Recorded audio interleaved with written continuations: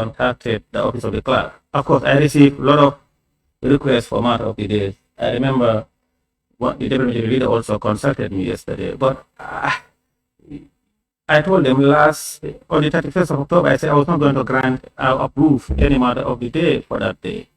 So we're just beginning today for the matter of the day, and then post come, post some basis. That's how I am going to approve them if they meet the requirement in accordance with the standing orders. So all members of the National Assembly who submitted matters of the day, be assured that it will be considered. And if it is in line, it will be approved. If it is not, it will be consulted. Thank you. Now, clerk, let's proceed.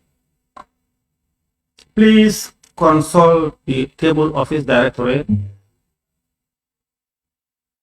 Yeah, please go ahead. Thank you very much, Honorable Speaker. I think I have cited a point of order, and the point of order is point of order 51. You are saying it is not a point of order. Of course, I cited point of order 51. 1. 2, if an official letter is written to the office of the Speaker. Allow me, please, Honorable Speaker, since you've given me the opportunity to make my submission. If an official letter is written to your office, do we need to get an oral reply or a written reply? That needs to be clarified. I don't need to pursue anybody in the parliament, be it your office or a clerk, to make sure that I get my reply, a written reply. Since it is a written letter that was sent to your office, I shouldn't be contacting people in my personal level, to get an oral reply. I believe so. Please take your seat. Thank you. Honorable member, I said your point of order is out of order. That's the rule. Clerk, let's proceed.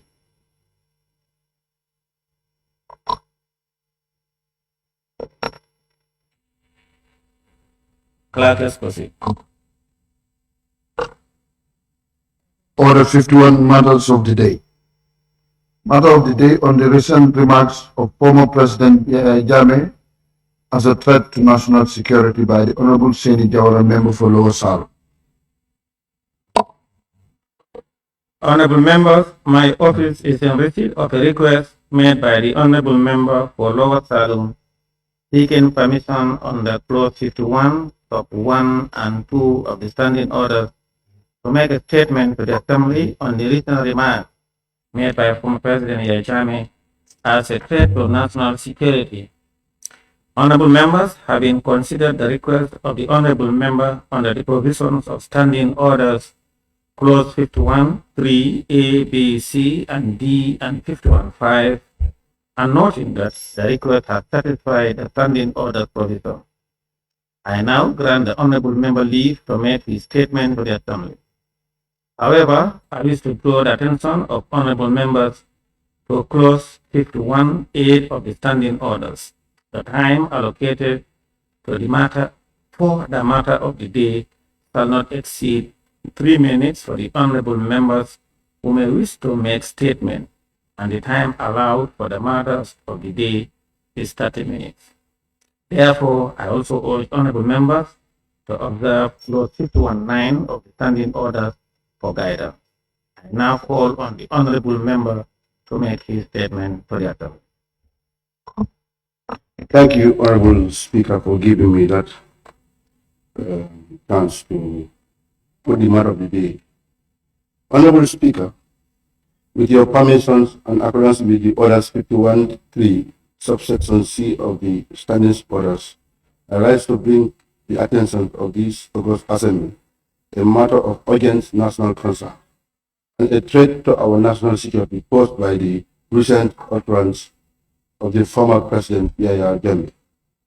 Honorable Speaker, it is deep concern and frustrations that I address this issue to a great public importance. As a representative of the people, I urge the government to urgently respond to the formal statement made by the former President Yahya Jammeh during a gathering held in Kanilai on the 26th of October 2025. Honorable Speaker, the Gambia is still navigating the long and painful process of national reconciliation following the 22 years of dictatorship under the Presidents Jammeh regime. According to the findings of the Truth, Reconciliation and Reparation Commission, TRC, at least 240 persons were murdered by the state agents under his rule. Honorable Speaker, the Commission's further arguing that the former president to be prosecuted for murder, unlawful killing, rape, torture, and other serious crime committed directly or indirectly during his tenure. Honorable Speaker, given the background, it's deeply troubling that the former president continued to make a public pronouncement about his alleged intentions to return to the country, particularly at a time when our nation is working to consolidate peace, stability, and democratic governance. Such statements are not only incentive to the victim and their family, but also create unnecessary tensions and fear among citizens. Honorable Speaker, we all recall the revelations made before the TRC, where numerous witnesses directly implicate President Jammeh in a serious human rights violation. It is therefore alarming that can now sit a comfortable board and issue a progressive and divisive statement undermining our national unity and the rule of law. Honorable Speaker, while I commend the government for its recent statement, it must now take a firm and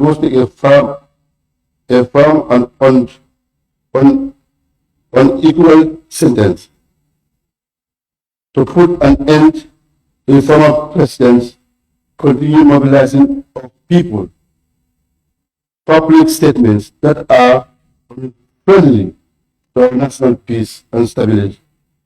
His latest pronouncements have generated fear to our national peace and stability, fear among Gambians, and rising legitimate concern about our national security, preparedness, and government results of holy justice and the rule of law. Honorable Speaker, history reminds us that after overthrowing the former president, Sadara Kairaba in the 1994 coup, President Jammeh granted a conditional amnesty to the former president, banning him from political participations, effective dissolving People Progressive Party, PPP, despite that Sadara is now sought to re-enter in politics. Why then does President Jammeh refuse to respect the sovereignty decisions of Gambian people who in 2016 decided to end his rule? Honorable Speaker, the government must take a firm stance to restore confidence among citizens. The Gambian people have said never again, and we must ensure that those words are not in vain. The people of the Gambia are resolved in that on that determination to defend our democracy and uphold the value of justice, peace, and accountability. The Truth, Reconciliation and Reparation Commissions (TRC) is an act of National Assembly, duly established under the law of this land. Section 200 of the 1997 Constitution vests in the President the powers to establish the commissions of inquiry. Nowhere in our constitutions does not provide immunity to exemptions from accountability from anyone found to have violated the human right of others. No one is above the law. The justice must be seen to serve all, equal and without fear or favor. In conclusion, Honorable Speaker,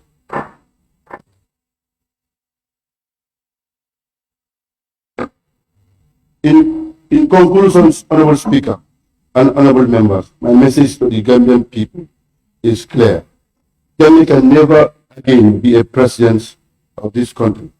The people of the Gambia have determined to defend their democracy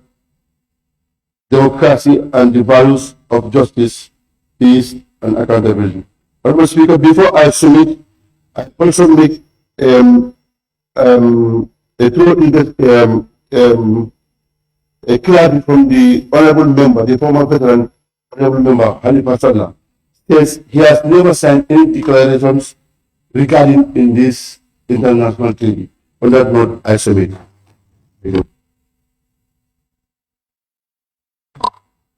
Honorable members, I wish to thank the honorable member for Lower Salum for that statement and open the floor, beginning with the member for Nyamina Dankunku.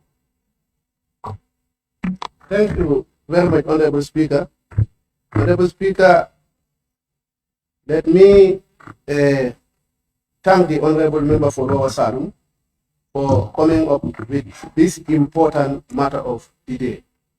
Honorable Speaker, the matter of the day has indicated that, okay, the comment of the president, former president, is a threat to national security.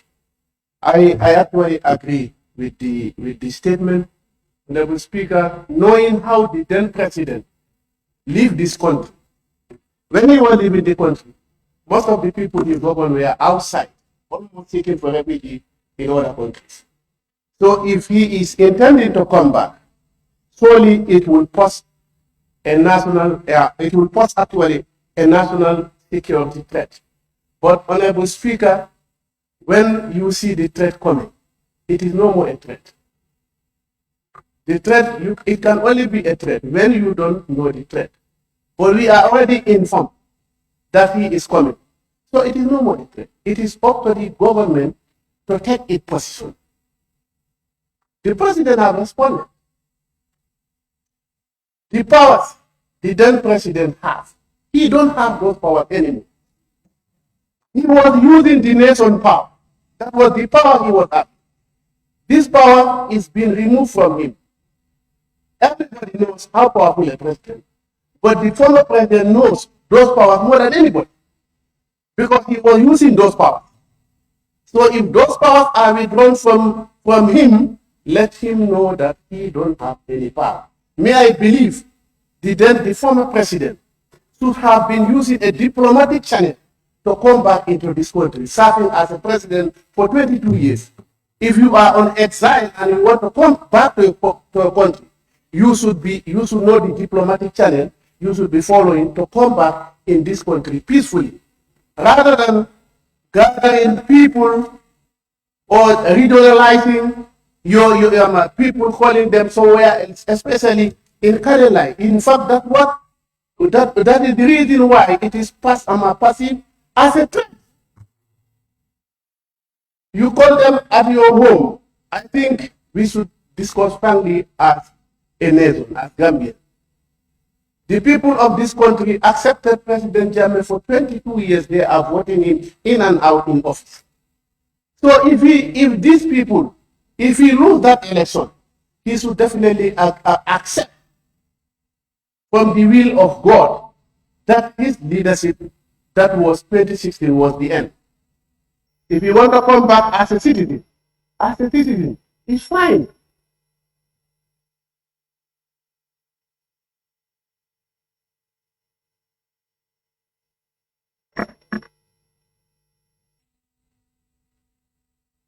The member for Foni Bondal, you have the floor.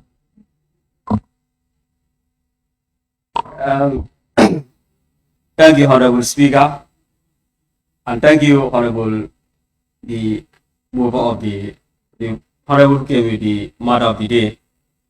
Honorable Speaker, I think when we the Gambians did changes or change, we change for the different. We don't change to maybe repeat what has happened before,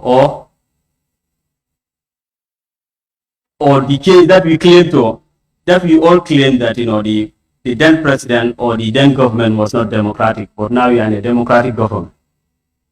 So if the former president announced his return to this country, I think it should be a chance for the country.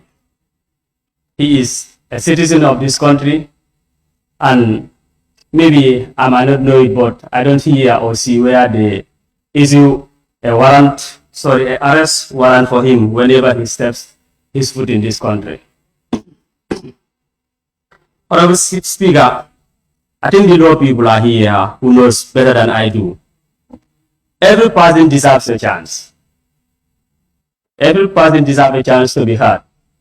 So if the former president is not given the chance to be heard, that means, whatever allegation put on, so whatever allegations that are mentioned, without him also giving his side of the story, we can't know what's actually happened. Honorable Speaker, where the honorable member mentioned that, the former president Jawari was overthrown. Was President Jammeh overthrown, or he was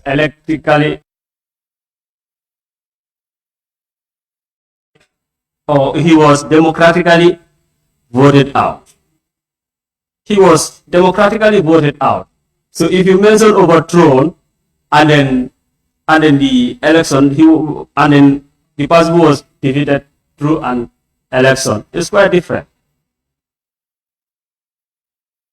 Honorable Speaker, so the other thing that I see here is like, I don't think now we can go in for election when we have people who can determine the person who will rule this country. Because if you say that the former president will never rule this country again, that means that, you are holding the key to the person who is going to rule this country. So that means, I see this statement as a little bit, unfair. Honorable Speaker, thank you so much. Thank you. I now give the floor to the member for Bakau. Thank you very much, Honorable Speaker. And I thank the mover of the motion, Honorable Jawara. Honorable Speaker, I have the greatest respect for the former head of state, Jammeh. And I will be very much willing to welcome him back to the Gambia, but it has to be channeled through diplomacy. The pronouncement that we heard from President Jammeh is very threatening, according to the mover of the motion. Threatening in the sense that the way and manner he wants to return to the country, if that is going to be the case, honorable members, is going to be bloody.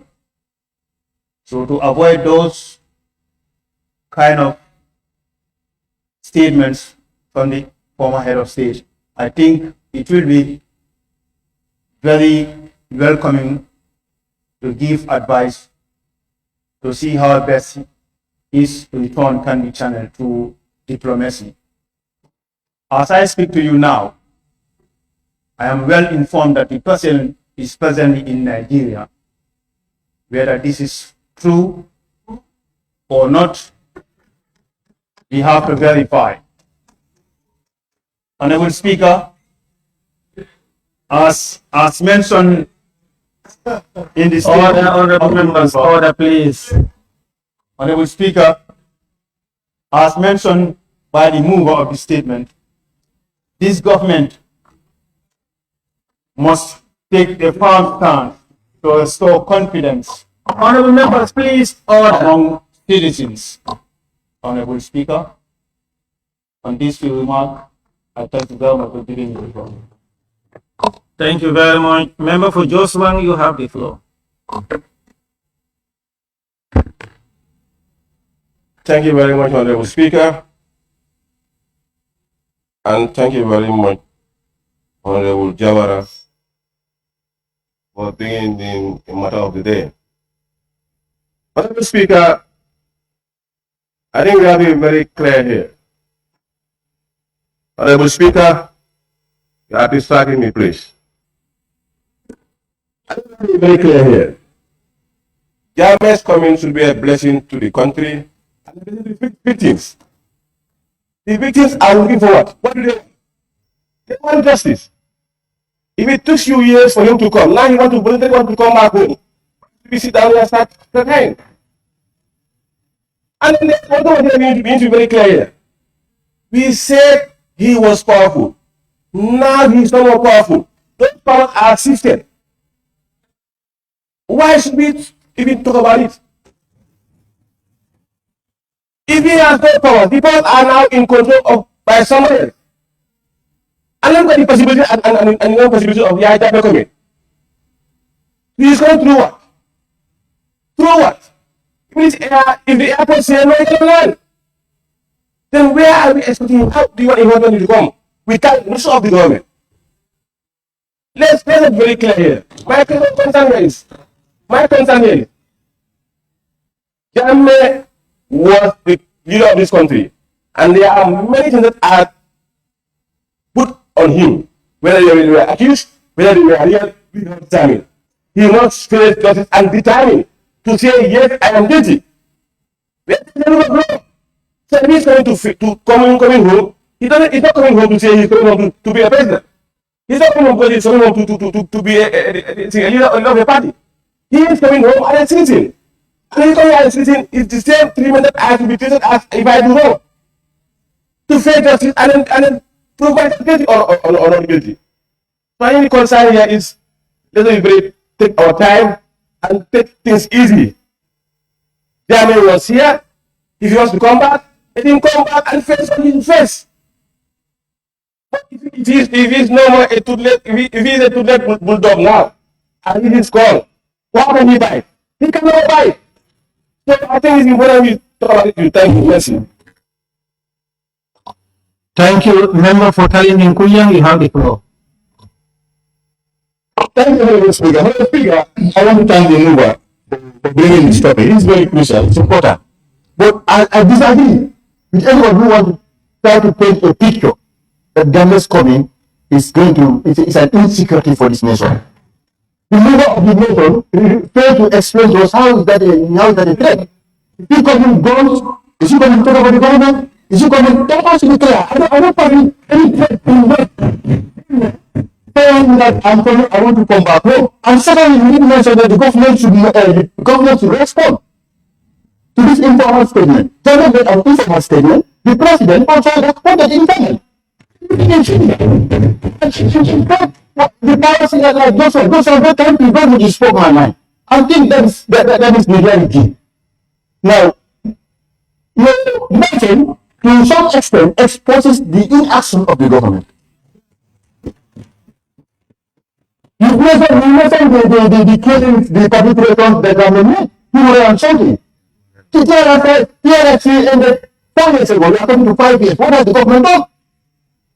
The special mechanism will be repassed here. The special prosecutor will be repassed here. What has the government done?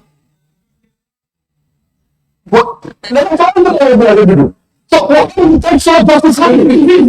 It's saying that part of the nation that is not what has been passed anyway. This is not the fight for the people who have been accused. The 200 people in the nation. We should see the court process going on right now. The government is committed compensation to implement the TRC recommendations. We should see some real action to take place.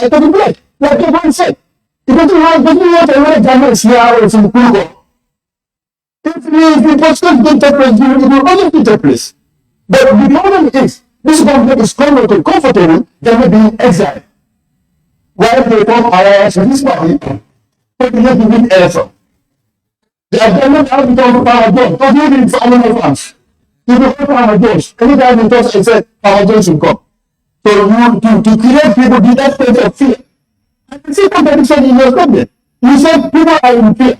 But you now say people are able to defend the democracy. Now people who are able to defend the democracy, how would they be fear now?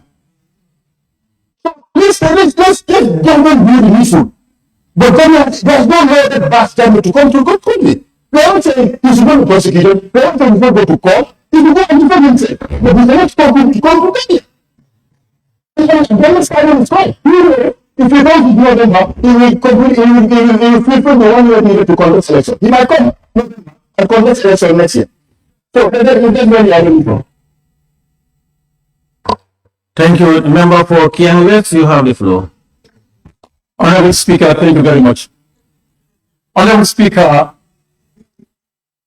and what I don't understand, Jammeh for 22 years have spent financially, morally, to build up a party, to constitute that party. And in fact, there was a time he won all the constituencies in this country in an election. The current regime is comfortable, benefiting from this former structure that Jammeh has invested in for 22 years. From alliance with this political party, getting benefit from that human resources Jammeh has constituted and built for 22 years. You are comfortable with that, but you are not comfortable with him coming back to this country. Honorable Speaker, let's talk about the most recent. The Victims Reparation Commission submitted a budget to the government that should be used for reparating the victims, which is more than 30-something million. Imagine what has been approved for them. It's 20-something million, which cannot even cover what they want to do for the victims. That should be the focus of the government right now, to allocate sufficient resources for the reparation. That's not what the government is doing. But instead of seeing Jammeh coming as a threat, if Jammeh has banned Saboda's party, but President Barrow has benefited from Jammeh's party government structure. So that tells you that, you know, I want to tell people one thing. Anything that comes from this majority sometimes is an irony. You know, when we are looking at the constitution here, somebody said something. Somebody look at the story. Honorable member, don't go out of order, please. I'm not going out, please. Honorable Speaker, don't distract me. Somebody made a story, and the person made a story to say Sulu and Sam. When Sam was asking Sulu, Imanta Sulu the lady Burumunta, what about Sulu at Sulu? Then Sulu at Sulu are you Burumunta? But when he was saying, Honorable Speaker, he's telling us, what we are denying us is exactly what we wanted. That's what he was telling in our appointment. That's what we are denying us is exactly what we wanted. Do you understand? So these people have to stop this political statement. Government knows what to do when the president issues a statement. And the statement is, President's statement to public is a threat. How is it that? Thank you. Nominated member Fatuke Jawara, you have the floor. Thank you very much, Honorable Speaker, for giving me the opportunity. Honorable Speaker, I don't think I will stand here today to waste my words on an exiled, brutal dictator. And I don't think I need to explain to any Gambian again what has already been there. We don't need to search for it or speak about it. Jammeh brutal dictatorship has almost affected the entire Gambian. Even these scammers who are protecting him today, who are scamming the people of Foni broad daylight, telling them that Barrow is not even occupying the seat where Jammeh used to sit. These scammers who continue to mislead the people of Foni, telling them that Jammeh is coming. Jammeh have been dreaming since 2020, 2021. But just ask, who please Jammeh hand to send him out? And who stop him from coming? If he is man enough, let him come. We dislodge the terror and send him out of this country, and he cannot be a leader here anymore. Jammeh is not even fit to lodge a house. Let them go and send out the securities in Jammeh's house, because they said the securities were occupying his house in Kanilai. Jammeh crime has gone below universal jurisdiction. So I don't think we even need to waste our time on Jammeh. The only space that Jammeh have now, he is at the bush, chatting with the monkeys and goats. That is what he deserves. He is denying many Gambians from coming back. I think today, the foreign people or the scholars are not Point of order. Point of order. There is a point of order. No, there is a point of order.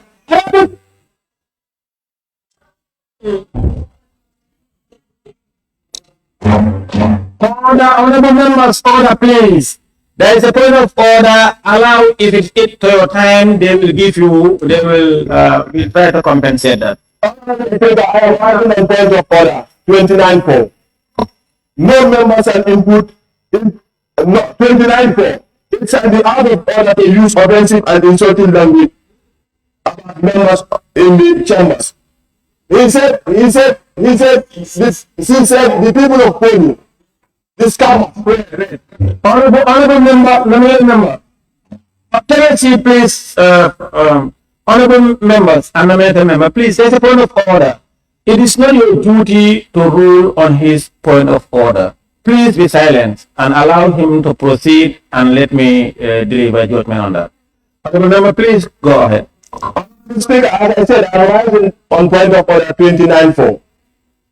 It shall be out of order to use offensive and insulting language in the assembly.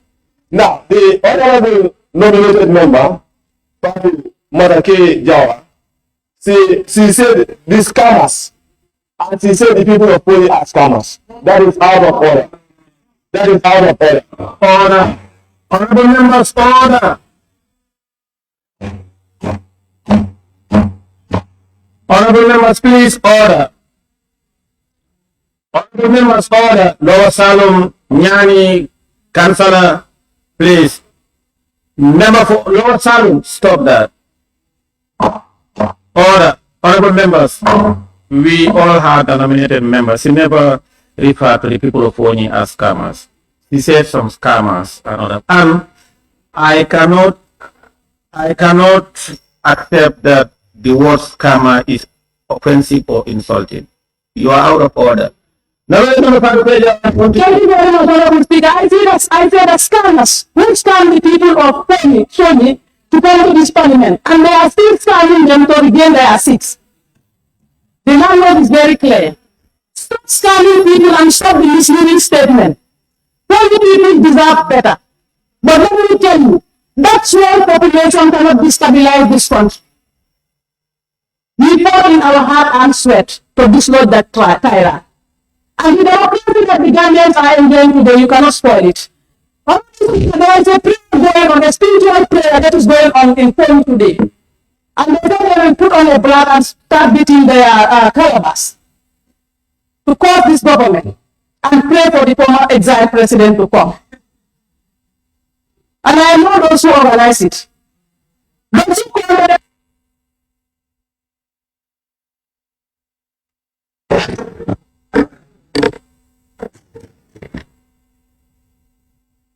still happen. No, thank you. Your time is up.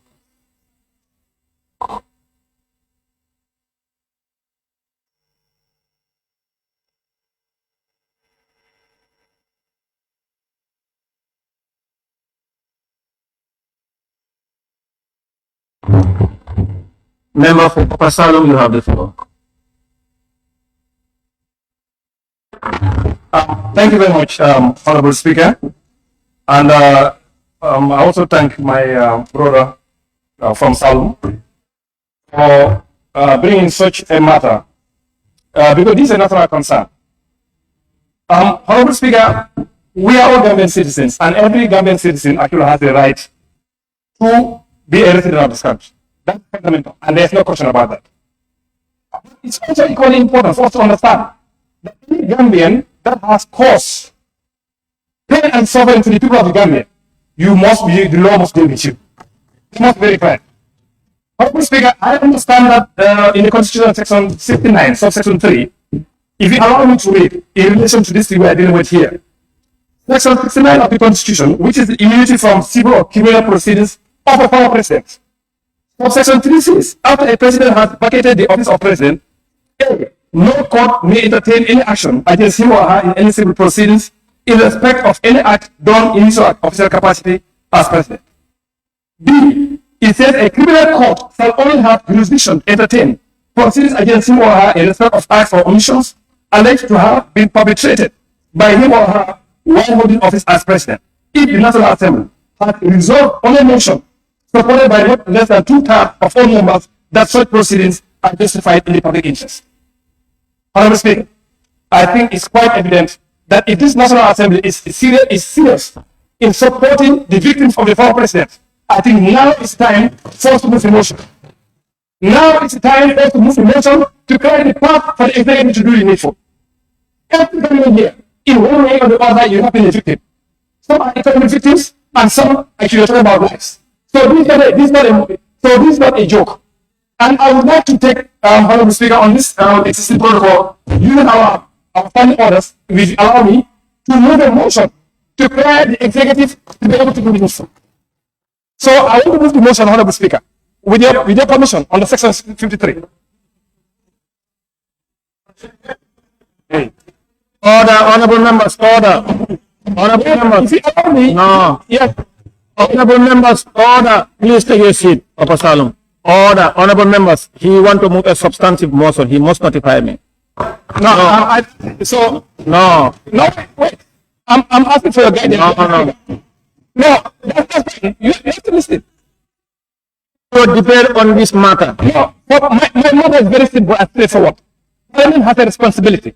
And our responsibility is to create the path for the executive to put every government, including the former president, to task if they have done some activity against for human dignity. That is very clear. And again, this motion, you cannot come to try to threaten this country. We cannot allow that. But now Parliament has a responsibility. And our responsibility today or tomorrow is to create the path. And to do that, we must move. Thank you, member for Funi Councillor. You have the floor. Yeah, thank you, Honorable Speaker. I thank the member for Lower Salom. I think the general clarity that he needs to help himself and build from this status quo of darkness that he has already written in this document is, if, for example, Jammeh is a security threat, today, who is controlling the narrative of the Speaker of the National Assembly? If Jammeh is a security threat, who is controlling as the Deputy Speaker of the National Assembly? If Jammeh is a security threat, the security apparatus that he had left is the same security apparatus that are ongoing. If Jammeh is a security threat, Honorable member for Funi Councillor, don't be out of order. Be on the topic. What you are insinuating is not clear. Are you insinuating that? Because you cannot do that. How can you refer to and beg the question that if Jammeh is a security threat, how about the Speaker? Are you referring to the Speaker as a security threat? Don't say that. No, you cannot say that. Honorable members, order, please. Order, honorable members. Honorable members, order. Please continue. thank you, Honorable Speaker. I need to clear this. These were people who had stood and supported Jammeh for 22 good years to rebuild. Point of order, Honorable Speaker. There is a point of order by the member for Upper Salom, Lower Salom. Honorable Speaker, orders 29-2. Honorable Speaker, orders 29-2. Reference shall not be made to any matter of the respect of which a legal proceedings are active in such a way that might be an opinion of the Speaker. Honorable Speaker, the prerogative and interest of the parties thereto. Honorable Speaker, I was trying to quote. You must wait. I'm trying to use 29.5. Yes. Non-member shall put improper motive to any member, to any other members. Honorable Speaker, the subject matter here is the phony councillor trying to make reference on the speakers, deputy speakers, and the securities. Honorable Speaker, what has happened in this country? The deputy speaker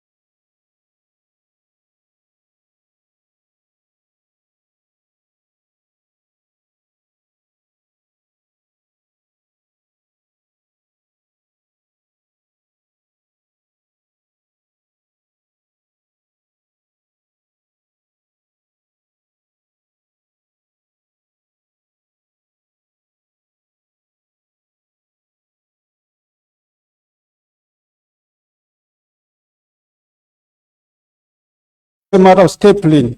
The numbering is okay. The stapling, it should staple the other way. Number 2, then number 3 at the back. Then it's just change your pin. Honorable members, I'm not sure what the member for Sabasanjal was trying to say.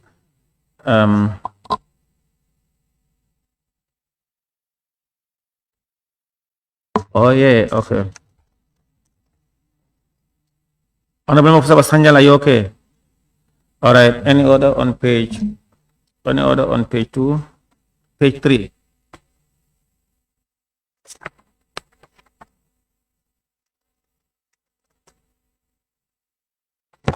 Can we move to page 4?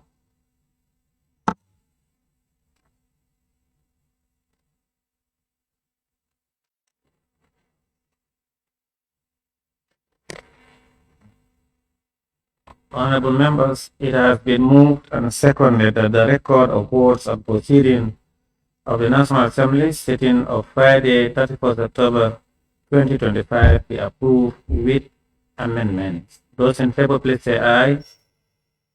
Those in favor, please say aye. Those not in favor, please say no. I have it. Clerk, we may proceed. Thank you. Matters of the day, Standing Order 51.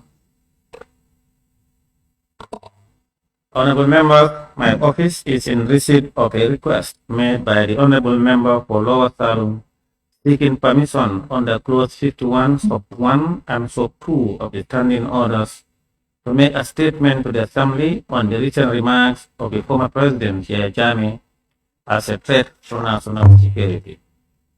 Honorable members, having considered the request of the honorable member under the provisions of Standing Orders Clause 51.3 A, B, C, and D, and 51.5, and noting that the request has satisfied the Standing Orders provision, I now grant the honorable member leave to make his statement to the assembly. Point of order, Honorable Speaker.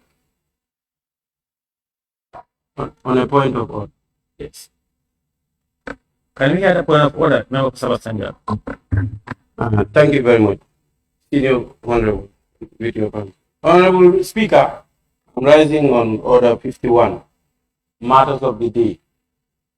A member may seek leave of the Speaker to make a statement to the Assembly on a matter which fulfills the criteria specified under paragraph 3. A member seeking leave shall submit a formal request in writing to the clerk not later than the time provided for in paragraph 4, outlining the subject matter of the proposed statement.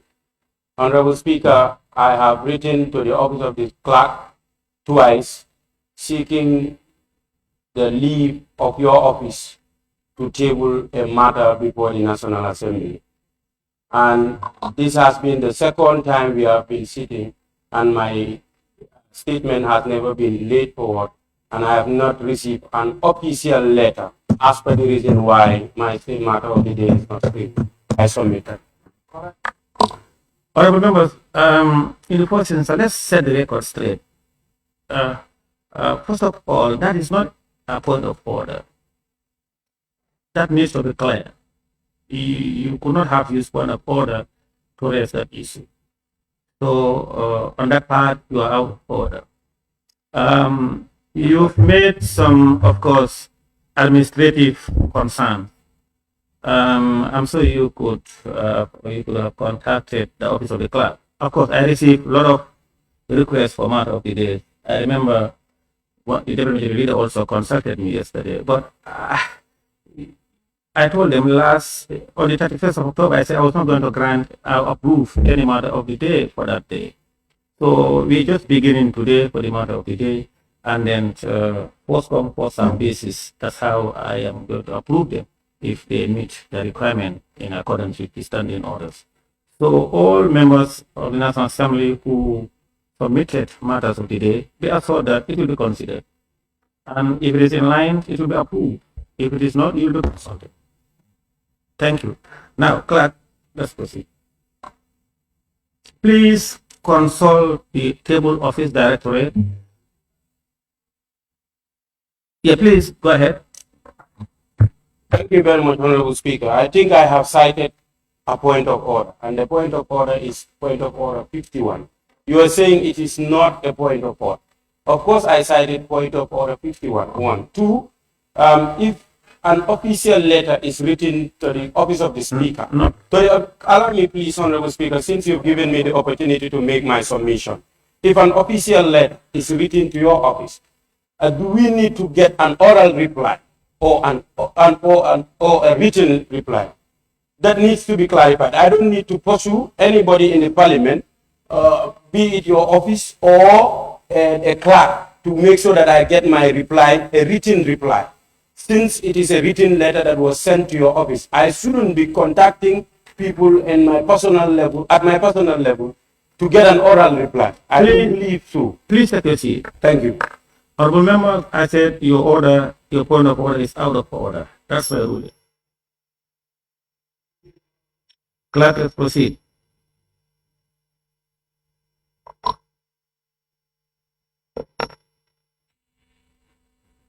Clerk, let's proceed. Order 51, matters of the day. Matter of the day on the recent remarks of former President Jammeh as a threat to national security by the Honorable Seni Jawara, member for Lower Sal. Honorable members, my office is in receipt of a request made by the Honorable member for Lower Salem seeking permission under Clause 51, Sub 1 and 2 of the Standing Orders to make a statement to the Assembly on the recent remarks made by former President Yahya Jammeh as a threat to national security.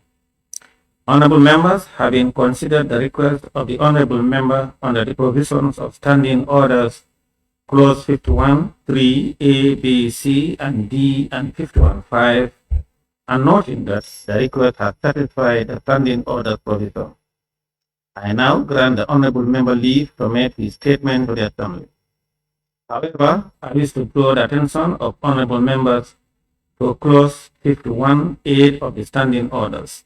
The time allocated to the matter for the matter of the day shall not exceed 3 minutes for the honorable members who may wish to make statement, and the time allowed for the matters of the day is 30 minutes.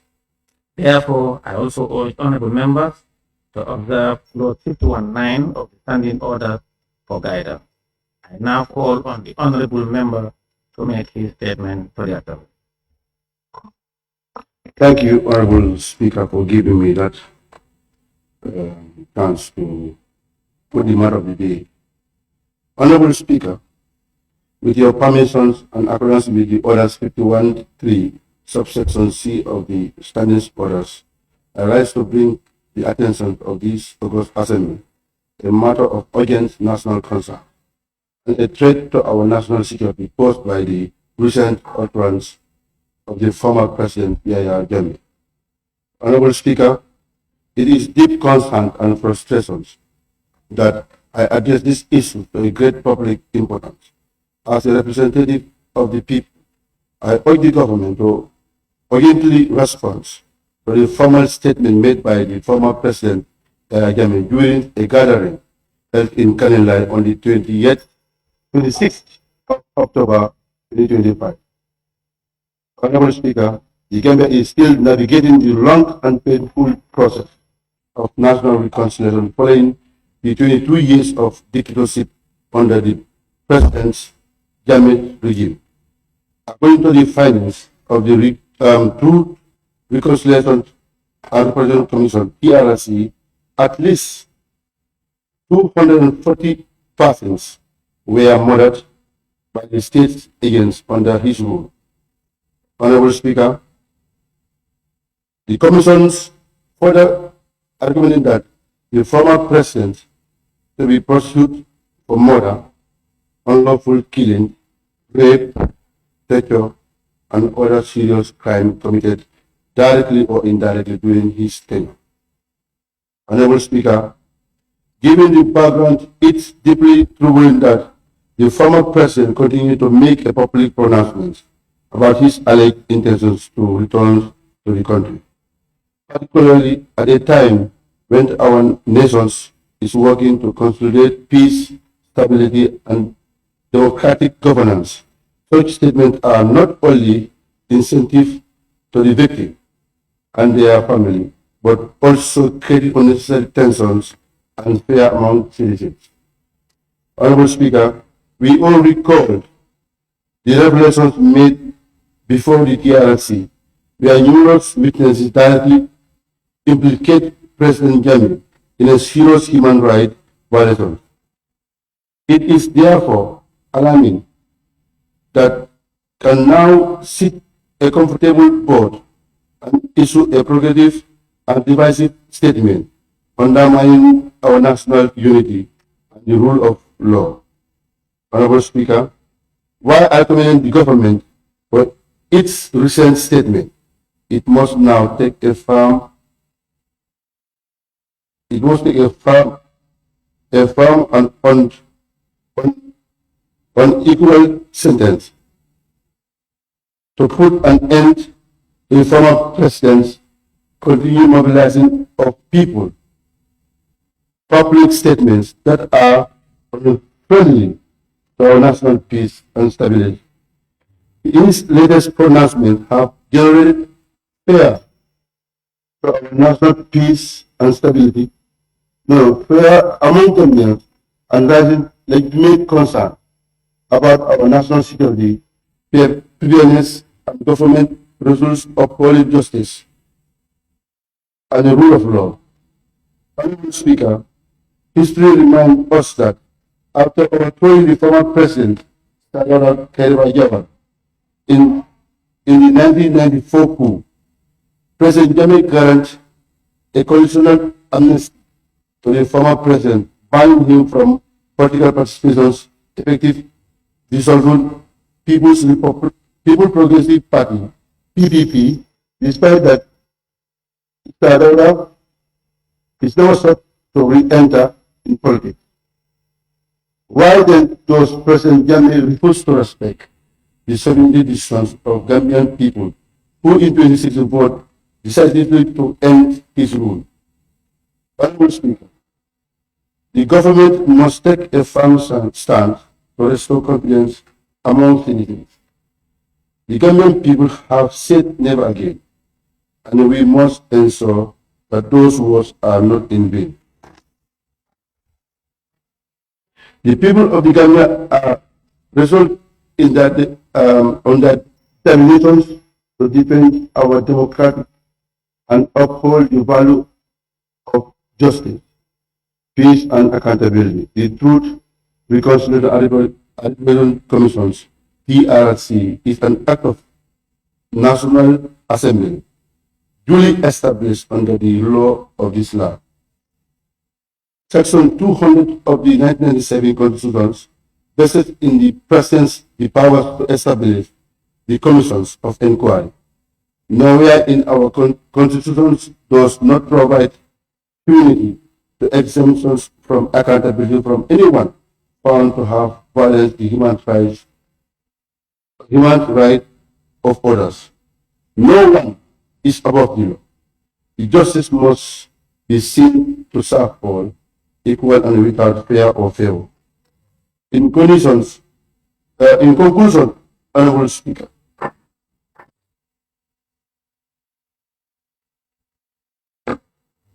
in conclusion, Honorable Speaker and honorable members, my message to the Gambian people is clear. Gambia can never again be a president of this country.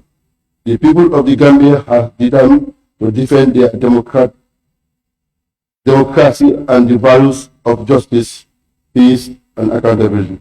Honorable Speaker, before I submit, I also make a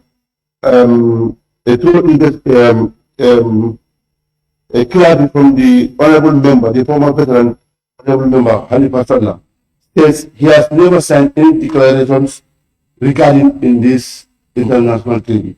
On that note, I submit.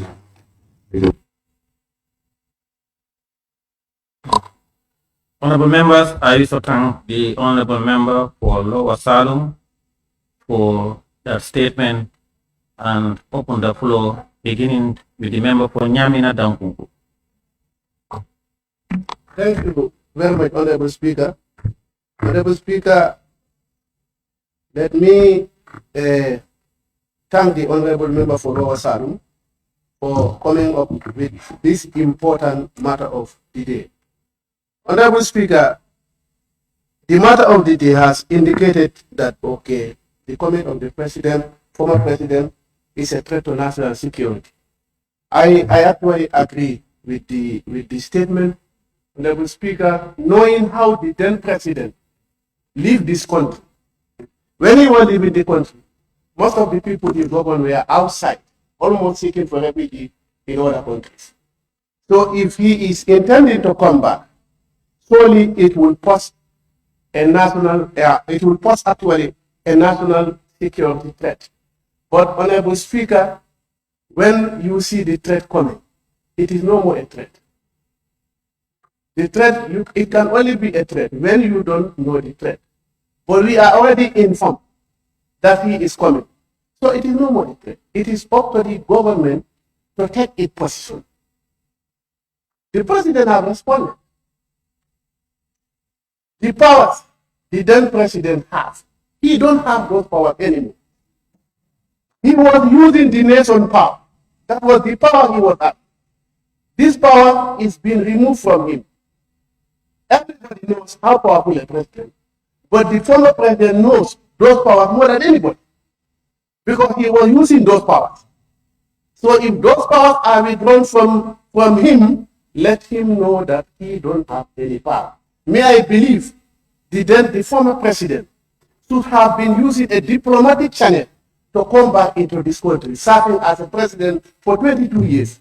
If you are on exile and you want to come back to a country, you should know the diplomatic channel you should be following to come back in this country peacefully, rather than gathering people or regionalizing your people, calling them somewhere else, especially in Caroline. In fact, that is the reason why it is passive as a threat. You call them at your home. I think we should discuss frankly as a nation, as Gambia. The people of this country accepted President Jammeh for 22 years. They are voting him in and out in office.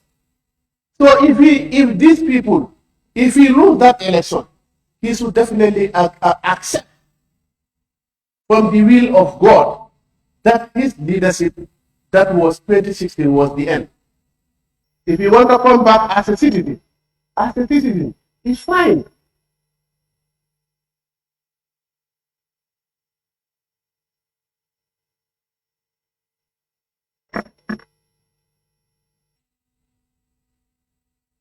The member for Pony Bondal, you have the floor.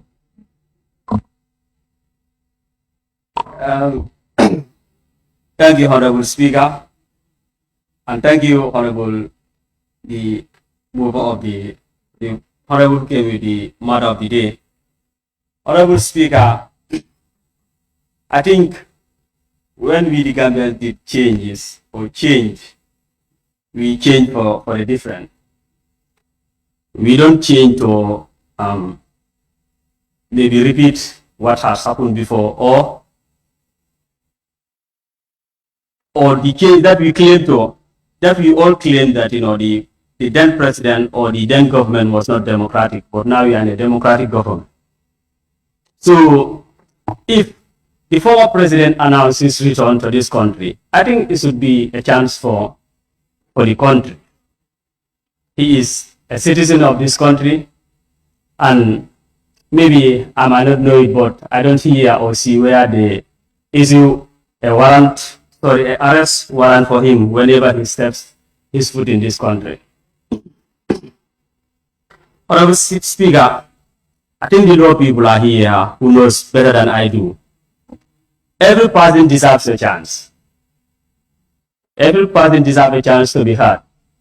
So if the former president is not given the chance to be heard, that means, whatever allegation whatever allegations that are mentioned, without him also giving his side of the story, we can't know what's actually happened. Honorable Speaker, where the honorable member mentioned that, the former president Jawari was overthrown. was President Jammeh overthrown, or he was electrically, or he was democratically voted out? He was democratically voted out. So if you mention overthrown, and then the election, and then the person who was defeated through an election, it's quite different.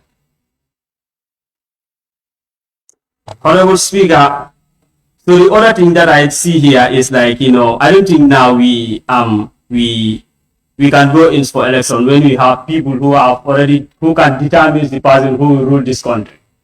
Because if you say that the former president will never rule this country again, that means that you are holding the key to the person who is going to rule this country. So that means I see this statement as a little bit unfair. Honorable Speaker, thank you so much. Thank you. I now give the floor to the member for Bakau. Thank you very much, Honorable Speaker. And I thank the mover of the motion, Honorable Jawara. Honorable Speaker, I have the greatest respect for the former head of state, Jammeh. And I will be very much willing to welcome him back to the Gambia, but it has to be channeled through diplomacy. The pronouncement that we heard from President Jammeh is very threatening, according to the mover of the motion. Threatening in the sense that the way and manner he wants to return to the country, if that is going to be the case, honorable members, is going to be bloody. So to avoid those kind of statements from the former head of state, I think it will be very welcoming to give advice to see how best his return can be channeled through diplomacy.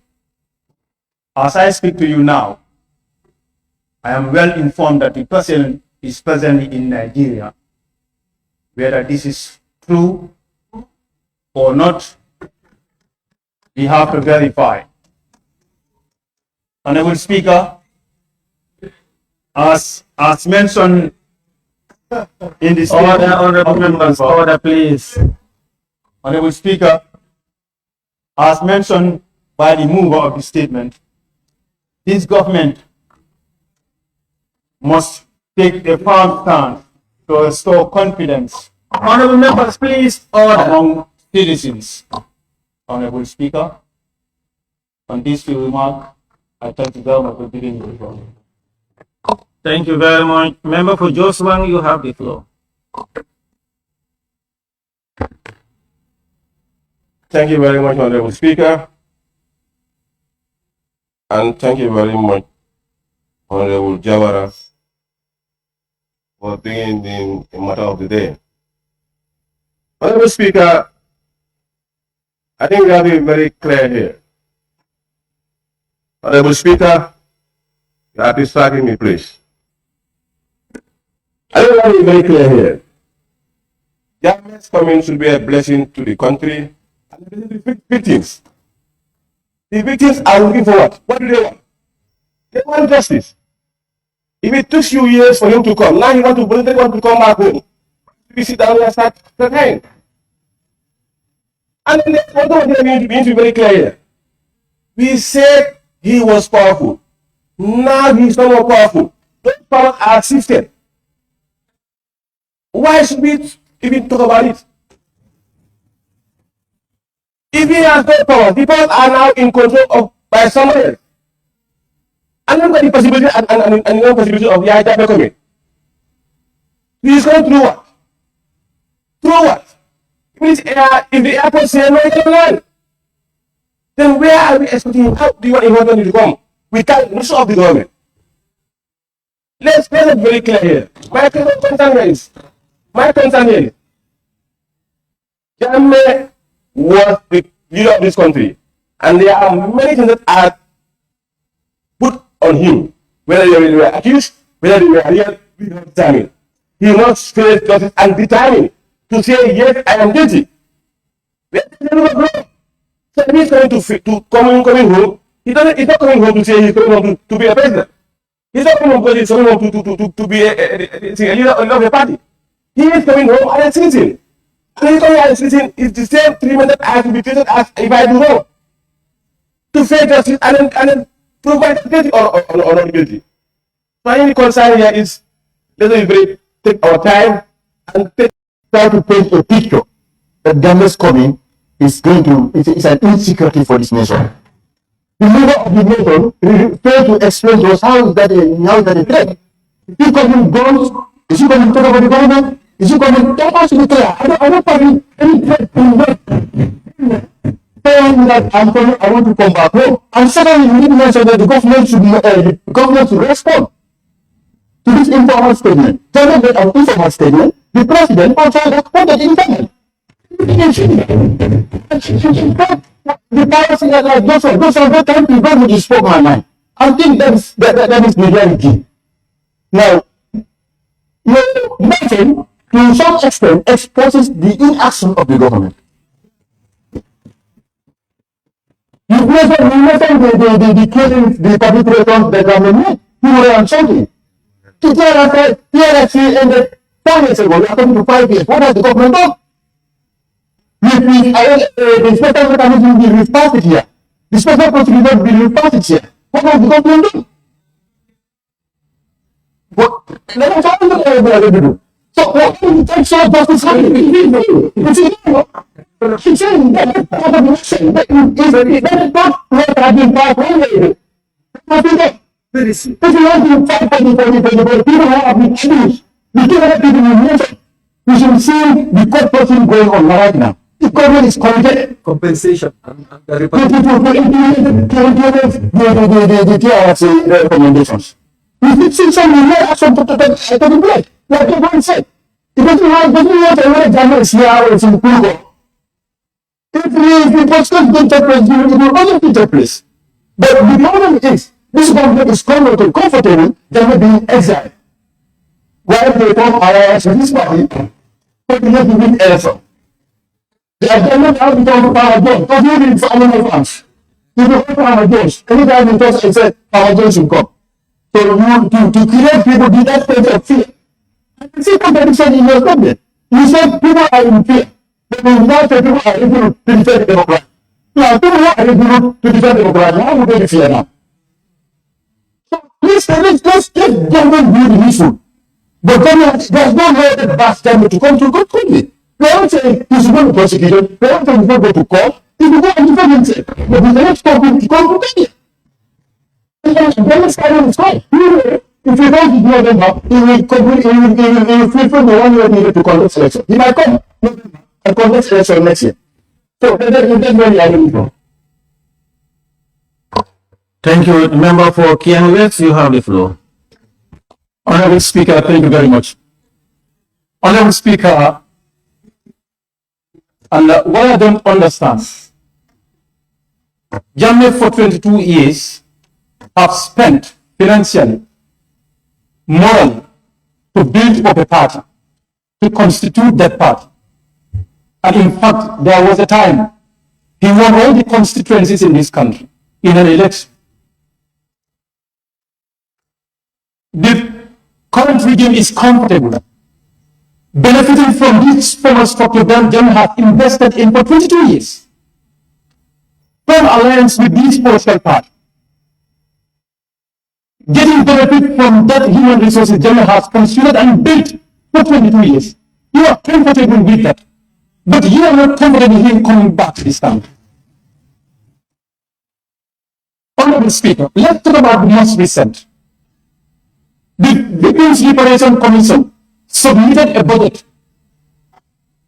to the government that was to be used for reparating the victims, which is more than 30-something million. Imagine what has been approved for them. It's 20-something million, which cannot even cover what they want to do for the victims. That's to be the focus of the government right now, to allocate sufficient resources for the liberation. That's not what the government is doing. But instead of seeing Jammeh's coming as a threat, if Jammeh has done Saboda's party, but President Barrow has benefited from Jammeh's party government structure. So that tells you that, you know, I don't tell people one thing. Everything that comes from this majority sometimes is an irony. You know, when we were looking at the constitution here, somebody said something. Somebody look at the story. Honorable member, don't go out of order, please. I'm not going out, please. Honorable Speaker, don't distract me. Somebody made a story, and the person made a story to say Sulu and Sam. When Sam was asking Sulu, Imanta Sulu the way you go in that, what Sulu asking him? Then Sulu had Sulu and you go in that. But when he was saying, Honorable Speaker, he's telling us, oh, what we are denying us is exactly what we wanted. That's what he was telling me in our appointment. That's what we are denying us is exactly what we wanted. Do you understand? So these people have to stop this political statement. Government knows what to do when the president issues a statement. And the statement is, President statement to public and said, how is it that? Thank you. Nominated member Fatou K. Jawara, you have the floor. Thank you very much, Honorable Speaker, for giving me the opportunity. Honorable Speaker, I don't think I will stand here today to waste my words on an exiled brutal dictator. And I don't think I need to explain to any Gambian again what has already been there. We don't need to search for it or speak about it. Jammeh brutal dictatorship has almost affected the entire Gambia. Even these scammers who are protecting him today, who are scamming the people of Foni broad daylight, telling them that Barrow is not even occupying the seat where Jammeh used to sit. These scammers who continue to mislead the people of Foni, telling them that Jammeh is coming. Jammeh have been dreaming since 2020, 2021. But just ask, who is Jammeh hand to send him out? And who stop him from coming? If he is man enough, let him come. We disloyal the terror and send him out of this country, and he cannot be a leader here anymore. Jammeh is not even fit to lead a house. Let them go and send out the securities in Jammeh's house, because they said the securities were occupying his house in Kanila. Jammeh crime has gone below universal jurisdiction, so I don't think we even need to waste our time on Jammeh. The only space that Jammeh have now, he is at the bush, traveling with the monkeys and goats. That is what he deserves. He is denying many Gambians from coming back. I think today, the foreign people or the stars are not There is a point of order. there is a point of order. No, there is a point of order.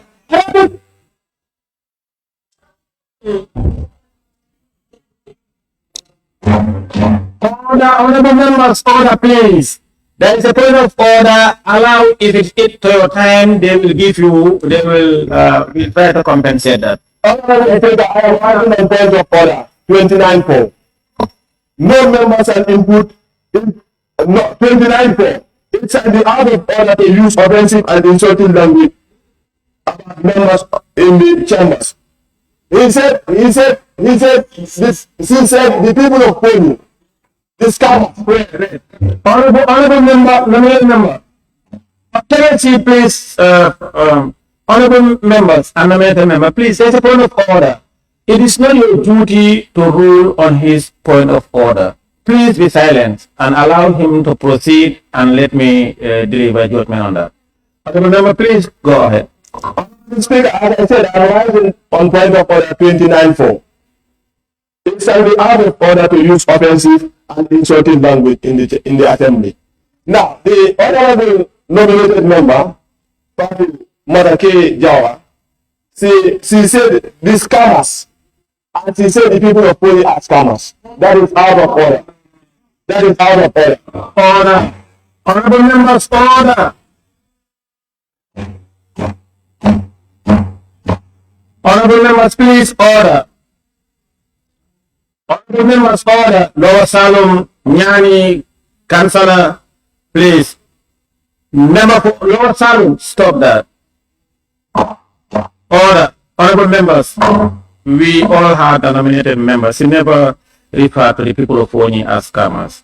He said some scammers and other. And I cannot accept that the word scammer is offensive or insulting. You are out of order. Now, Thank you very much, Honorable Speaker. I feel that scammers who scam the people of Sony to come to this parliament, and they are still scamming them to regain their seats. The language is very clear. Stop scamming people and stop the misleading statement. Poor people deserve better. But let me tell you, that small population cannot destabilize this country. We fought in our heart and sweat to dislodge that tyrant. And the democracy that the Gambians are enjoying today, you cannot spoil it. There is a prayer going on, a spiritual prayer that is going on in Kenya today. And they will put on a blood and start beating their calabash to court this government and pray for the former exiled president to come. And I know those who organize it. Don't you call them?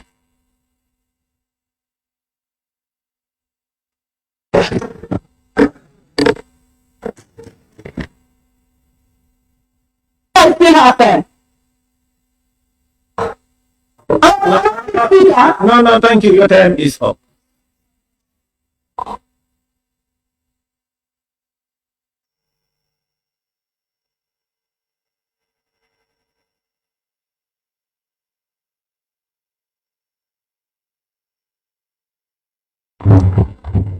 Member for Papa Salum, you have the floor. Thank you very much, Honorable Speaker. And I also thank my brother from Salum for bringing such a matter because this is a national concern. Honorable Speaker, we are all Gambian citizens, and every Gambian citizen actually has the right to be a resident of this country. That's fundamental, and there's no question about that. It's also equally important for us to understand that any Gambian that has caused pain and suffering to the people of the Gambia, the law must deal with you. It must be very clear. Honorable Speaker, I understand that in the Constitution section 69, subsection 3, if you allow me to read in relation to this thing we are dealing with here, section 69 of the Constitution, which is the immunity from civil or criminal proceedings of a former president. Subsection 3 says, after a president has vacated the office of president, no court may entertain any action against him or her in any civil proceedings in respect of any act done in his official capacity as president. B. It says a criminal court shall only have jurisdiction to entertain proceedings against him or her in respect of acts or omissions alleged to have been perpetrated by him or her while holding office as president, if the National Assembly has resolved on a motion supported by not less than 2/3 of all members that such proceedings are justified in the public interest. Honorable Speaker, I think it's quite evident that if this National Assembly is serious in supporting the victims of the former president, I think now it's time for us to move the motion. Now it's time for us to move the motion to carry the path for the executive to do the needful. Everybody here, in one way or the other, you have been a victim. Some are economic victims, and some actually talking about lives. So this is not a joke.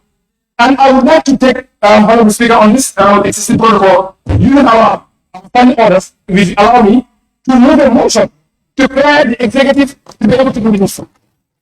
So I want to move the motion, Honorable Speaker, with your permission, on the section 53. Order, honorable members, order. Honorable members, If you allow me, no. yes. Honorable members, order. Please take your seat, Papa Salum. Order, honorable members. He want to move a substantive motion. He must notify me. So No. no, wait. I'm asking for your guidance. No. No, you have to listen. To debate on this matter. No, my matter is very simple and straightforward. Parliament has a responsibility.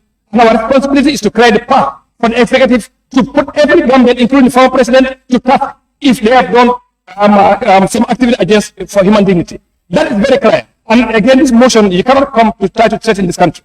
We cannot allow that. But now Parliament has a responsibility. And our responsibility today or tomorrow is to create the path. And to do that, we must move. Thank you, Member for Funi Councillor. You have the floor. Yeah, thank you, Honorable Speaker. I thank the member for Lower Salon. I think the general clarity that he needs to help himself and build from this status quo of darkness that he has already written this document is, if, for example, Jammeh is a security threat, today, who is controlling the narrative of the Speaker of the National Assembly? If Jammeh is a security threat, who is controlling as the Deputy Speaker of the National Assembly? If Jammeh is a security threat, the security apparatus that he had left is the same security apparatus that are ongoing. If Jammeh is a security threat, Honorable Member for Funi Councillor, don't be out of order. Be on the topic. What you are insinuating is not clear. Are you insinuating that because you cannot do that? How can you refer to and beg the question that if Jammeh is a security threat, how about the Speaker? Are you referring to the Speaker as a security threat? Don't say that. No, you cannot say that. Honorable members, order, please. Order, honorable members. Honorable members, order. Member, please continue. thank you, Honorable Speaker. I need to clear this. These were people who had stood and supported Jammeh for 22 good years to rebuild. Honorable Speaker. There is a point of order by the member for Upper Salon, Lower Salon. Honorable Speaker, orders 29-2. Honorable Speaker, orders 29-2. Reference shall not be made to any matter of the respect of which a legal proceedings are active in such a way that might be an opinion of the Speaker. Honorable Speaker, the prerogative and interest of the parties thereto. Honorable Speaker, I was trying to quote. You must wait.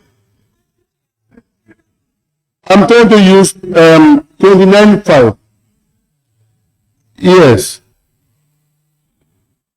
Non-members shall put improper motive to any member, to any other members. Honorable Speaker, the subject matter here is the Funi Councillor trying to make reference on the speakers, deputy speakers, and the securities. Honorable Speaker, what has happened in this country? The deputy speaker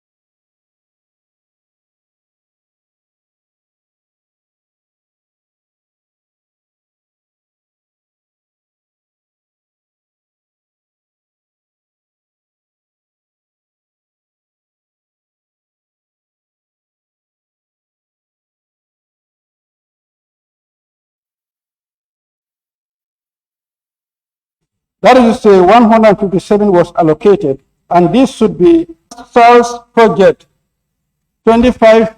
The committee recommends that out of the amount deducted, the following reallocation be made among other departments and projects as part of the government contributions.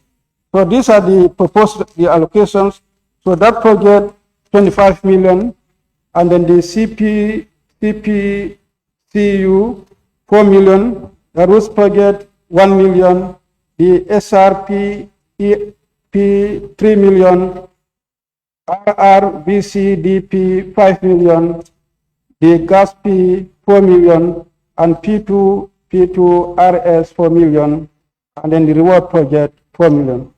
Altogether is a total of 106,925,000 reallocation to be done as shown in the table. The committee further recommends that an amount of 150 million be allocated to the recapitalization of NFS PMC from the savings made by FPAC. Why is the saving of FPAC? You don't talk about your saving, we are talking about FPAC saving. Select Committee on Monitoring of Government Projects. The Ministry of Transport, Works and Infrastructure. The committee could not make any deduction due to volume of work by the ministry. However, the following recommendations were made. 1, due to commitment on ongoing road construction, the committee recommends that the estimate for the ministry be maintained as presented. And 2, however, due to a high volume of road construction projects, the committee strongly recommends that no other road projects should be initiated until the completion of existing projects. Thirdly, as a result of the environment of almost 93 million from the Roads Management Fund, which supports road maintenance, the committee recommends that henceforth no environment should be made by the Ministry of Finance without the consultation with the Ministry of Transport, Works and Infrastructure on that particular budget line. For the Select Committee on Trade and Regional Integration, Ministry of Trade, Regional Integration and Employment, they also did some cuttings and increments in the budget for both the ministry and satellite institutions are recommended as follows. 1, the committee recommends that the budget line contribution to the international organization under the development budget with an amount of, given amount of 2,850,000 be moved to budget line operating costs under the development budget. The committee also recommends that all pending statutory deduction for GAIPA as at 1st October 2025 be settled. The breakdown is as follows. The GRA tax plus penalties and interest, 5,366,692.44. The Social Security contribution plus penalties, 4,327,792.91. This gives a total of 9,694,485.35. That is said to be oil. Under Select Committee on Education, Training and ICT, first, Ministry of Basic and Secondary Education,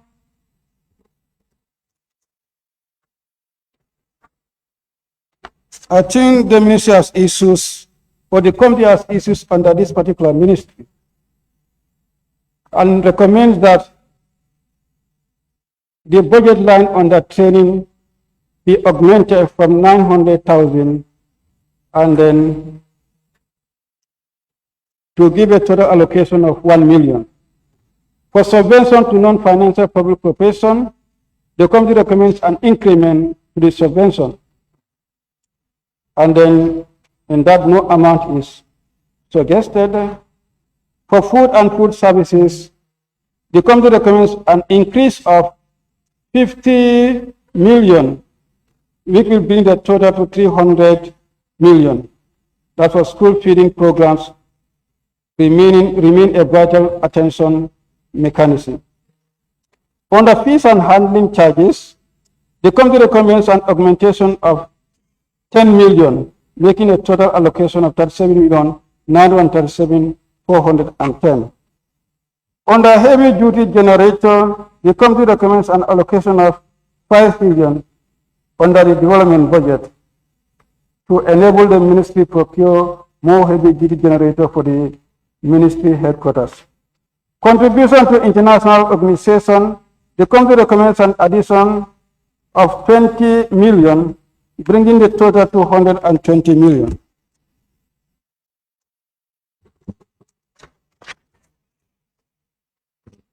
Under building and structures, the committee recommends an allocation of 50 million on the same budget line, and for wells, boreholes, water points, and reticulation systems, the committee recommends an allocation of 5 million.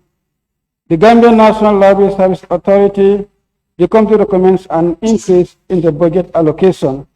However, could not recommend or suggest the amount. Under Ministry of Information, there were reductions and increments, and the committee made the following recommendations. Maintenance of building under development budget, the committee recommends that funds previously placed under the development board be reallocated to the recurrent budget, as the ministry has been unable to access these funds in the previous years. Subvention to access to Information Commission and data protection and privacy, the committee recommends the increment of this subvention instead of a reduction from 2025. The PE should be increased by 8 million to cater for additional staff needs, as they will be handling data protection and privacy. For the Ministry of Higher Education, Research, Science and Technology, open scholarship, the committee recommends an augmentation of 150 million to a total of 250 million. Subventions, University of Applied Science, the committee recommends an addition of 10 million to the subvention, that is the 25 million. And for contribution to international organization, the committee recommends to increase this budget to 35.5 million. For development budget, the School of Dentistry in Banjul, and then Medicine and Allied Health Science Schools. For laboratories and facilities, the committee recommends an additional allocation of 15.5 million. And for the operating costs, the committee recommends an increase of 50 million.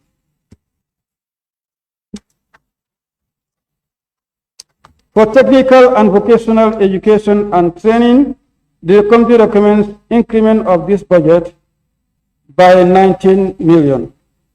For the Ministry of Communication and Digital Economy, for the OC, the committee recommends an increase of 9 million, which will bring the total to 10 million. On the development budget, the ICT infrastructure, hardware, network, and facilities, the committee recommends an increase of 4.5 million. And for operating costs, the committee recommends the augmentation of 5.5 million, and Digital Gambia Limited, the committee recommends an augmentation of 10 million to support the institution's broadcasting commitments. Telecommittee on Health, Disaster, Refugees and Humanitarian Relief, Ministry of Health, they also did deductions in the budget and provide the following justifications and recommendations. For the justification, for the Gambia to invest in the construction of the radiotherapy bunker and strengthening of emergency referral and national ambulance services, It is a critical economic and public health imperative to halt the unsustainable financial drain of referring patients abroad for overseas treatment. In 2023 alone, referral for just 54 patients cost an estimated amount of 36 million. This facility will transform this recurring costly expense into a permanent national asset, enabling the treatment of over 1,000 patients annually within the country and reducing external referral costs by over 70% while saving lives. And therefore, the committee recommends that the requested extra funding of 100 million for a start to be approved to immediately commence the construction of the radiotherapy bunker and strengthening of emergency referral and national ambulance services. This decision is a strategic investment in national health sovereignty that will end the costly cycle of overseas referrals and establish the Gambia-based cancer-saving treatment center, delivering urgent care to citizens without further delay. For the Select Committee on Gender, Children, and Social Welfare, the committee did deductions in the various budget lines for both the recurrent and development in the main ministry and satellite institution.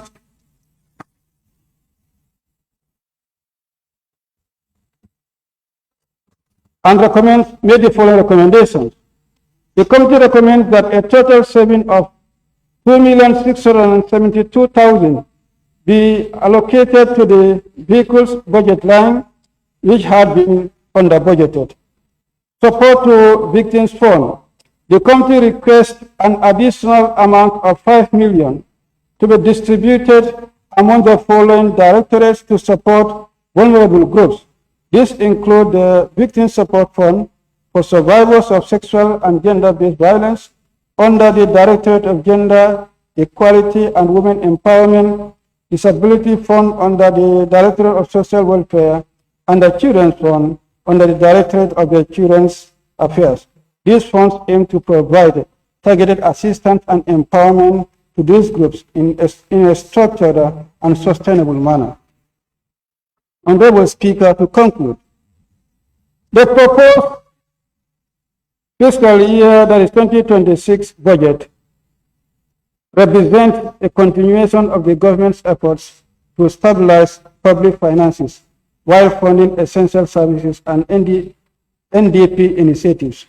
However, several critical issues emerge that will form the core of the FPAC's subsequent detailed consideration. One, the debt sustainability.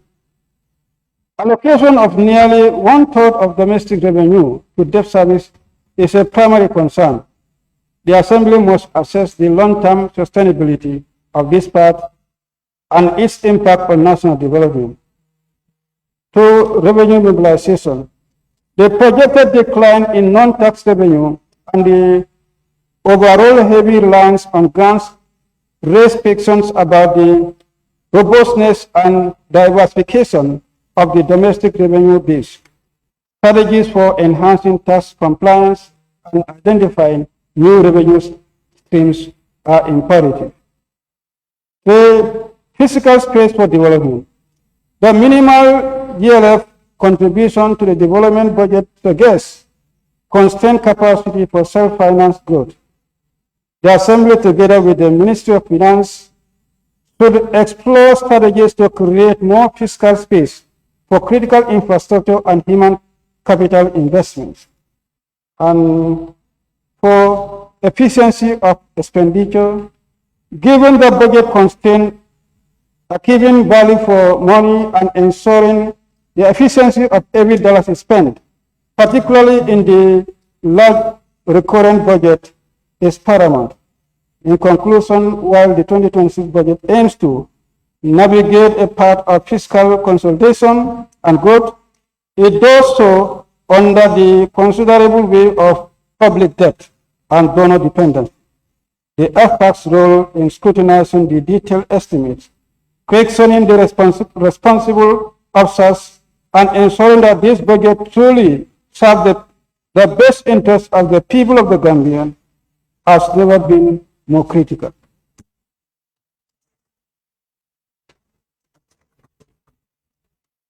Therefore, on general recommendations, following a thorough review of the budget's submission from the various institutions, ministry departments and agencies, and after careful consideration of the recommendations put forward by the various committees, FPAC recommends the following. 1. Debt sustainability, that the Assembly directs the Ministry of Finance to table a medium-term debt management strategy before the 2027 estimates, setting clear annual targets for reducing debt service pressures and limiting domestic borrowing. 4. Social sector protection, that the government adopts minimum spending floors for education and health within the ministry and submit annual compliance report to FPAC. 3. Procurement integrity, that the Assembly mandates GPPA and the Ministry of Finance to strengthen procurement compliance, publish quarterly procurement reports, and enforce sanctions for non-compliance. 4. Revenue assurance, that the government implements a comprehensive revenue assurance program, including enhanced custom valuation, expanded tax coverage, and full digitization of non-tax revenue streams. And 5. Poverty expenditure consolidation, that the Ministry of Finance prepares consolidated statement of all poverty and social protection expenditures for the next budget cycle to improve targeting, eliminate overlaps, and maximize impact. 6. High return infrastructure prioritization, that the government will prioritize the development budget toward a high impact infrastructure. And 6. Prior parliamentary approval for any reallocation from designated flagship projects. 7.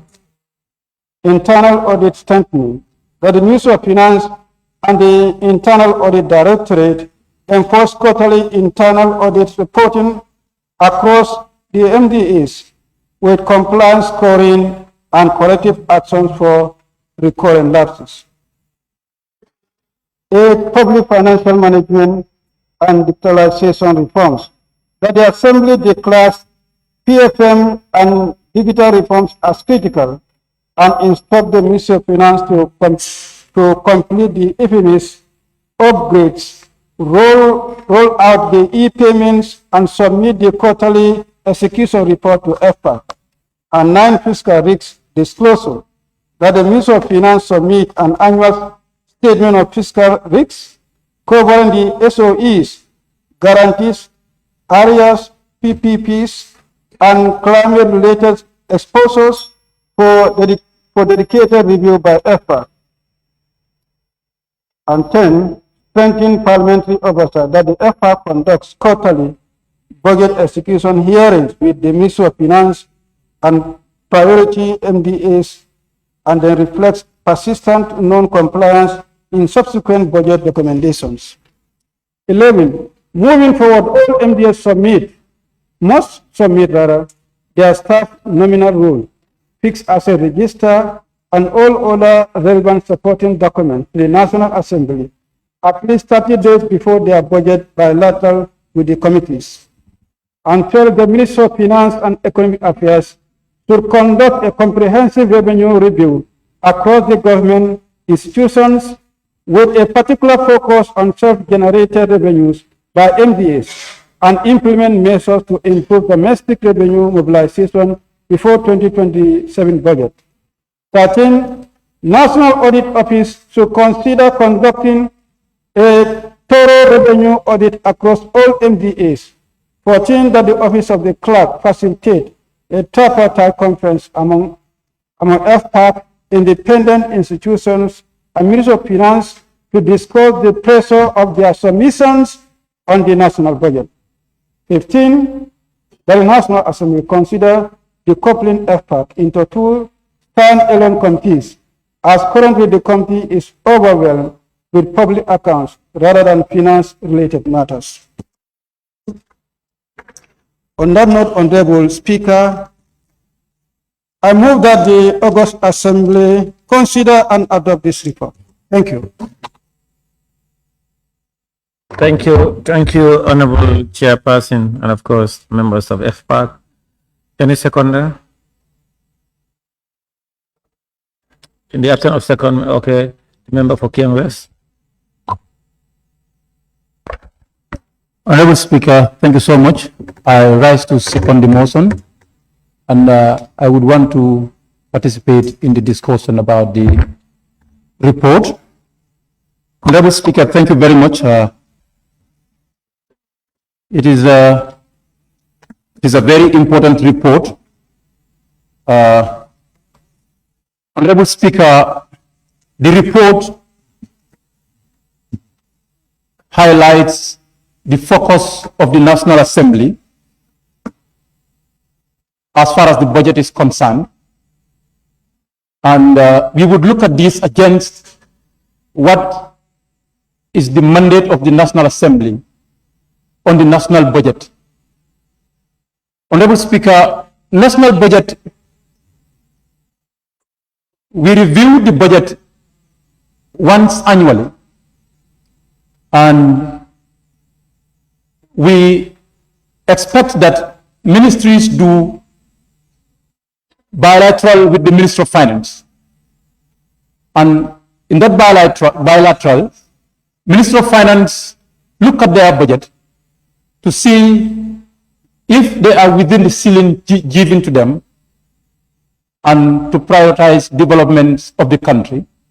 Because we have national development plan, and we want to believe each ministry supposed to have a strategic plan linked to the mandate of those various ministries, and look at how those priorities are being captured in the budget. And there were cuttings and reprioritizations were done. And when they come to the National Assembly, it is more or less the same thing that we're doing when we look at the report. However, we want to believe that the report and the job of the National Assembly should look at the priorities of the country, linking to the National Development Plan. Health and health services, are these priorities and the mandate of the ministry being addressed in the budget? When we look at education priorities, are these things being addressed by the budget? Gender equality issues, persons with disabilities, and children's social welfare issues, are these being addressed in the budget? The issues of the victims, if they are not addressed in the budget, we look at the budget and return it back to the ministry to say the budget is not addressing the needs of the Gambian people. This is supposed to be the focus of the National Assembly. But per se, we are also been cutting and adding to what the ministries thought were their priorities. Honorable Speaker, I think ministry has done a program-based budget in which we have been advocating for a long time. And each of the ministry has a program. And looking at those programs, what have they achieved from the previous budget that we have allocated to them? To definitely determine what we allocate to them right now. Honorable Speaker, if you look at the development priorities of our country, and the budget does not only determines the allocation, but it measures. Budget is a tool to measure the performance of a government. Government priorities determines the performance of a government and the focus, the seriousness and responsibilities of a government. Honorable Speaker, if you look at the budget, let's look at these social sector ministries. Let's start with the Minister of Basic and Secondary Education. Their total allocation for this year is 6 billion. These constitute 14%, 6.1 billion. These constitute 14% of our budget. Honorable Speaker, only 1.6 billion goes to development. 4.5 billion all goes to recurrent. This tells us how serious are we and how do we want to address educational matters in a country.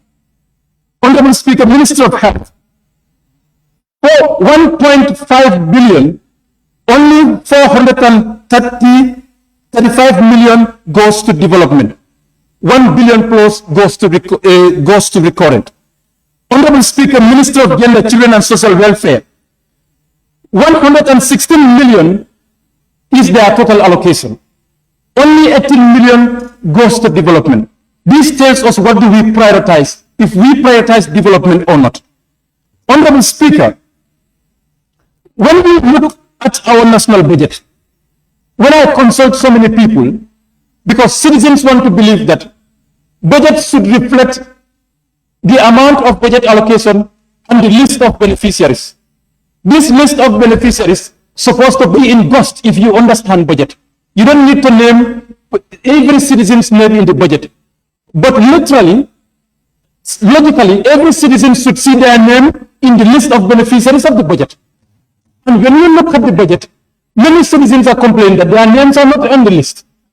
Honorable Speaker, let's look at this. Ministry of Finance and Economic Affairs, when we look at history, as per our national priorities and loans that we have taken to address the needs of our country, most of these loans that we are taking on our DLF development are going into roads. Honorable Speaker, road is essential for the national development.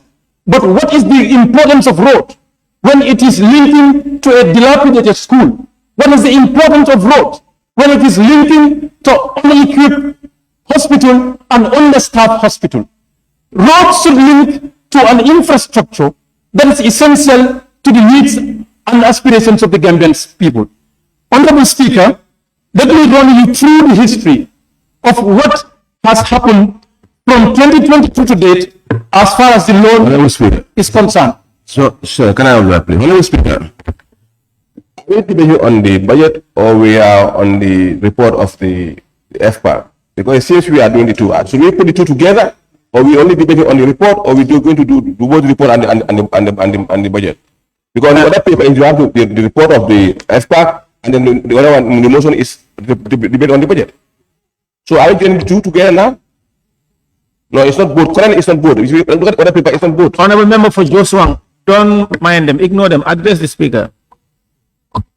It's not both. We only have the report first and then on the motion on the debate. But currently we are debating. Thank you.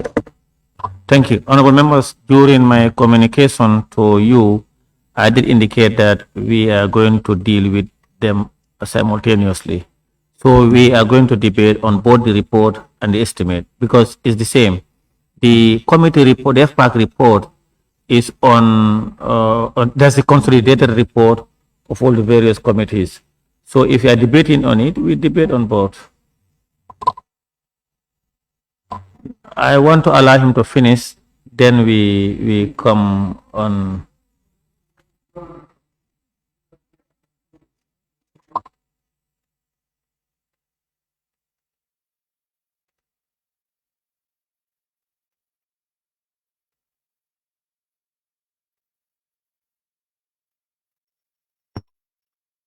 I want to allow him to second, then we come on the member for Kiang West, please proceed. Honorable Speaker, it's crazy anyway. Honorable Speaker, I was trying to run the Assembly through the history as far as our loan is concerned and to assess what impact have we gained and going forward, what's supposed to be the focus of various ministries.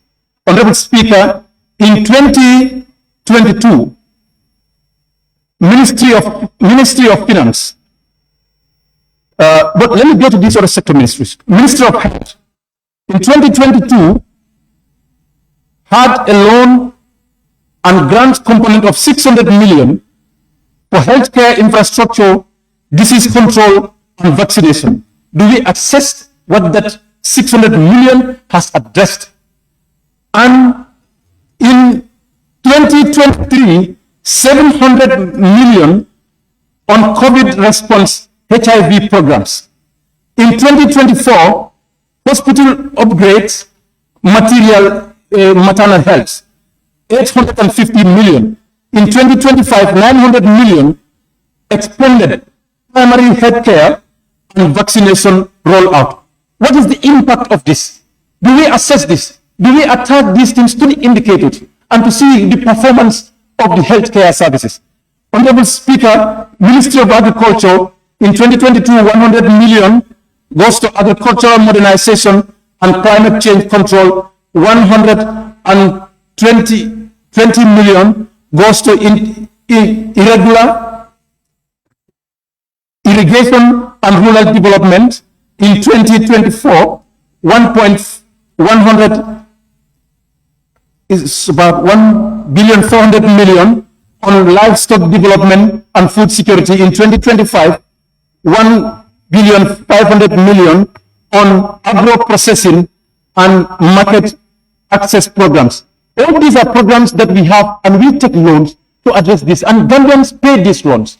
And what we have seen in this year's budget, ministry has reduced grants and increased the loan component, because grants are conditionalities.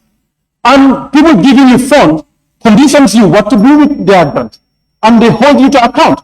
But loans, institutions are going to give you their loan. They don't care how you spend it. If you spend it anyhow, when they care about their money, is going to be paid. So we can see the focus of the government and focus of the ministry, taking more of the loans instead of the grants, so that we take all of these things to the road infrastructure, and where there is lesser accountability, much of it is going into the procurement of expensive vehicles and other services. But I want to believe that government should shift the focus and spend more of our GLF into development than the recurrent. Thank you very much, Honorable.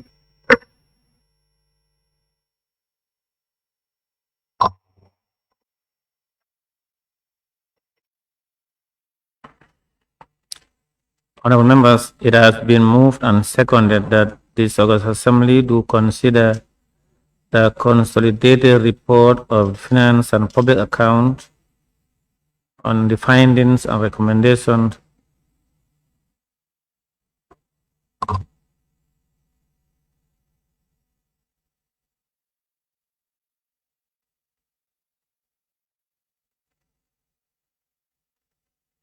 that the member for the minority leader member for Brikama North.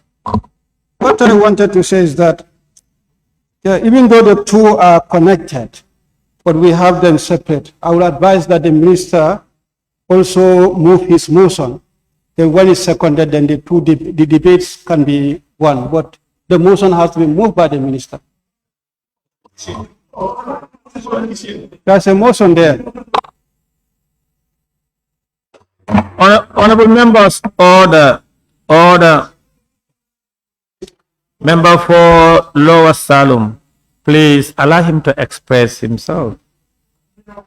No, please, order. Honorable members, order. Honorable members, order. Honorable members, the Minister for Finance moved his motion on the 31st of October, and that motion was seconded. So the minority leader and chairman of FPAC has moved his motion and is seconded. So we're just going to consolidate the two and marry them together.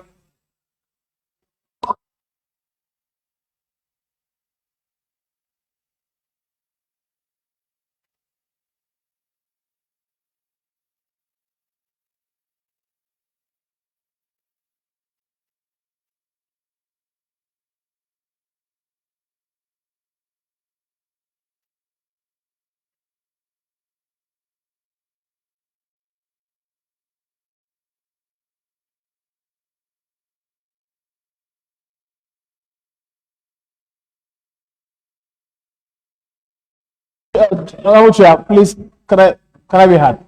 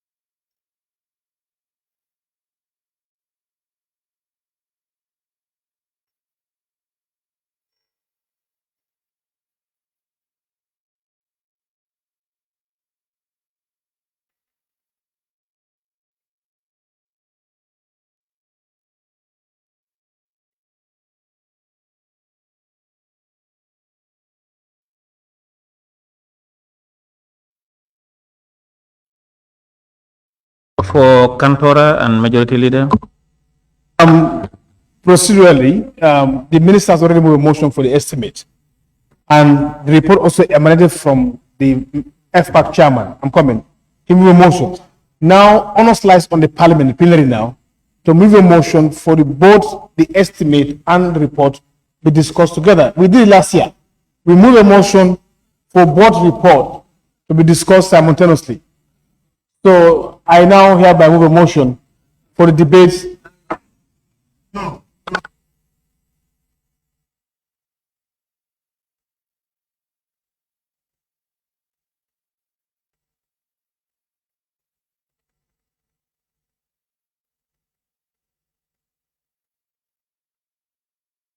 Honorable members, as I said earlier on and in my communication to you, I of course did refer you people to order 86-7, 86-7 of the standing orders, which reads, the debate on the motion shall be confined to the estimates and the explanatory statement and the reported findings and recommendations of the Assembly committees and the Finance and Public Accounts Committee's consolidated report of the Assembly's committees consideration of the draft budget. I read it to you earlier on. It is for both the report of the Finance and Public Account Committees on the various committees' recommendations. That is the consolidated report as well as the minister's statement and the estimates and the findings together. That's what 86-7. So our debate must form basis on those documents that have been moved already.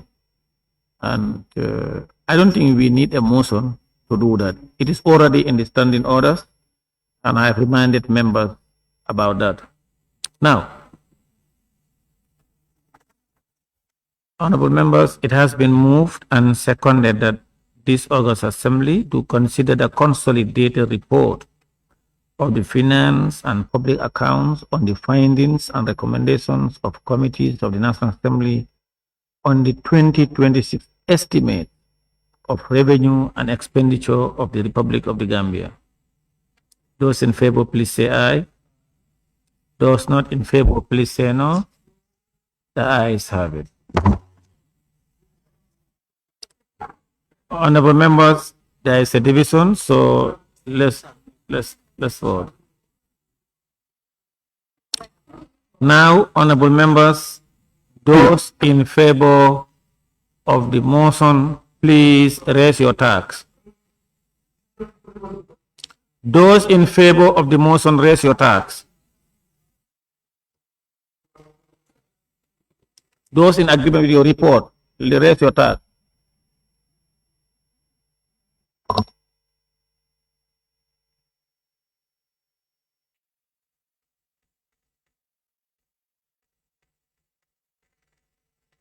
Those not in favor, please raise your tags.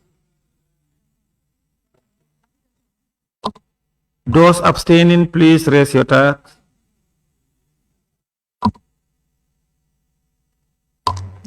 Honorable members, the results are as follows. Ayes 18, noes 1, abstention 0. So the ayes have it.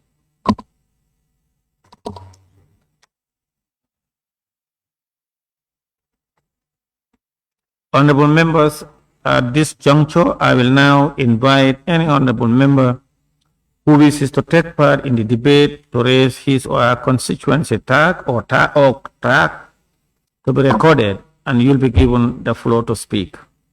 I want to remind members, as per the agenda and the order paper, contributors are limited only to 10 minutes. However, before allowing any honorable member to take the floor, I want to remind ourselves of the scope of debate under Standing Order 30(1) of the Standing Orders, which reads, debate upon any motion or amendment to a motion or upon any bill, part of a bill or amendment to a bill shall be relevant thereto, except in the case of a motion for debate on the adjournment of the Assembly. In addition, Order 86(7) of the same Standing Orders do guide us on how to debate on the annual estimates, and it reads, the debate on the motion shall be confined to the estimates and the explanatory statement and the reported findings and recommendations of the Assembly Committees and the Finance and Public Accounts Committee's consolidated report of the Assembly Committee's consideration of the draft budget.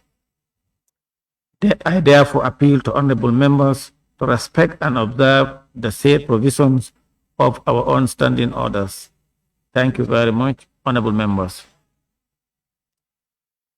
I now invite the honorable member for Sanementreng to begin her debate.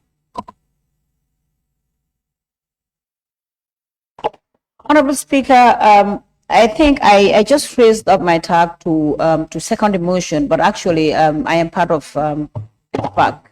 I'm a member, so therefore I withdraw. Okay, you have withdrawn. The member for Latikunda Sabiji, you have the floor. Thank you very much, Honorable Speaker, for giving me the floor at my new position.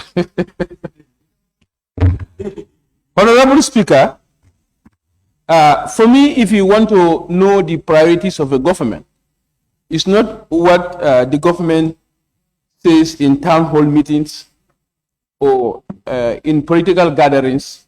If you want to know the priorities of the government, tell that particular government, give me your budget. Honorable Speaker, since the government gave us their budget, we know their priority. Their priority is not about our farmers. Their priority is not about our market women. Their priority is not about the school-going children. Their priority is not about our carpenters. Their priority is not about the disabled, but their priority is the office of the president. That is why the office of the president is given that huge amount of budget.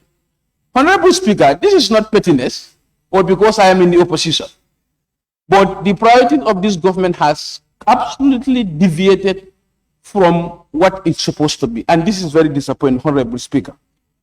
Honorable Speaker, with regards to the Ministry of Works and Transport, me personally as the chairperson of that committee, how many times I went to the minister's office? I told minister, look for development support for these EPC projects.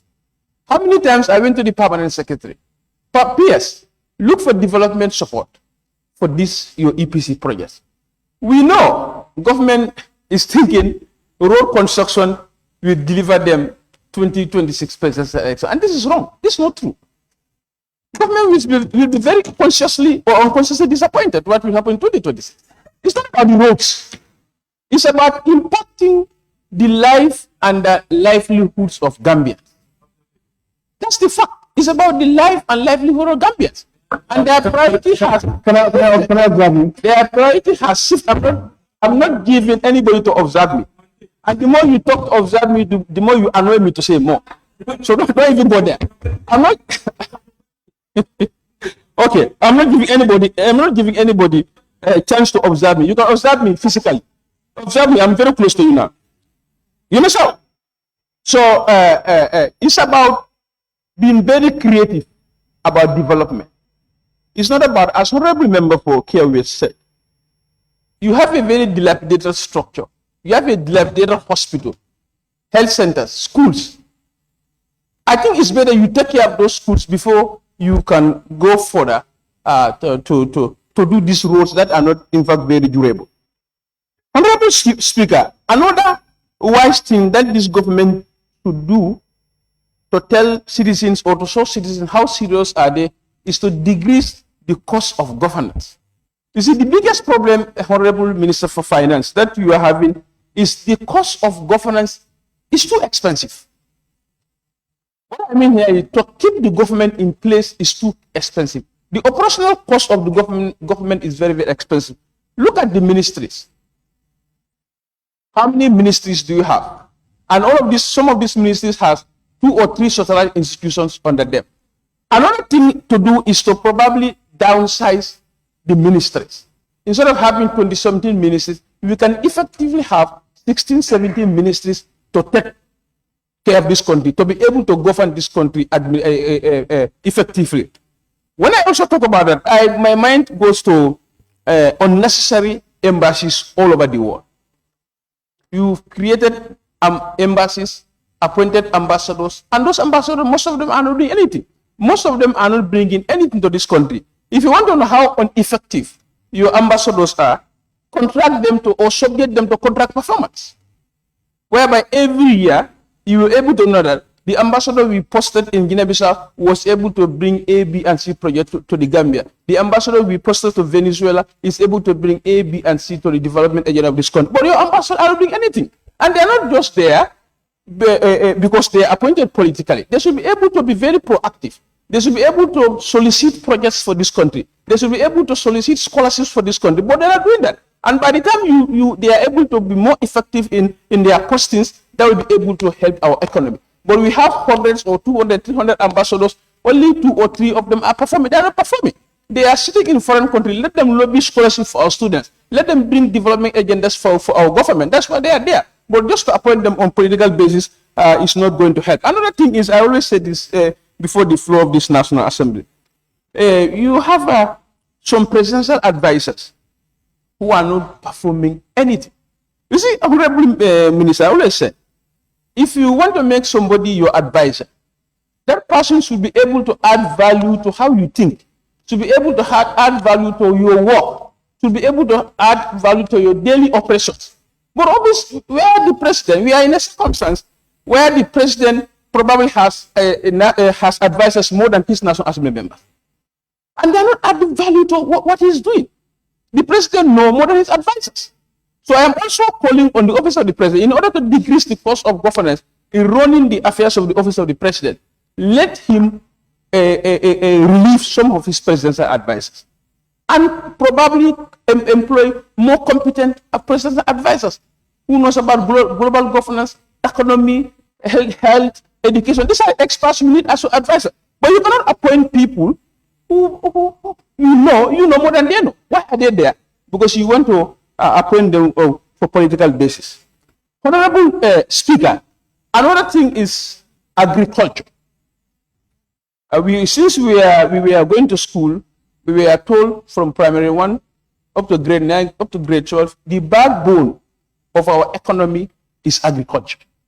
That's what we are told. But that's not the case here. Because if we all believe the backbone of our economy is agriculture, we will be able to prioritize agriculture. We will be able to invest more money in agriculture. But that's not the case for this government. And for me, what is so surprising, every government wants to live up to expectation in an election year. But this government has even failed Gambia in an election year. So that is telling us effectively, you are an opposition in waiting. Thank you very much.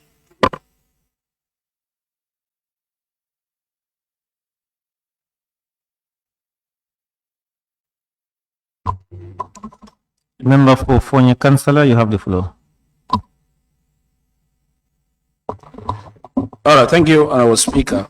And I thank the chairman of FPAC for the report. Honorable Speaker, the said budget that we are to debate, and also in regard to the responses or the scrutiny that FPAC has compiled various sectors. Honorable Speaker, I think as National Assembly members, 2026 budget, this book that is before us, it's a pity. When you look at productive sector of our economy, talk of the education sector, basic and secondary education, what is budgeted for them? Higher education, what is there for them? Agriculture, what is there for them? Youth and sport, what is there for them? Talk of defense, what is there for them? Interior. You realize that this is a failed budget. A very failed budget. And it's not in the wish and aspiration of those institutions. Honorable Speaker, of recent 2025 for the end. Now, when you look at the PEs alone, the PEs alone to the year ending will almost consume, personal emolument alone will almost consume 8.9 billion to 9.6 billion in 2025. Minus that in the current budget, what is remaining for those sectors? Honorable Speaker, is sad when you go to the health area, health sectoral areas. You know, we will not be praise singers when we are seeing ill will affections in that area. How much was it? How much was the spending in Edward Francis Small Teaching Hospital?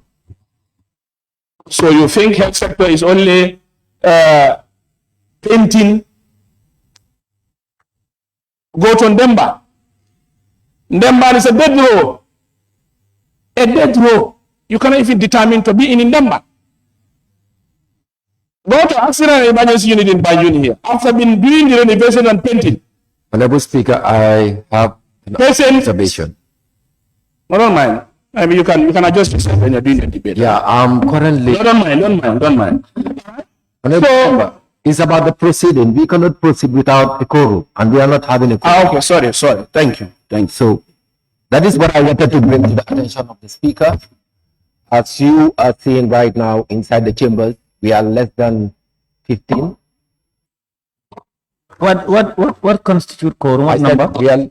it should be 15. Yeah, we have quorum. We have 15. We have quorum, yes. Right now. Just check. Oh. They just came. Please continue.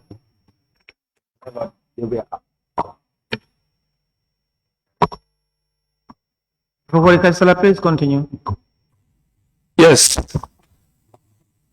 Honorable Speaker, these are sectors that we believe can change the status quo of our country. When health sectors are affected into our budget, nothing will work.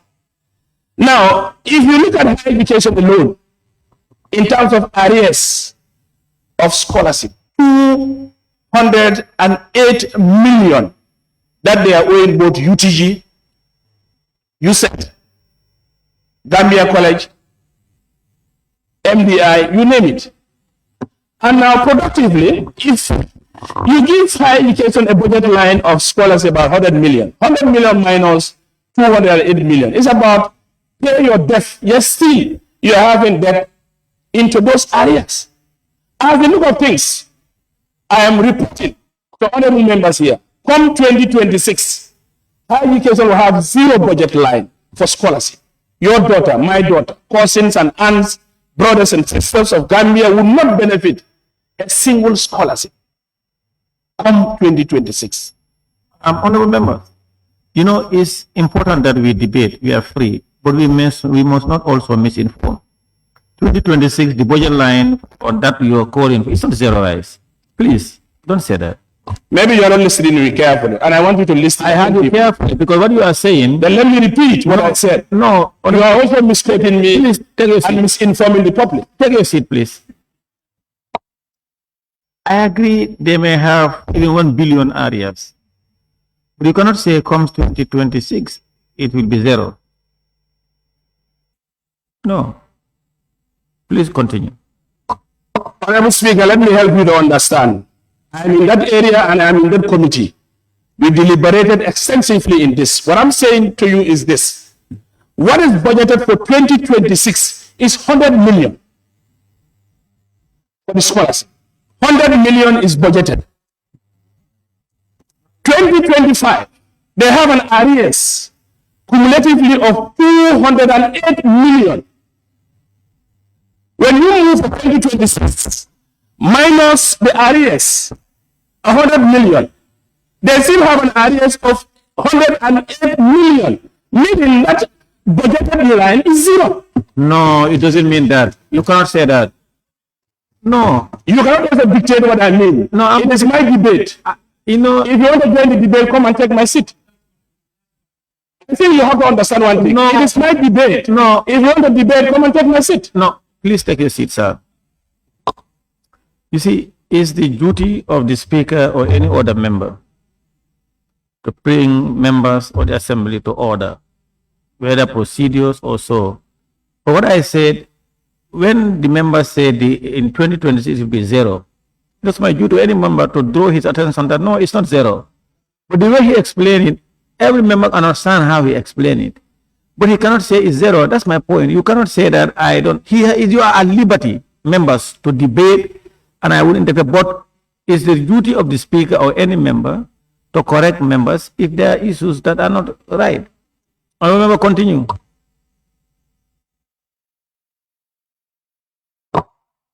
You can do your maths. If mathematics is your problem, I am amplified. Maths is not my problem. What I'm saying, I still stand by that. And I think it is not fair for an institution.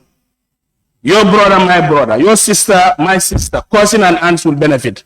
So I think this is an area where we need to carefully look at. After paying arrears, nothing is there. That's the fact. You cannot erase those thoughts. And it has to be very clear to the living and the dead that minus the arrears, we are there. And I still stand by that. So in order for us to maintain the status quo, let's add this budget line. Because I believe that based on the FPAC report, some cuts were made. And I am also putting this to the chair of FPAC. We want to know the total amount, how much in total was cut. And each and every budget line, how much is also added. The balance, as we speak, we want to know the balance, the total balance that we'll be able to. Because if you look at all the sectors, we need this, we need that, we need that. Honorable Speaker, when you go to agencies, ministries or agencies or departments that we have, GICTA, for example, ATI, for example, those commissioners are messengers. They do the messenger job because why? No staff is employed. And we have approved their bills here. GICTA the same. ATI Commission the same. State-owned enterprise also the same. So we will come here to be approving, at the end of the day, budgetary allocation will be a challenge. I think henceforth we've seen bills that have been laid here, first reading, second reading, you name it, this reading. At the end of the day, you cannot even resource those agencies. You cannot also resource those commissions. What is the essence of us approving bills? Or are we only trying to beautify bonus to say, okay, Gambia is progressing? When those commissioners are the same sending letters with their own ability. ATI Commission, no people, 0 staffs. State-owned enterprise, no people, 0 staffs. Preparation, you call it, 0 staffs. So what are we preparing? What grounds are we laying? Now, when you go to basic and secondary education, their food and food service is 0. The ministry prioritize. And you see they have a lot of schools that are not even benefiting. And is that fair? these are problems that we face as a country. And this is the budget that we are saying 2026 budget. But if you look at the chunk of peace, it's taking the whole chunk of this budget. Now, the other thing that I also want to add up, when you go to the defense sector, we will not be a scapegoat. And this is a message that we are sending to cabinet ministers, the president, commander-in-chief, and defense ministry. Last year, TAPAS was approved. They failed to do the needful. We added 100 million. Today, we can tell you, the same TAPAS, nothing is added. They are only relying on us for us to put something. Why do you go into approving some of these commissions or bills and whatever? You cannot follow them. What you cannot follow? What do you go and approve? Who are you impressing? Democracy, you call it. Rule of law. We are moving and advancing as a country. When you cannot even follow 7 budget lines. And we call this a budget 2026. This 2026 budget. Agricultural budget is another budget line that has not even first. Member for Joshua, you have the floor. Thank you very much, Chair. Let me start with my Jola man. It cannot be 0 but minus 108. So if it is 0, it's like nothing has happened. So it's more than minus 108. If you mean 0, it's 0. So no, I'm just talking to you. Thank you very much, Honorable Speaker. Honorable Speaker, I have a very big concern when it comes to budget debate. We debate on expenditure, but not how to collect revenue. And you cannot spend without collecting. You must collect before you collect, before you spend. Yes, currently we talk about expenditure. How can you spend when you don't collect? What should we do to collect? Where are the loopholes that we should feel to make sure that collections comes on board? Honorable Speaker, I think, let me come to the revenue issue. When you look at the revenue aspect of it, we have almost a 6 billion increment on revenue for this year. After the 6 billion, come on a monthly collection, we have to collect almost 500 extra million on what we are collecting. How are you going to do it? The minister has given us a breakdown of how to achieve all those things, but there is still room for improvement. Honorable Speaker, let's go to the SICs that I always talk about.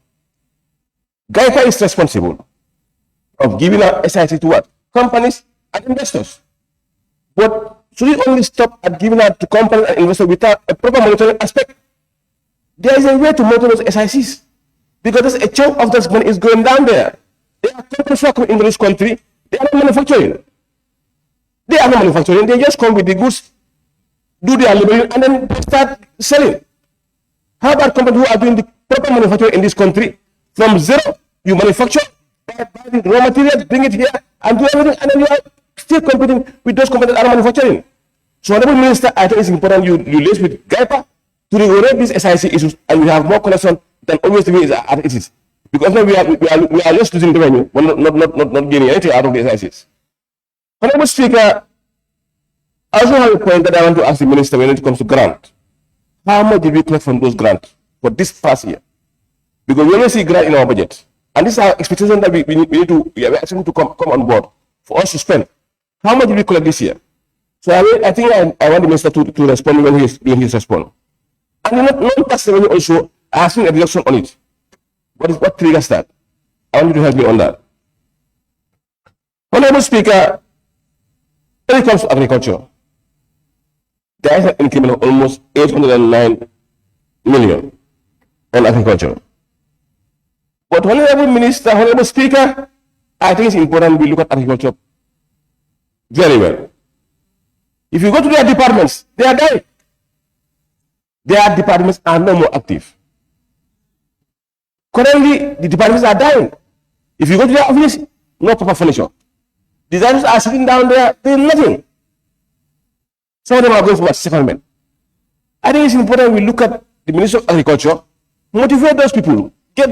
Currently, we subsidize fertilizer. But this fertilizer is coming in this country. Who is supposed to do the test? It's the Minister of Agriculture. And currently they don't have the labs to do those tests. They must either go to Senegal, for Senegal to do it for them and bring it and then give them the proper result, or if not, they just give us fertilizer, and then they our farmers suffer. Even to go to the farmer and talk to the farmer and know their problem is a problem. So I think it's important for them to be controlled, at least those departments to be bring back to life. Let them be engaged and see what they could do. And then we help them to move on. Honorable Speaker, coming to the Minister of Interior, I think this ministry should be looked at. Honorable Speaker, the Ministry of Agriculture has department that collect revenue. But Honorable Speaker, I think it's important now for them to be given a target. If you reach this target, we have this for you. You motivate them, as we are doing for GRA. If you go to GID, they are not collecting money. They are collecting millions. But is that the end? Can they not collect more than that? Yes, they can do it. They can collect more than what they are collecting. And that's revenue coming in. So I think it's important because I had my engagement with them. Don't worry. I respond to him. He's a Jola boy. We had our engagement and it was very clear. Give us what you're supposed to give us, we give you more than what you want.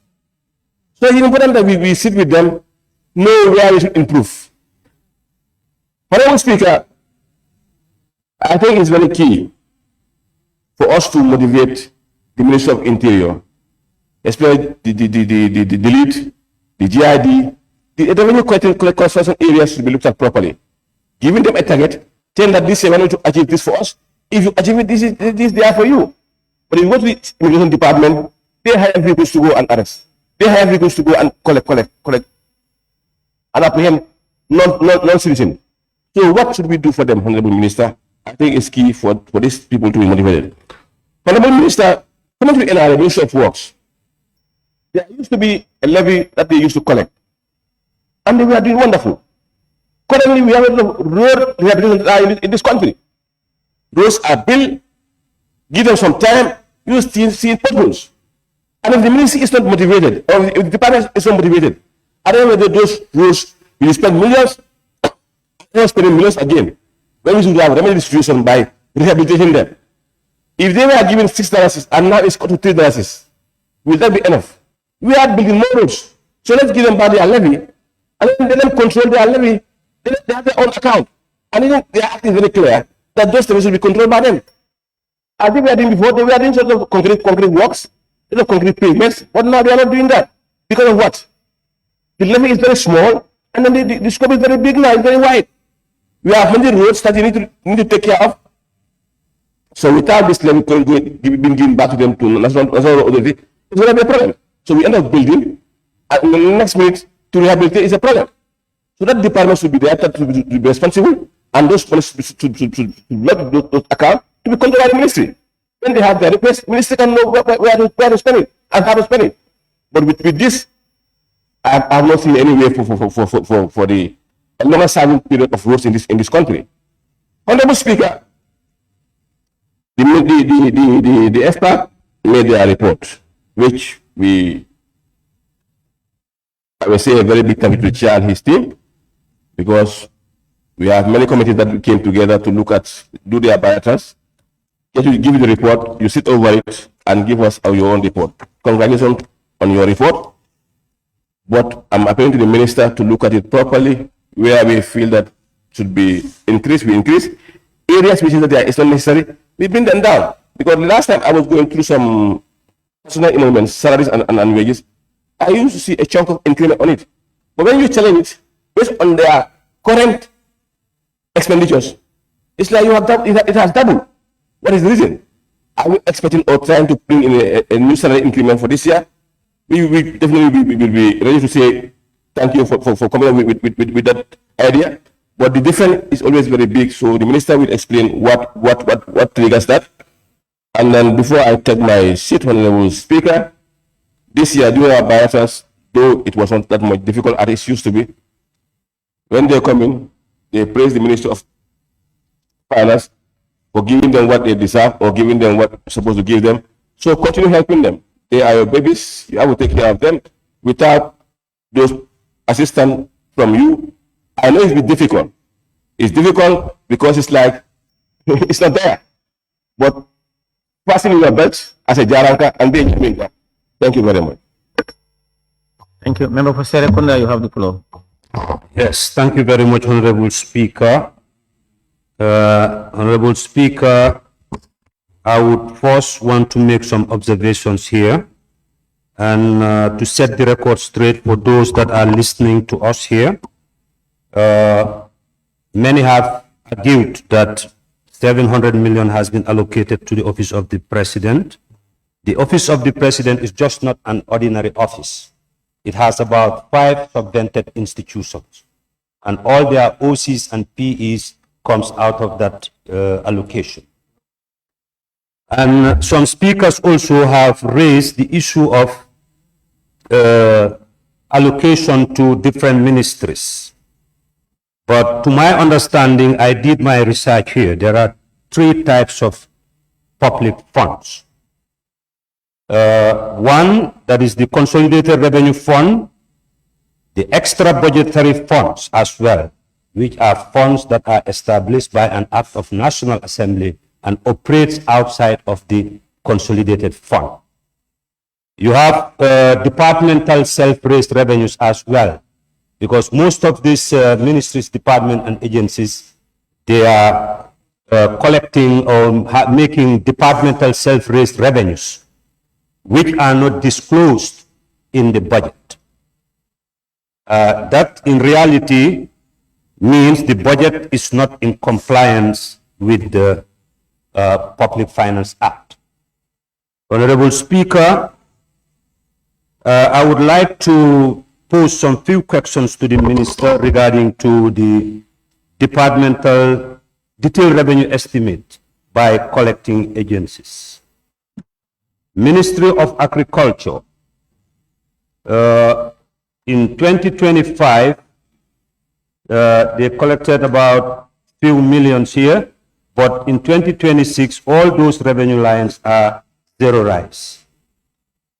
So could the Honorable Minister explain why those budget lines are zeroized? There is also VSAT license fees. About 182,650,502 was raised from in 2025. In 2026 is expected to be zero. ECOWAS Interstate Road Transit Levy as well. 32,039,785 was raised. This time around is zero. Visa fees under the Ministry of Foreign Affairs has been increased, has been raised. And another issue is the security port fee, which many of the citizens are not happy about. We have seen a significant decrease in that revenue. What does that entail? Could the Minister also elaborate on that? Honorable Speaker, why I say the budget is not in compliance with the Public Finance Act is that in the Public Finance Act has explicitly defined what are departmental self-raised revenues, and why the disclosure of these revenues are very important and key. If they were properly disclosed, then some of the members will not bring some of the arguments that they have been raising in this chamber. For example, the Royal Victoria Teaching Hospital, not all the revenues that they generate are disclosed. Even the Ministry of Higher Education, the Ministry of Basic Education, they do raise self-revenues, but those revenues are not disclosed. If they were disclosed, then that will tell us the real revenue potential of this country. Honorable Speaker. Honorable Speaker, some members have argued that the deficit is about 2 billion. In reality, our deficit is about $25 billion. Yes, that is the budget supports, grants, loans. If they are not received, what will happen? How will we fund those programs that are already relying on those? Sorry, when you have time, you can explain more. So that is why there is a need for every country to invest in the productive base. For example, Honorable Speaker, we have about 212 nautical sea miles. That's the ocean. It is ours. Everything, all the aquatic life in that sea is ours. And we cannot afford to eat fish. And we have exchanged our that revenue line, traded it to the European Union and some other foreign investors, and what they are contributing to our budget is very minimal. So there is a need for the government also to look into investing in those productive base that will not only earn more revenues for the country, it will also create employment, more revenues, and to provide more services for the people. Honorable Speaker, so I do know, I've done my research, the content of a appropriation bill should include a special column, and that column should disclose all the departmental self-raised revenues and how they are expended. And also the appropriation bill, there is also the submission of the extra budgetary funds. Before those funds can be expended, they have to be approved by the National Assembly, and they should come together with the appropriation bill. Honorable Member for Serekunda, the appropriation bill is not before us. Yeah, I know it's not before us, but I'm just trying to avoid controversy, because when it does not conform with our laws, so it means that you cannot debate. You cannot debate on a bill that have. So on that note, Honorable Speaker, I submit. How can you anticipate this? You are out of order. Public Finance Act and C. The member for Brikama South, you have the floor.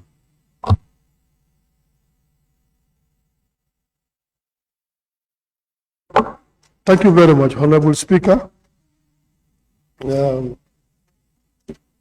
It is indeed extremely important for us to discuss the budget before us. Honorable Minister, I just want to inquire from you in respect to the project and program grant. If you look at 2025, it's about 15.6 billion. And the last ordinary session, I sent in a parliamentary question in respect to the execution of this particular budget line. But it was unfortunate you are not available to respond to me. And this year I saw a significant increment up to by 3 billion. Like it's 13.08. So I'm a bit worried whether we'll be able to attain this, because the trend in which this is going, previously there were a lot of allocation in this particular budget line, but we are made to understand that some of the donors and the projects were not responding as expected. So this time alone, and I have seen a significant increment. If you can explain whether this is attainable, because already it formed part of budget bilateral, and in most cases it comes to address development needs of the MDAs. So if it's formed part of the bilateral and is not available for execution, I think that could be a very serious issue that we have to look at it. And also, there is a kind of increment from personnel, like almost 1.3 billion. If you can make an explanation whether there is going to be additional recruitment as far as this significant jump is concerned. From 8 .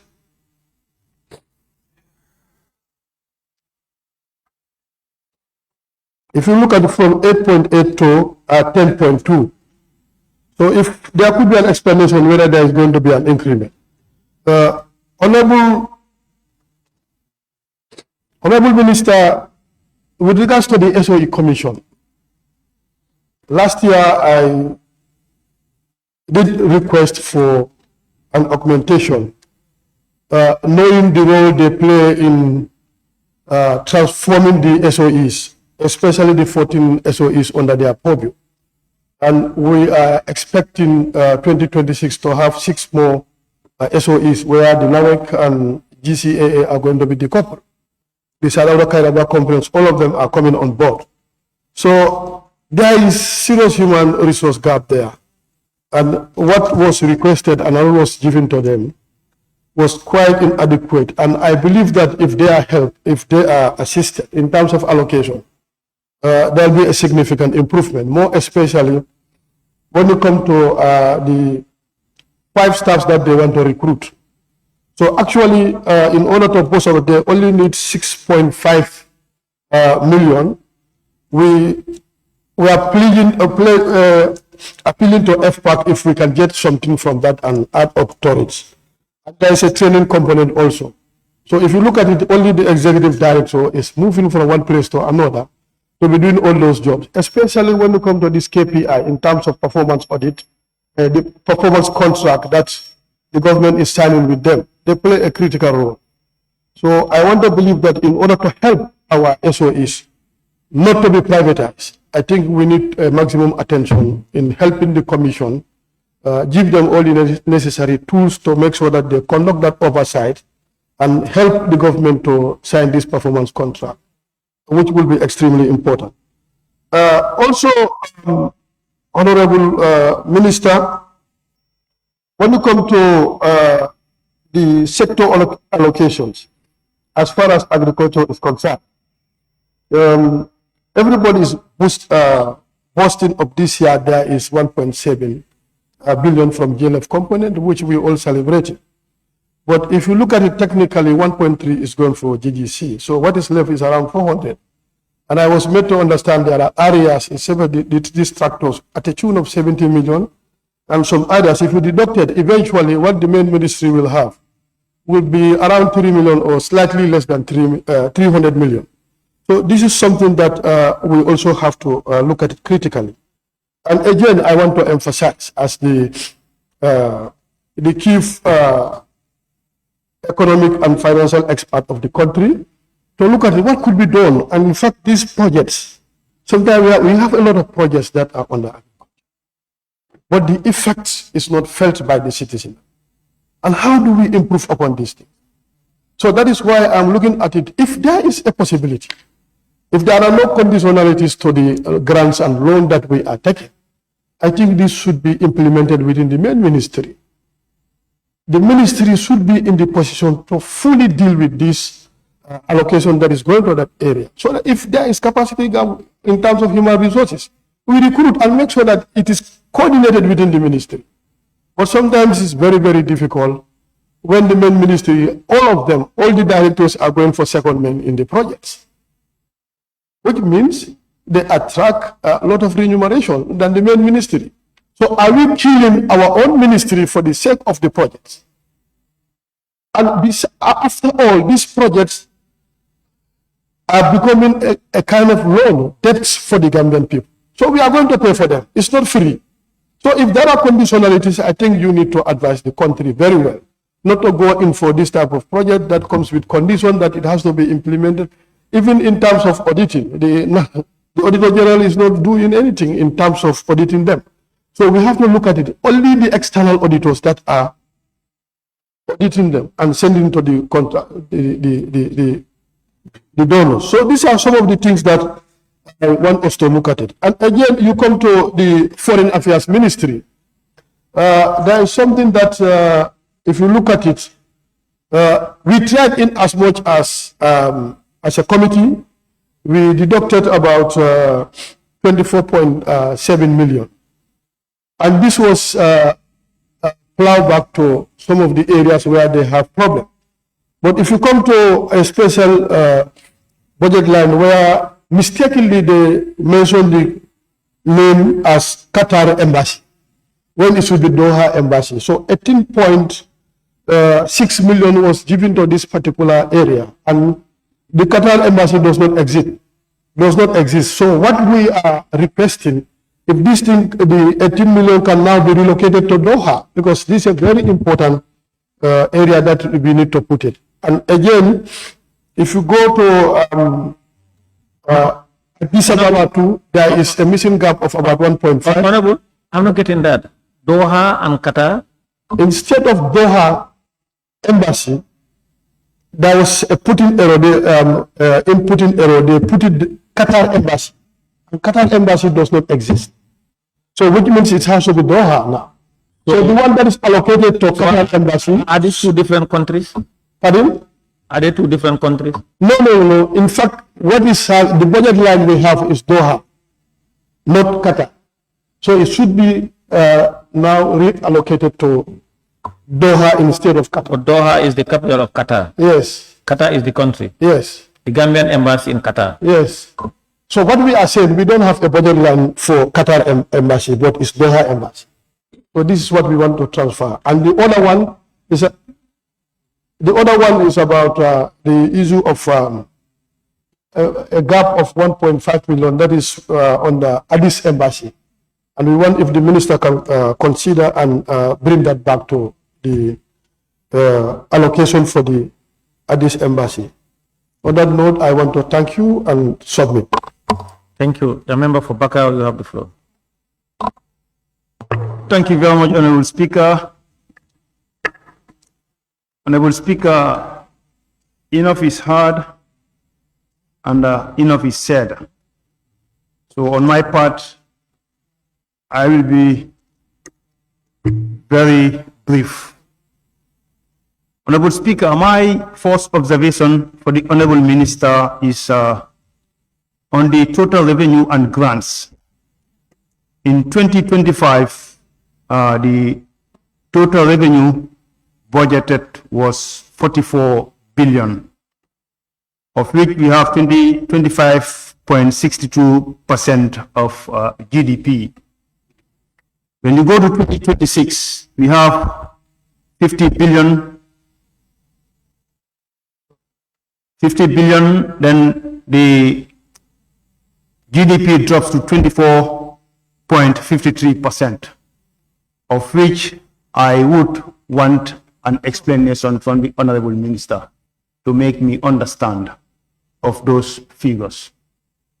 Honorable Speaker, having said that, we are all made to understand that 2026 budget estimate goes to 43 billion. Out of these 43 billion, 13 billion is going for debt servicing. As a serious government, I would want to put to the minister and find out with him what measures is his ministry taking to make sure that when our budgets are being allocated, such a chunk of our budget doesn't go for debt servicing. Having said that, Honorable Speaker, if you look at the presidential's allocation of 52 million compared to some budget lines of some ministries, say the Ministry of Youth and Sport, the Ministry of Information, and the Ministry of Information. We are all made to understand that 65% of our youth form our population. If that is the case, having gone through the allocation of the Ministry of Youth and Sports is next to nothing. And according to the development budget, is next to nothing, according to my observation. The development budget is 6.5 million for a ministry like Youth and Sports. Honorable Speaker, This is not encouraging our youth when it comes to their allocation. It means the ministry have no plan for our youth. The youth that we call our creams of the nation. 6.5 for a development for our youth. What is 6.5 when it comes to reality? Are we serious? Our youths are using the bad way every day because of lack of encouragement from our government. Honorable Speaker, having said that, our Independence Stadium is lying there for the past decade. It's not fit for purpose. Honorable Speaker, this shows that our government is not doing anything to make sure that our youths are engaged. Honorable Speaker, if you look at the presidential tour allocation of 52 million, Honorable Speaker, compared to the whole ministry's 1 year budget allocation. Come again, Honorable Speaker. Sorry. Okay, he's emphasizing on time. Okay, because, thank you. Honorable Speaker, if you look at the budget land allocation for the Ministry of Information together with Ministry of Fisheries, is equivalent to presidential tour allocation. The presidential tour is just 21 days, if I understand. Is it realistic for a tour to be allocated $52 million? Is this justifiable, Honorable Minister? I would want an explanation as to how this 52 million is used for only 21 days. If you compare this 52 million to the Fisheries Ministry's allocation of 1 year, it means we are prioritizing an individual's interest more than national interest. Are we serious as a nation, honorable members? Honorable members, sometimes when we talk, people judge us differently as opposition members, but this is not the case, honorable members. These are open secrets of honorable members. How can this be justified, 52 million compared to a ministry's allocation of 68 million? What is the difference, honorable minister?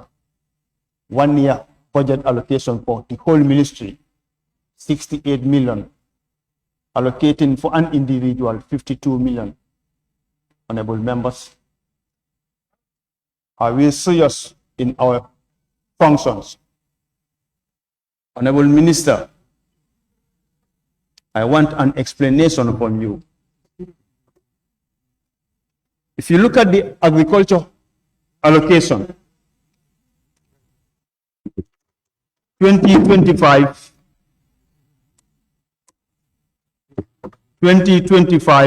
the budget allocation was 835 million. 2026, it goes to $1 billion plus. Is this deliberate? Because the 2026 election is coming. This is all campaign. Members, whether we like it or not, the truth must be told. Honorable members, let's not serve an individual. Let's serve our nation, as the title goes, honorable members.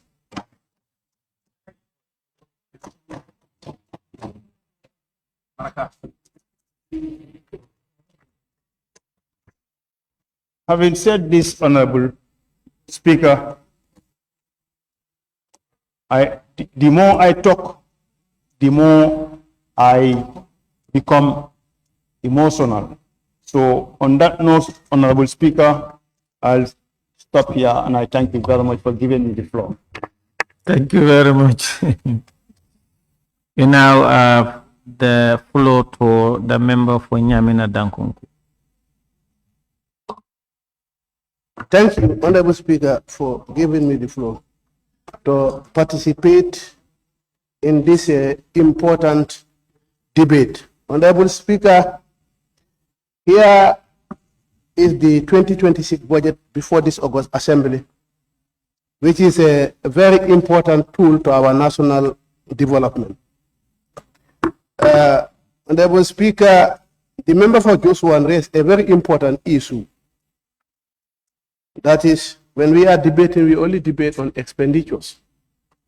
We don't give ideas how to raise the revenue.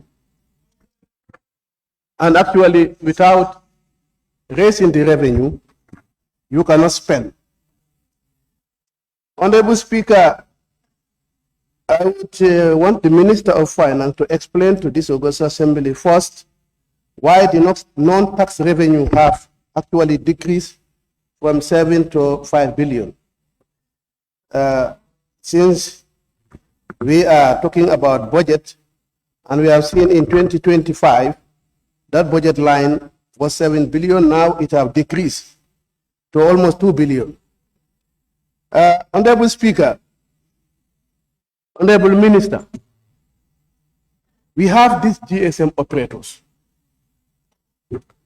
that I believe your ministry should focus on when it comes to revenue raising in this country. We have about 4 GSM operators. And then I believe if we strategize, we can raise a lot of revenues. If they are paying, but let's look at them properly. Honorable Speaker, this year when the Ministry of Finance present the budget, they presented us with another document called Program-Based Budget Pilot 2026 to 2028. I would actually confine my debate based on the 2 ministries that I participate in the bilateral. I will now actually try to link the budget and the program-based budget.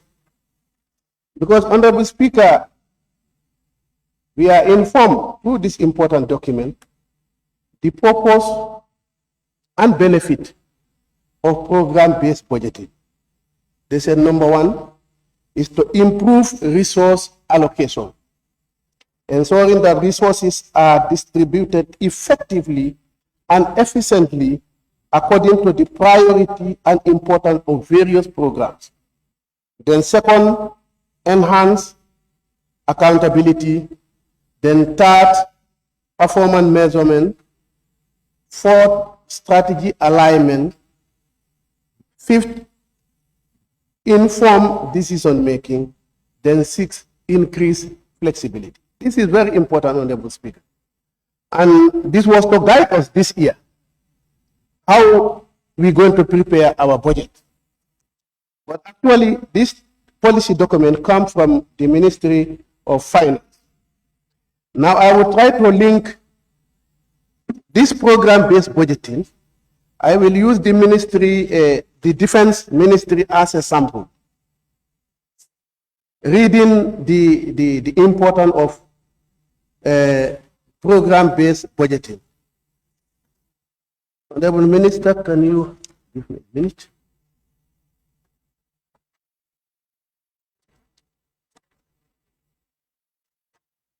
Okay.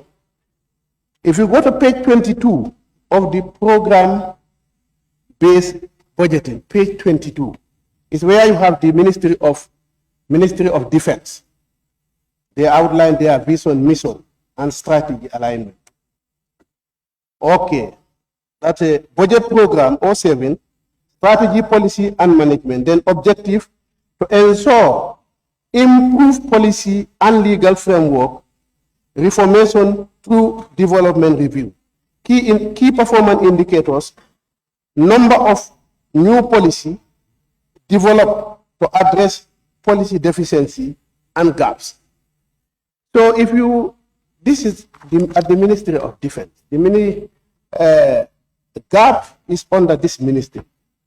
And if you looked at what gap submitted for the Ministry of Finance and you link it to the program-based budgeting, they have indicated this issue of TACOS. What does this TACOS mean? Is term and condition of service of our security men. That should be aligned with the strategy, that should be the budget program, then to ensure improved policy and legal framework.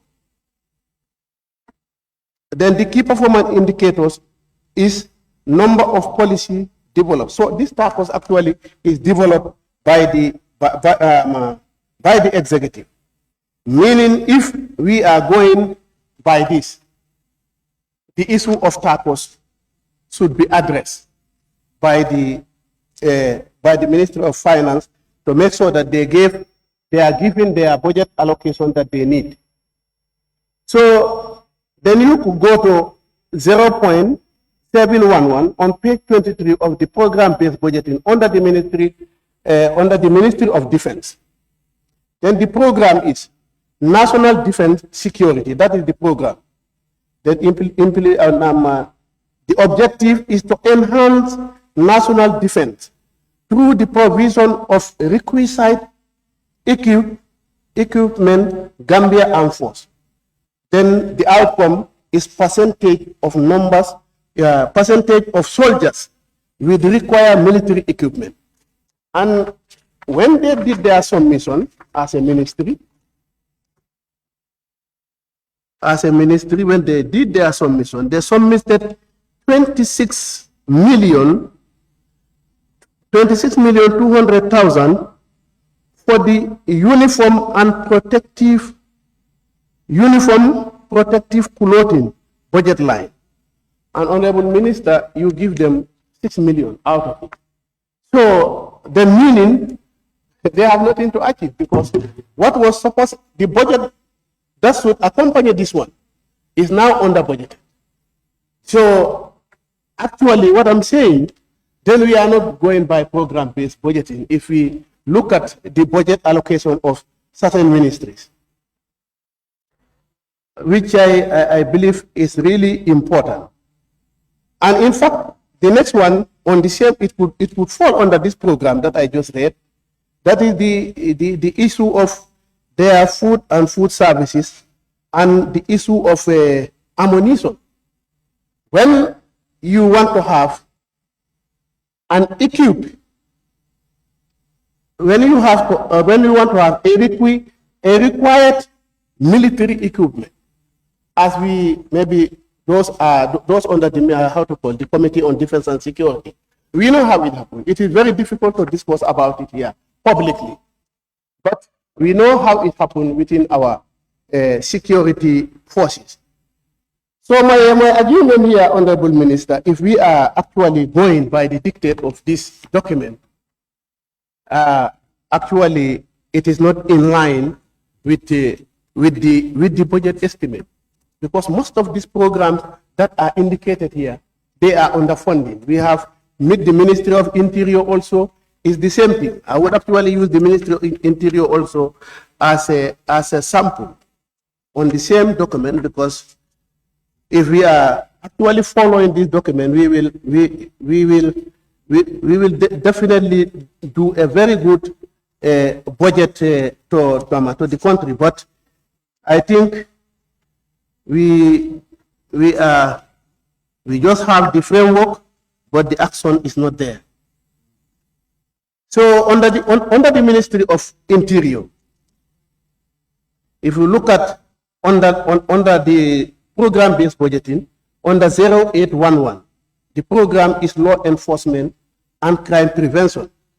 But you see, what they gave us as a ministry, all this, all the budget line under law enforcement and crime prevention, they are all underfunded.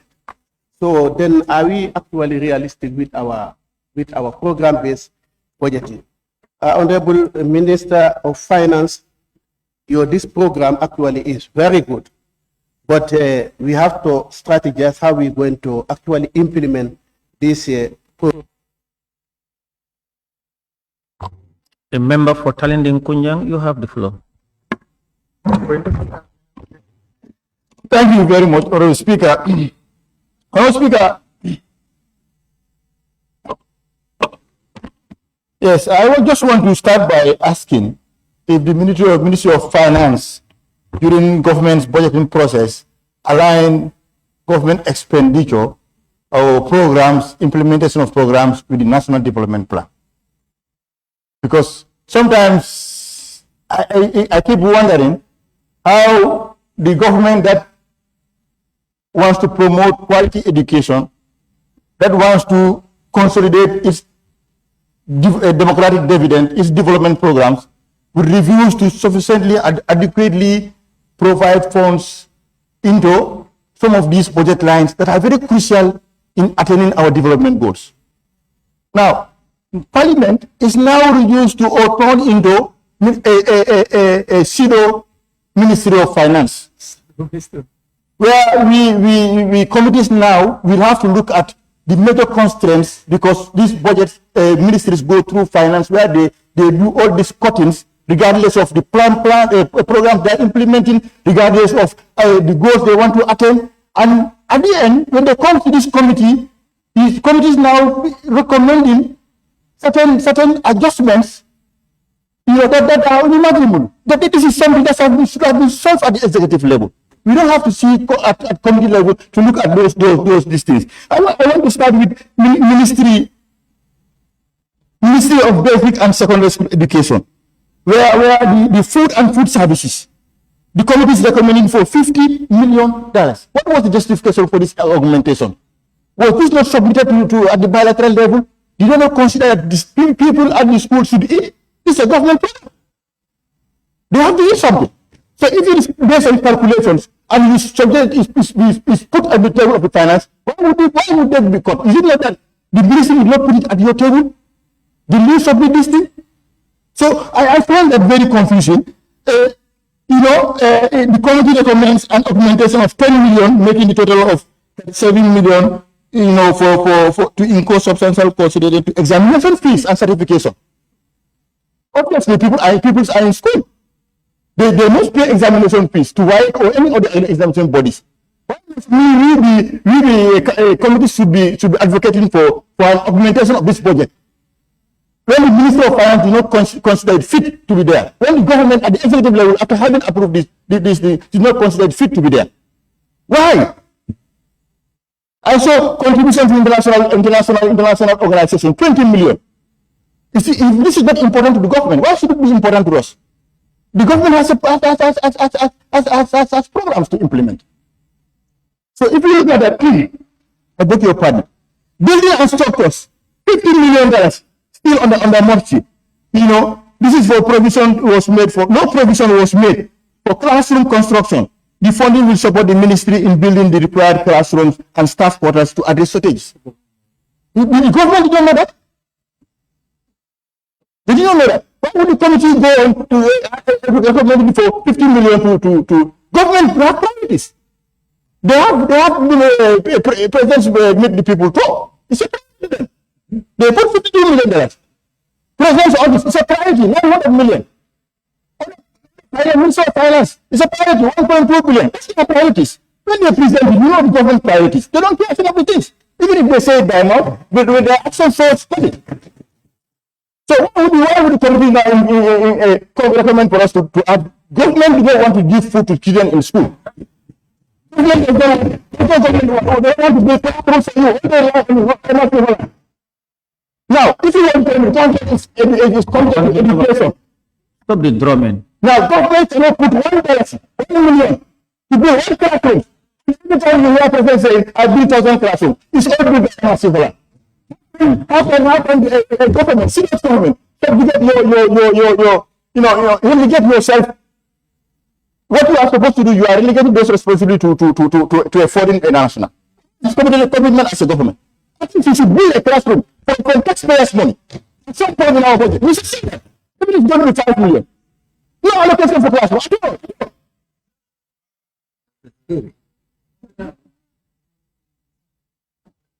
So what a very serious problem at the schools. Water. They have been schools without now the committee is recommending for 5 million for boreholes. And lack of adequate toilet facilities. How can you speak now? I saw it in Western Gambia. They are mobilizing funds to renovate the toilets in Talibi. The condition is unbearable. At some point, if toilets are not functional, the school should close.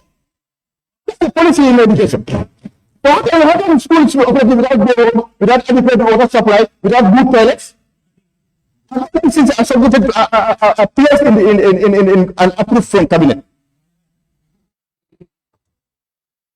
Your Minister of Higher Education, the committee is recommending for 150 million to add to the total allocation to make it to 250. This has to do with us. The government, they don't know. You have to tell me they don't know. So they don't care. Why must the committee waste our time to say, the parents tell us, the ministry present these areas to you, we did, and we expect to finance it. So it means we have to cut from somewhere to go and finance and then constrain those budgets also, budget lines. It's not fair. So you know, sometimes the thing they do is ministries also will put money, areas where they feel that we might cut if you do not put it there. So the critical things where they know National Assembly will be compelled to look for funds, cut somewhere and put it there. They will not put any fund. So that we are now frustrated, conditioning ourselves to see where we should constrain to put it there. We don't have anything to cut. If the best we can do to help this government is to reduce the deficit. That should be the motive. That should be our motive. Let's go to several services and see where they have money, bring it and finance this, some of these districts. I saw Minister of Agriculture also. 100 million. Cutting 100 million and then now distributing to projects. Ministry, they don't have the Minister of Finance of the government. They don't even have these big projects. That 100 million, you cut it from input salaries and now distribute it to the said agricultural departments, subvention to institutions and projects for government and other projects. The government don't know their projects. They don't know. They don't know how to finance it. But we shouldn't be dealing with this at National Assembly. To be honest, we shouldn't be dealing with this. Some of the issues are so trivial. Some of the issues I saw even 45,000. Somewhere. So me, I always say this. The thing I realize is finance, they don't have problem at the level of their ministry. Ministry of Finance never have problem. President's office never have problem. And which ministry again? Apart from that, yes. No, they don't care. I don't think they're looking at the national development plan to align it with the objectives of attaining something. Ministry of Information. What are they doing in this country? And I see 9 million, recommending 9 million to put it in government net. Government net is not a program. You do not finance it. Gambia Digital Limited, 10 million. It's a government program. You don't know how to finance it. I think this is the responsibility of the finance to tell us. Why come this is a government program? You not put any money in it? If they are not important, tell us. We need to know. Instead of wasting our time talking about put here and put it for you, you should tell us these ones are not important. Government we don't regard it as something important. But look at agriculture itself. This budget, it looks like an election budget. Every year we complain that Ministry of Agriculture is underfunded, it's underfunded. Now we see 1.7 billion next year because it's election year. Yes, it's election budget. Because it's input subsidy increase, everything increase, so that by the time the warrant, what you issue is called warrant, right? By the time warrant is issued, before January to June, you see cash flow of money to farmers and others. They know, they don't know where to vote. It is reality. Honorable member order. 1 minute is left. The members from Kansala and Bintang, your drumming keeps disturbing us, and you are just keep murmuring. No, wait, and you keep murmuring.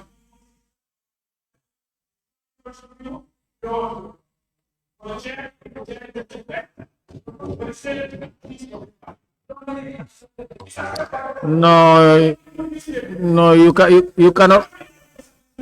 No, you cannot overdo things. You know, we want to listen, want to hear what the member is saying. You cannot do that. No.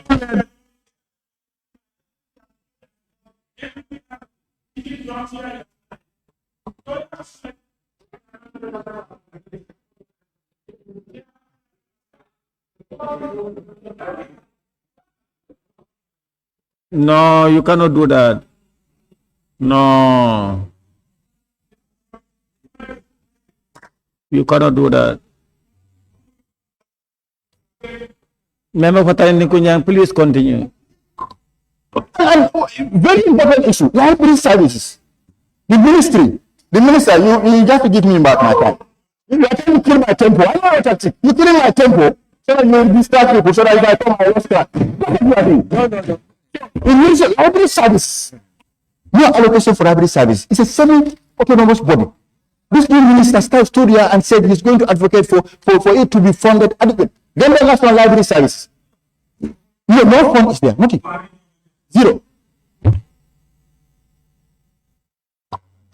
Member for Banjul North, you have the floor. Thank you very much, Honorable Speaker.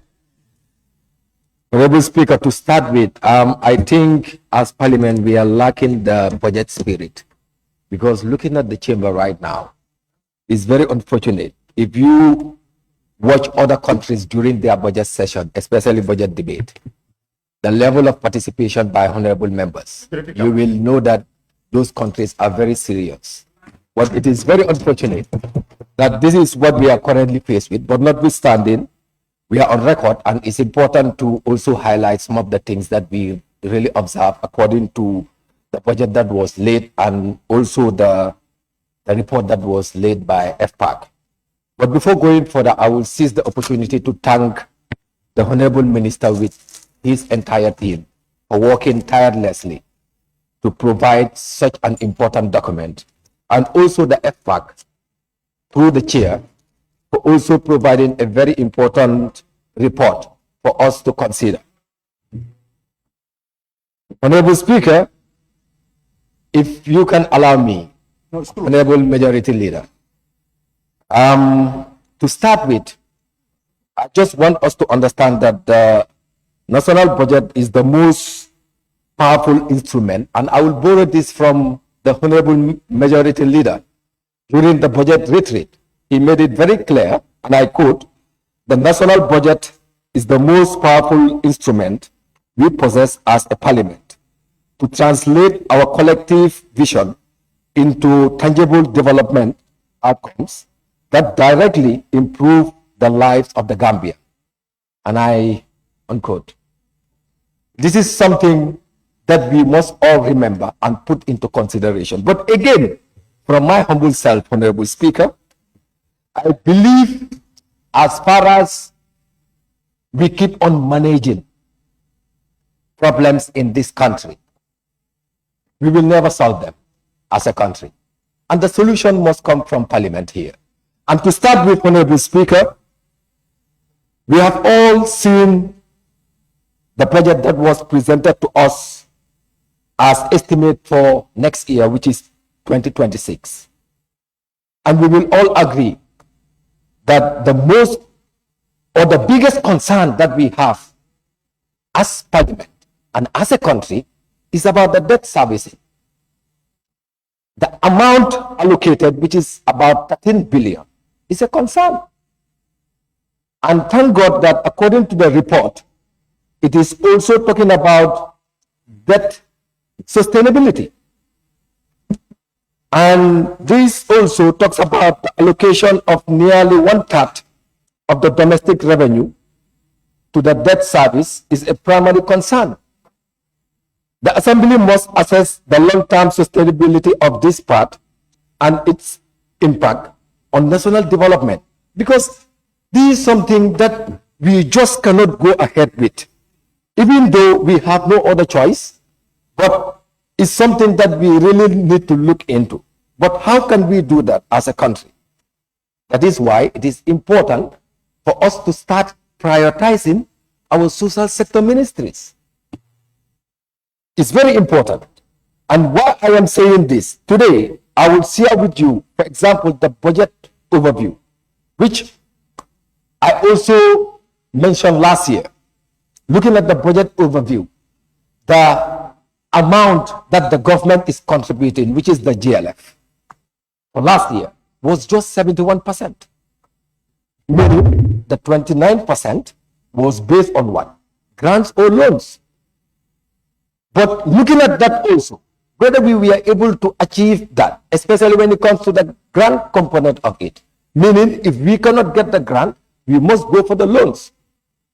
And a serious concern, Honorable Speaker, during our budget bilaterals or even engagement with some of the ministries that we are part of those committees, that approval will be done by Parliament, we appropriate the funds, we agree, and it will be passed as we normally do for the past years. But at the end of the day, the issue of receiving those allocations, we understand that a budget is just a focus. We understand. But I think it is also very important to see the way forward in terms of working towards that, because we are having a lot of issues, especially when it comes to our social sector ministries.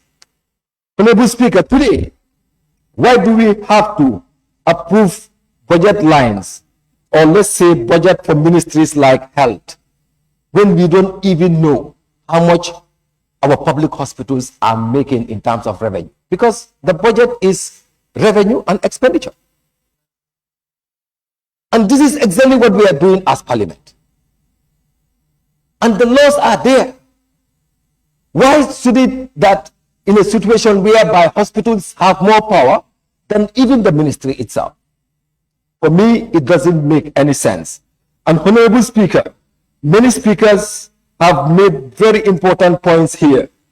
But to be honest, like I said, as far as the social sector ministries are concerned, indeed, the issue of education is very key.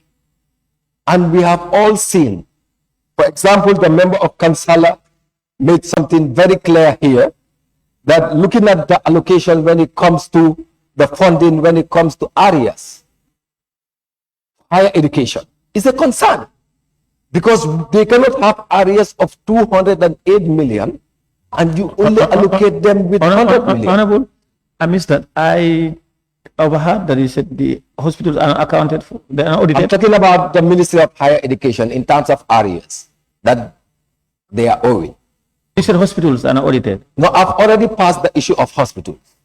It's very important when deciding. I'm attentively listening to us. No, you said accounts of the... What I said about the hospital, if you want to bring me back, make sure that you give me an extra 2 minutes. I said it is unacceptable when our public hospitals are generating revenue and even the ministry itself don't know how much these hospitals are making. So why should we allocate funds to that? So this is what I said, but notwithstanding at 2 minutes. So, Honorable Speaker, going further, I already started with the issue of education. Education is very important. And we cannot move this country, to be honest, without having people that are educated. But also understanding the different backgrounds that we are from. And currently, as mentioned by Honorable Member for Kansala, it's like in Wolof we say Sulbuki and Sulibuki. Is that the kind of country that we want? Whereby we put in money and also take it back. For me, it doesn't make sense, and we must come with a proper mechanism to address such a situation. Because we cannot be held accountable at the end of the day when we don't even know how much we are appropriating and why we should appropriate. This is very important. Honorable Speaker, I believe as a key member and someone who is very passionate about our health sector, for me, the entire budget we need to scrap. Why? Because we are not even reaching the 50% allocation for health. 15%. Listen to me properly, Majority Leader. This is something very important, and we should even take it back and tell them, look, make sure that the budget allocation meet the requirement of 15%. We are not saying nothing is done according to our health sector in this country. But I think it is very important to fulfill some of the documents that we ratify as a country, some of the documents that we sign. Because we cannot commit ourselves to sign on documents when we cannot even domesticate those signings or those documents. To me, it doesn't make sense, and we really need to work on those things. Honorable Speaker, I cannot conclude without talking about issues surrounding young people. Other members mentioned it here. We all and always claim that young people are the current and the future leaders of this country. They are the cream of the society. They are the citadels of the nation. Gambia is youthfully populated. And today, as we are speaking, under the Ministry of Youth and Sports, is on the budget, especially when it comes to sporting facilities in this country. Let me inform you, Honorable Speaker, as we are speaking, do you know that the Gambian Professional League didn't start because of lack of facilities in this country? Even as a city, construction is going on right now. The only KG5 that we have, we cannot even organize a Marathon tournament this year, which is very unfortunate as a country.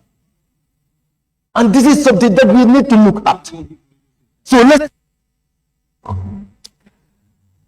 Member for Jokado, you have the floor.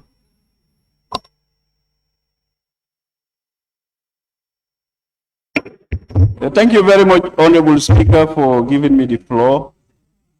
Honorable Speaker, I thank this government through the Minister of Finance for tabling this budget before us. Honorable Speaker, may God forbid this country witness a year of no budget. May God forbid that. Since independence up to now, year in and year out, budgets are laid before the parliament and they are approved.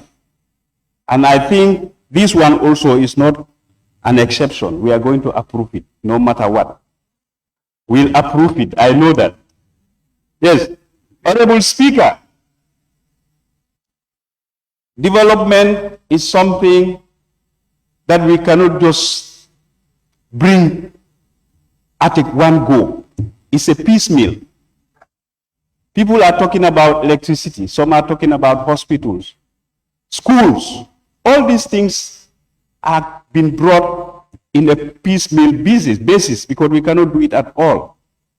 If you have a road, you don't have a health center. There are people who have health centers, they don't have roads in this country here. It's vice versa. So I think we should at least appreciate the effort that this government is doing. Honorable Speaker, and also we are having it wrong somewhere, because looking at our budget, it's just a forecast. When 2026 arrives, we are not having a full basket of money that we just place and say, this is our budget. It's a forecast. Anything that we got, we just bring and drop it in the basket. So it's a forecast. So we are all these monies, all these environments, all these additional or cutting here, putting it there, it's just a forecast. We may have it, we can exceed it, we can even have less than that. So I think we all have to be rational. I heard some people talking about election year. Yes, it's an election year, but this election year is for all of us. Both the ruling, the ones, the incumbent, and the opposition, because all of us are yearning for that position. We don't know what is going to happen. it all left to the hands of the Almighty Allah. So we all have to be very factual. We know what we are doing. And anything that we are doing also, we do it for the sake of the Almighty Allah. Because this budget, there is no household in this country or compound in this country that will not benefit from this budget. We have civil servants, our brothers, our sisters, they are working and they need to be paid. And they are even yearning for increment year in and year out. People are saying that hope this year teachers' salaries will be increased, hope doctors will be increased, soldiers, servicemen.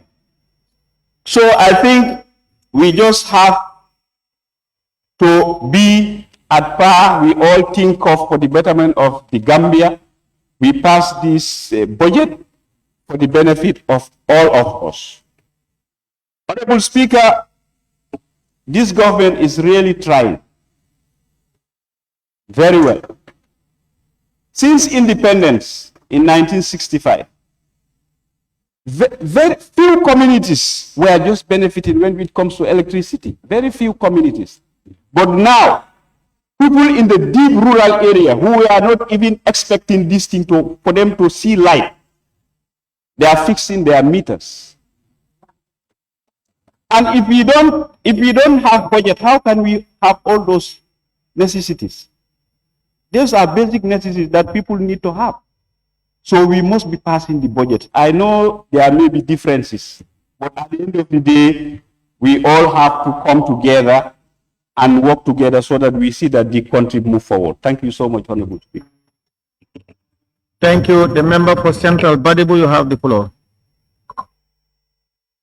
Thank you very much. Thank you, Honorable Member of Jokadu.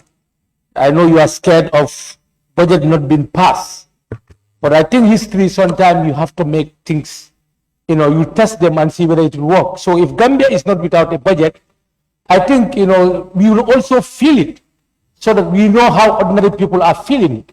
But I know it will be catastrophic because the way you're talking, you feel that if there's no budget, we are not going to survive. I don't think so. By looking at the budget, honestly speaking, I don't want to participate this year. But when I look at it, the system is still the same. The budget format, the budget is not citizen friendly, it's not responding to issues that are pertinent. The budget is there to widen the gap between the poor and the rich. Those on the top, their salaries are getting higher and higher. Those are the below the ladder, they are getting poorer and poorer. So what I'm seeing is I expected this year's budget to be a budget where we are going to have minimum wage, not to give 50% to National Assembly, 30% to this sector. No, we need a system in place that every civil servant in this country will know that at least the system is moving. Honorable Speaker, looking at the debt services, we have an overcrowding debt services. All our funds are going into debt service. I don't know what mechanism the Ministry of Finance is putting in place. And FPAC, this is a body or a committee that we trust you so high, but sometimes we get serious disappointment from it. Sometimes we have to hold these people to account. We need Ministry, Finance, because observation, you are welcome. Yes, thank you very much, Honorable Speaker, and thank you, Honorable Member, for Central Badibu, for allowing me to observe you. The issue of debt repayment, we must remember that in 2020, there was debt suspension during the COVID. So the government of the Gambia was not paying any debt. So when you owe debt, you have to pay. So during that particular period of time, 3 to 4 years, we were not making any payment. Obviously, by 2026, 2025, that amount has to be part of what we're going to pay. That's the reason why you see that debt going up. We as a committee, we were aware of that. And that's the reason why the only thing we can do together as a nation is to try to build our revenue base and spread it so that we don't concentrate only on one particular area. Thank you so much. Thank you for that observation. What I mean is, even if you want to fast track the time, I speak my mind. No, what I'm saying his observation is part of his time. No, please add it there. He cannot go to 7. He has to go Honorable member of Upper Salem. Yes, what I'm saying is the system that will see to it that we graduate from this overcrowded debt system. That is what I'm saying. I'm not saying the history that we are caught in. I'm not disputing that. I'm thinking of way forward. How can we put up a system that will make sure that the debt service is critically looked at? Honorable Speaker, looking at the, yes, looking at the, no, we expect the committee to do that. Looking at the University of the Gambia, the construction of University of the Gambia, Honorable Speaker, a lot of money is still, budgeted, in paying the construction of University. I want the ministry or the Minister of Finance to inform us the progress level of work at the University of the Gambia. Why is it that still now we put in a lot of funds under the University of the Gambia? And also looking at the projects, there is serious underreporting. I don't know whether FPAC highlighted that. An omission of actual project grants and external loans. So the budget should inform us. It should be very informative. But we don't have much information as far as the reports that we see. So there is serious underreporting. I don't know whether the minister or the chairperson of the committee can elaborate on that. Honorable Speaker, looking at the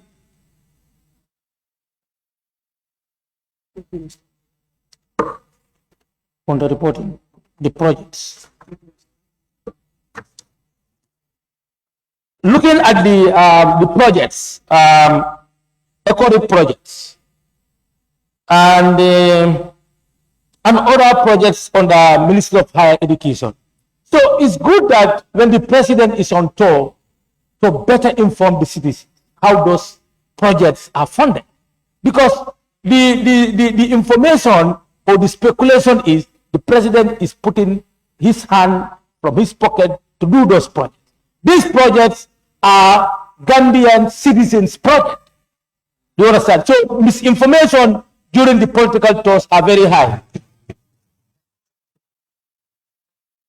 Payback time. The point of observation.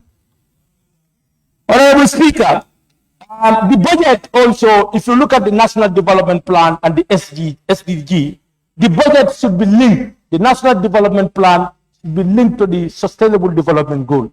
Gambia is not an isolation. Gambia is not an island. So, we have to look at these, international goals, and our budget should be set towards that. And I have seen a lot of, deficiency, from the link from the National Development Plan to the Sustainable Development Goal. You will be better informed. Meet me in Badi. Honorable Speaker, looking at the Ministry of Gender, the budget is on the low side. Somebody made mention of the social services. We have the old ages. We have the disabled of people who are physically challenged. We have women. We have children. This institution needs to serve for its purpose. It should not be just politically created. At the end of the day, you give them a token they cannot deliver. Coming to our Minister of Higher Education, we know there are a lot of schools built in this country, but these schools need to be well equipped with science labs. From Esau to Farafenni, there is no single high school or senior secondary school that is well furnished with science materials. The labs are not okay. You know nothing about that area. So what I'm saying is, it's high time we prioritize the budget. We equip at least 2 or 3 senior secondary schools with the science lab so that the children can interact with the materials. Honorable Speaker, scholarships. There are a lot of young people going to the University of the Gambia and other institutions. So we need to make sure that funds are available for these young people to have access. And young people are graduating from the University of the Gambia, which we all celebrate. But do we have employment for them? So this budget, need to work in the direction to create employment for our young people. If not, we are sitting on a very serious explosion that we don't know. Because once these young people graduate from the university, they don't have a job, they turn on social media, and at the end of the day, there will be a straight bullet. Do you understand? Yes. Government cannot be the sole driving force of employment. Government creates the enabling environment for the private sector to strive to create job creation. And that is why government is now bringing up this youth set to equip the youths, given the requisite knowledge and information, so that when they graduate, they can be self-employed. So do not perceive the burden that budget must contain employment opportunities. That's misleading. Thank you. Thank you very much. Thank you. For the Bintang, you have the floor. Thank you. Thank you, Honorable Speaker. And debate that we have before us is very essential. Honorable Speaker, we went through the bilaterals with various ministries, and these are ministries that are in areas. Most of them are in areas. And as I speak with you right now, there is no actual plan to settle those areas. And we cannot continue to accumulate areas. We as a nation must be in a position to face the reality. And also, as I always say, you see, no matter how you try to take the situation, you cannot go beyond the limits that are set by Allah. The limits that are set by Allah are there for all of us. So we went with the bilateral with various ministries, and we saw the constraints that they are facing as ministries. They did cry before the National Assembly. And there are challenges that the Ministry of Finance are also going through. We cannot continue to live in debt. It's not realistic and it's not sustainable. It's not realistic and it's not sustainable. And we cannot continue to baffle our people at all costs. So we must be in a position for us to tell the people what is actually happening.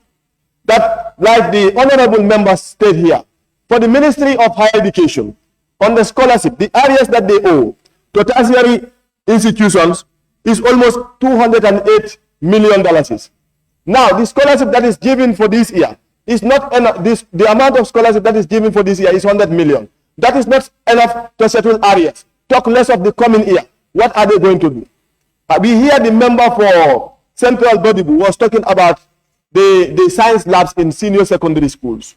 You and I know that we cannot attain the kind of education that we want as a nation without having the equipment. Education has to go with materials.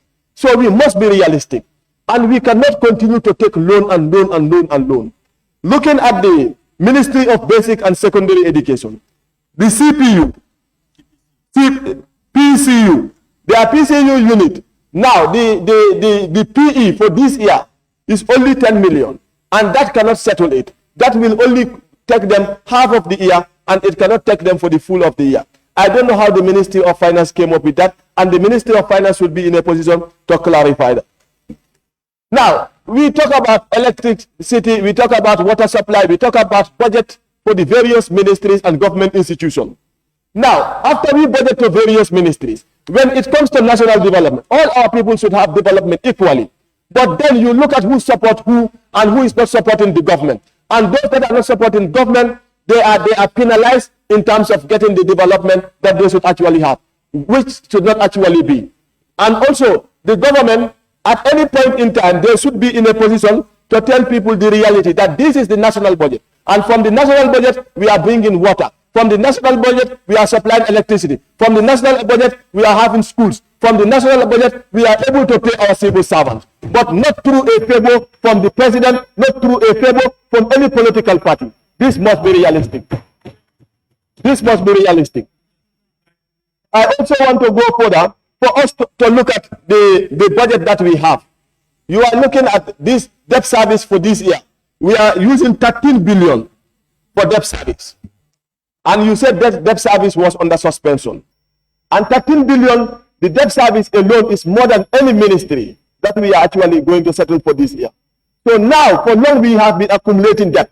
And here we are today to face the reality. The salaries for civil servants, as I always say, It's not a matter of favoring them, but to whom much is given, much is expected. We have seen the salaries for civil servants, and the salaries for all entire civil servants, both the teachers, the police, the security sector entirely, the agriculturists, the health workers, all the salary sector is definitely not up to standard. What can we do as a nation? And to the Ministry of Finance, I am running out of time. One thing I want to ask you, how are you trying to deal with the issue of inflation? Constant depreciation of our currency. How are you trying to deal with that? Now, today, the pound stands at 98. 1 pound for $98. What are we going to do regarding that? How can we settle those things? We have seen price of commodities escalating day in, day out. But if the dollar is constantly depreciating, then it's a serious threat to the nation. And even if the nation fails to understand this reality. So we face these realities as a nation. So how do you want to address that in reality? Now, when you look at the other issue which I was talking about, which is the salary. Now, no matter the salaries, but if the salaries are not actually realistic and the constant depreciation of our currency, that is the dollar. If the dollar continues to depreciate, then there will be no value for money, especially for the civil servant. Finally, at the latter part of my debate, I want to stress this issue. And as I said from the beginning, that we have seen all the ministries crying because they need additional money. And you and I know that all the ministries and government institutions are found wanting. Regardless of the president and his toll and wastage of money, we have seen the realities. And also, the nation cannot be crying while the government is wasting money. Finally, which I want to wrap up, is the budget. Honorable Speaker, the budget of the National Assembly. Come to the point. I said the budget of the National Assembly, put in 50 million for ITC wiring of this place is not realistic and should actually be looked into seriously. Secondly, the salaries of the civil servants. We have not looked at it and it has not been increased. But we are in a position to increase salaries for National Assembly members. I am not part of it today, tomorrow, and forever, just as I said with the judicial enumeration bill, and I am not part of the salary increment for the National Assembly. It's not justifiable with the current situation that we are facing as a nation. We cannot stand at this point in time and increase our salaries. I am not a party to it, and I will never be a party to it. We are in a position actually to settle the areas that we have for various ministries, and also to increase salaries for civil servants, but not salary for National Assembly members. I stand to be corrected, and even if I stand alone, it's sometimes better to stand alone. I do not come here to have support of any National Assembly member. I do not come here to have support of any minister. I do not come here to have support of any staff of the National Assembly. I am here to speak the truth and to represent the interests of the Gambian people. And that is what I have sworn for, and that's what I am going to stand for. I thank you all. The member for Lower Salem, you have the floor.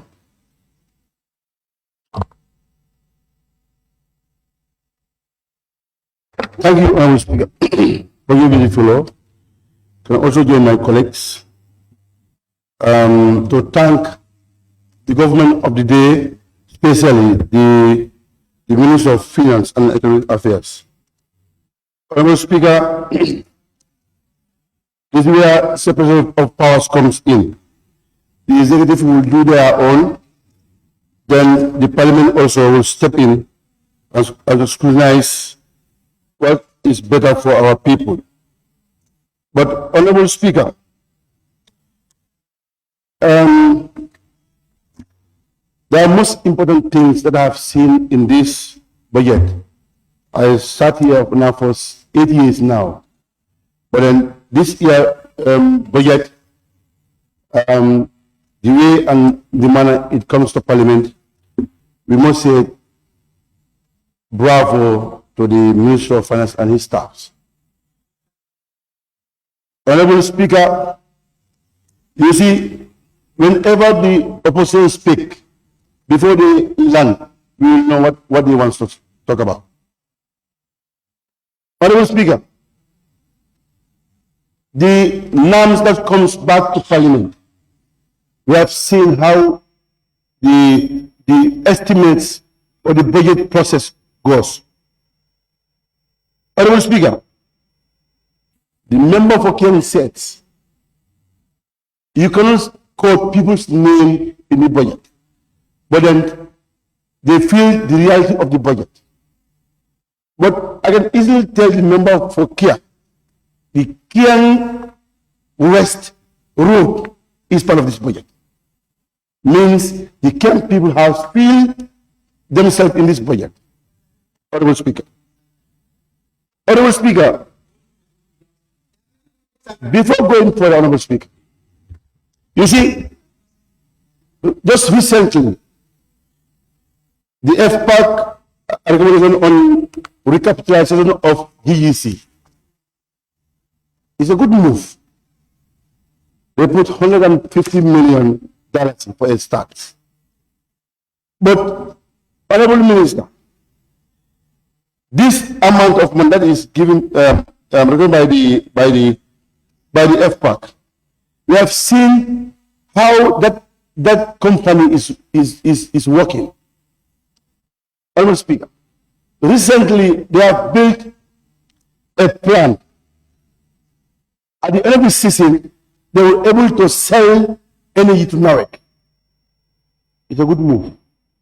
We have seen today a bag of rice is reduced to 1,650. Their involvement is the use of Badia, Jar oil, and GUC. Those are involved in the market system. This is why this budget is coming forward to the doorstep of our people, Honorable Speaker. Members, I'm surprised if members state this year loans are more than the grants. Where in the book? Tell us. Where in the budget? Tell us. Because what I have seen, the loan, if you check on the overview of revenue, grants, and finance, the loan, the external borrow is 1.4 billion. The grants are 18.83 billion. These are grants. So you can't tell us anywhere the loans are more than grants. Honorable Speaker. You see, members cannot mislead us. Honorable member, point of order. There is a point of honorable member order. Honorable member for Kiang West, please don't do that. No, don't do that, honorable member for Kiang West. When you are on the floor, people were not disturbing you in this manner. Please don't put off your mic, please. I appeal. No, don't do that. Honorable members, please allow the member for Lower Salem to continue. I think the member for Lower Salem is right. You cannot mislead Parliament. Go to page 6. The loan is just 2%. It's 2.4%. You cannot come and invent figures here that are not right. No. Please. So, honorable member for Lower Salem, please continue. You see, please, I think the members should give me a chance. Because when you are misleading members, you are not giving us the real figures. But now I'm giving you a real figure. You either go by it or people will expose you. Paragraph 6, you check on grants. In 2025, we estimate 12 billion. Recently, it's 14 billion. You check on the loans, it's 1.5. Honorable Speaker. It members of Parliament. There is point of order by the member for Sabah Sanjal. Honorable Speaker, thank you. I'm rising on 17F. Whilst a member is speaking, all other members shall remain silent and shall not make any unseemly interruptions. I believe the Honorable Member for Kiang West should remain silent and allow the Honorable Member to. Order sustained. Honorable Member, it is apparent that maybe the facts that are coming from the member for Lower Salem are not be tolerated by his colleagues. We must refrain from that. No, that is.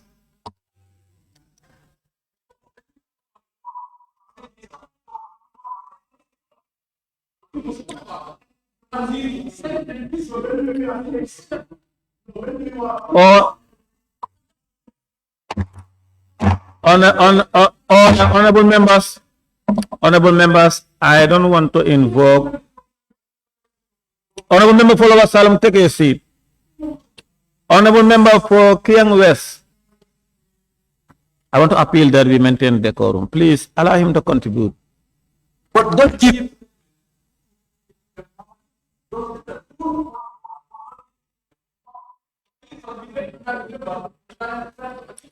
Honorable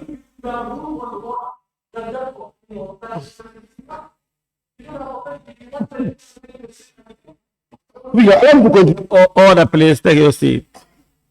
Honorable member for Kiang West, you're really out of order. And I'm happy that you know. Member for Lower Salem, please continue. Speaker, you cannot give us what you are trying to put across. You said, now, basic borrowing, these are under the government of the day, where treasury bills are sent to the commercial banks. Honorable Speaker, these are not loans, external loans, Honorable Speaker. These are within the country, whereby, you know, the central bank will use treasury bills to customer, commercial banks to get in, to attract the rates. This is why, if you go to the overview of revenue and grants financing, this is where it comes. You see, Honorable Speaker, these members of parliament, we know that they are oppositions. And whenever they speak, we know that how they want to speak. But you can check the social sector this year. How it improved. Honorable Speaker,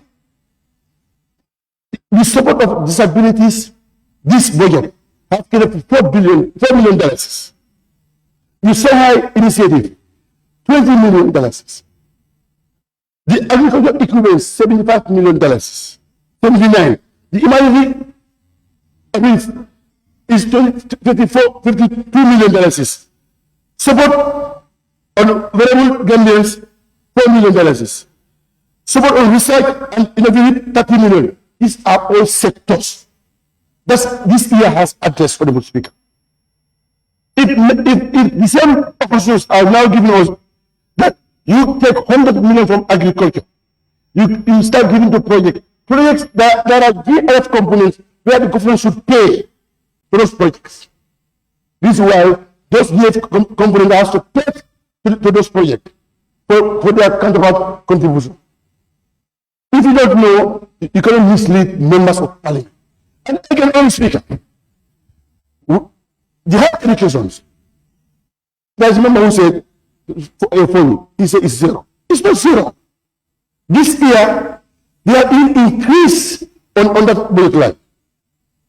Because we have passed a bill. There's student enrollment scheme. This year is 40 million is there. These are budget that are increased everyone. Speaker. You see, numbers also mentioned again, we have deficit of 25 billion. It's not really Honorable Speaker. That's the misleading statement. We have to deal with the budget. How it is written in this book. If you know that you don't know any issues on that, you get silence. We can't mislead people on that. Because making a political statement, because we have a campaign, no. If the best campaign even, it's meant for people. This money, what is going to my house, is meant for Gambian people. And we said everyone should feel it. So if even else, this budget is meant for the success of the person, it has to. Because he is in the corner in gift. Honorable Speaker, you see, you give us the reality that we can listen with our ears. When you give us false information, we give you deaf ears and we will debate it here. Honorable Speaker. Honorable Speaker, the social sectors, they have improved. Today, a bag of rice is 1,650. And this opposition, they never wanted this rice to come down. because of the support of the Minister of Finance. Today, Tabia is given to Yao, is investing in the market. The GEC, the same thing. What you complain about this book? We have to pass this document, Honorable Speaker. On that note, I take my seat. Thank you very much, the member for Lower Salum, for that contribution. I now invite the member for Kantora and Majority Leader. Thank you very much, Honorable Speaker, for giving the floor. I think it's important, as members of Parliament, to really rise above water level. Anything you are given in Parliament must be accurate. Do your studies and do your investigation before you come here to mislead Parliament or give narrations that are really unfounded. I want to also debunk some of the allegations that are made here in terms of borrowing. It's actually misleading and disheartening.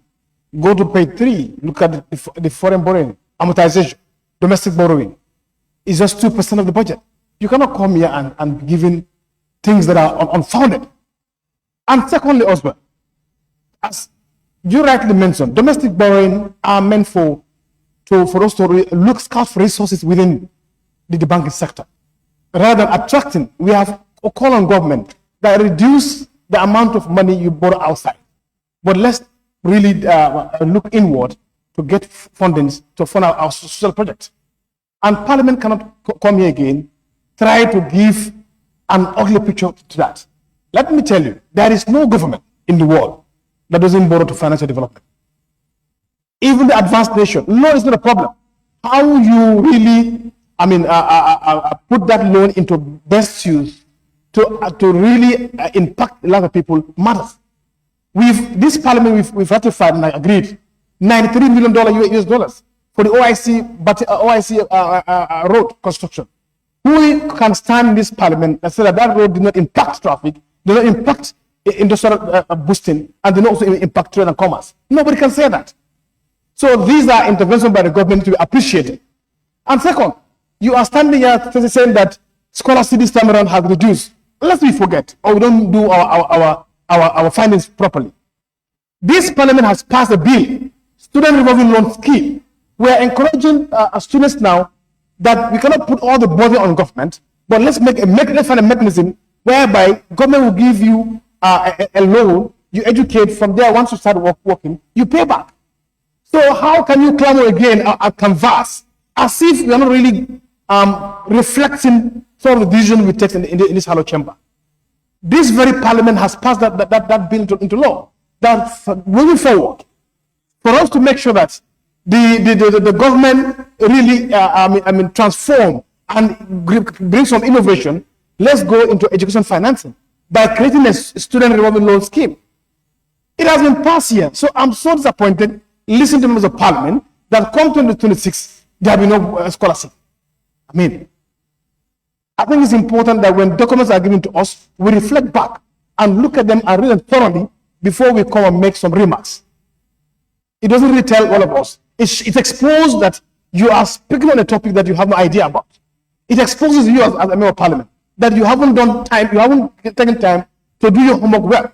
We should really peruse through these documents so that the citizen we represent, when we speak, understand that we are talking with facts, we are talking with confidence. You cannot come here and try to win address issues, loan scheme, that the loan has taken 80% or chunk of the budget. That's just unfounded stories.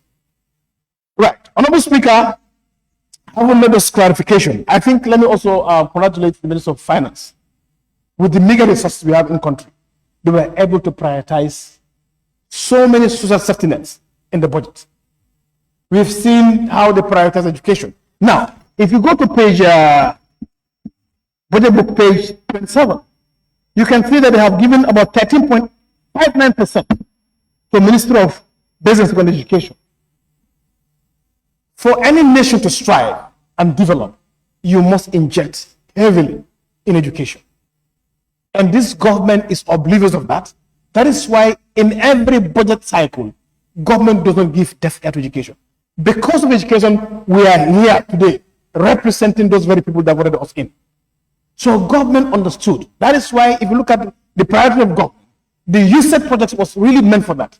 So that the issue about honorable member for Central Badibu was also relevant totally saying that we should put money in the budget to create, employment opportunity. When those kind of utterances are mentioned, I tremble in my skin. How can you say you are putting money in the budget to create employment? Even if you don't really do your homework, it's actually, I'm out of words.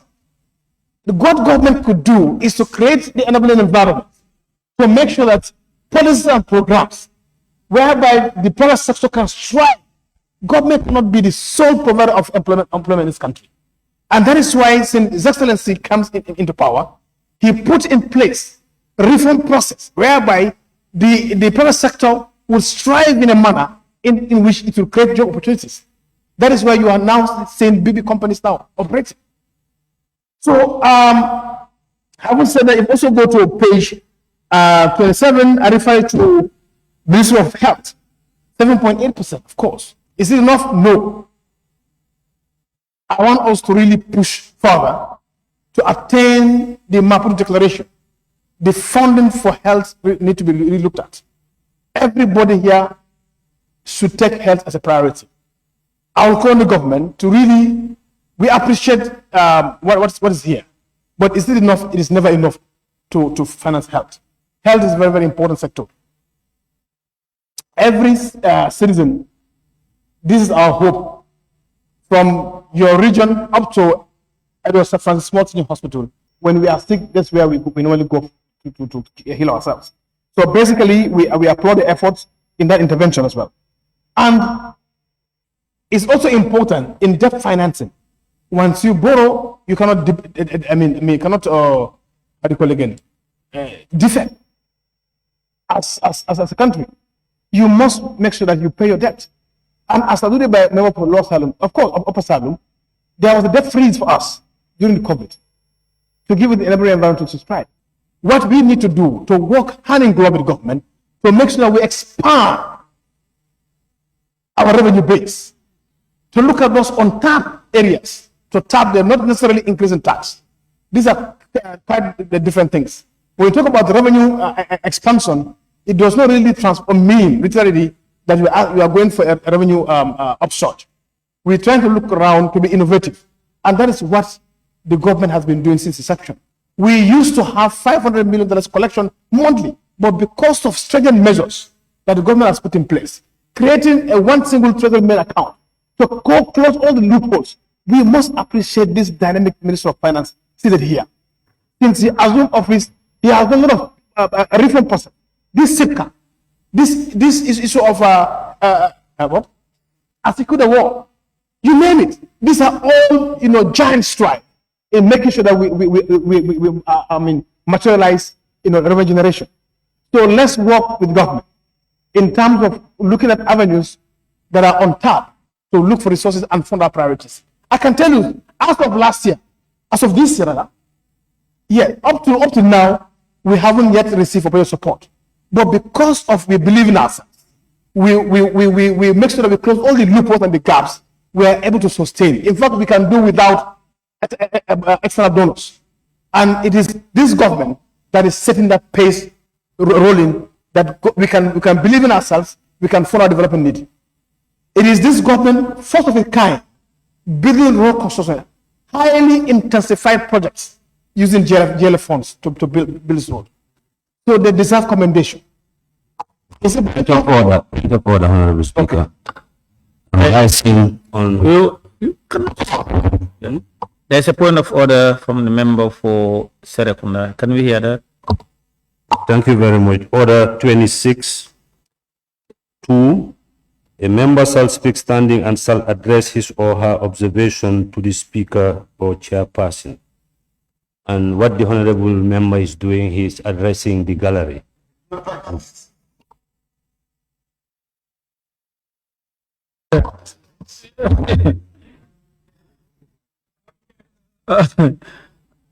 Thank you, honorable member. Honorable member for Cantona, please continue and address the speaker.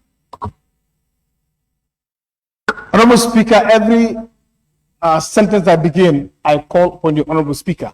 I'm not addressing the gallery per se, but I'm putting my concern to the Honorable Speaker. Honorable Speaker, for the first time, in fact, for more than 10 years, you can attest to that. The Minister of Agriculture did not have a funding like this year, 1.7 billion. It shows the government foresight in terms of how do we really innovate, how do we try to transform the Ministry of Agriculture. So this is a lot of initiative. They deserve commendation and a tap on the back.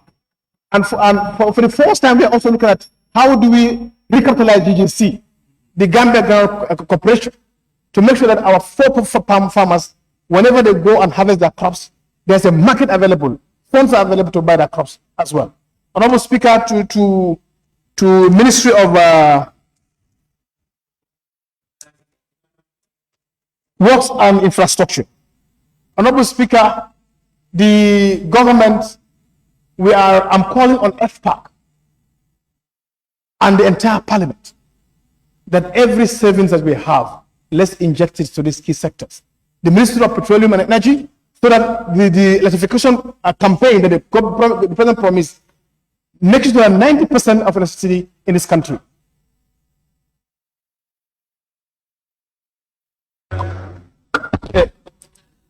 I now invite the Honorable Minister for Finance and Economic Affairs to take the floor and clarify on issues and concerns raised by honorable members. Honorable Minister, the podium is all yours.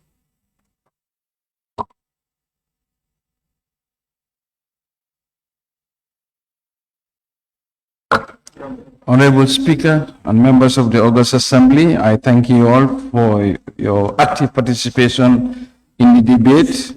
Based on the notes I have taken, 15 members of the House have taken the floor. But before delving into the discussion proper, I think a number of interventions focused on the debt service have been taking a large proportion of the budget this year. There is a context to this, and some of the references have already been made. Debt service is a build-up to where we are.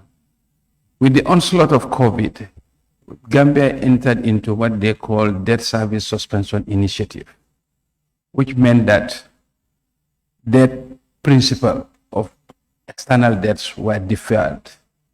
From 2020 to 2024, there was no debt servicing of the principal. So it's just like when you owe a bank, the bank decided to tell you, you should pay me in 4 years, but because you have issues, stop paying. But when you get out of the crisis, now you start paying. So once that starts, then you expect what you should have been paying incrementally over 4 years. Now you are going to pay that upfront within a much shorter period.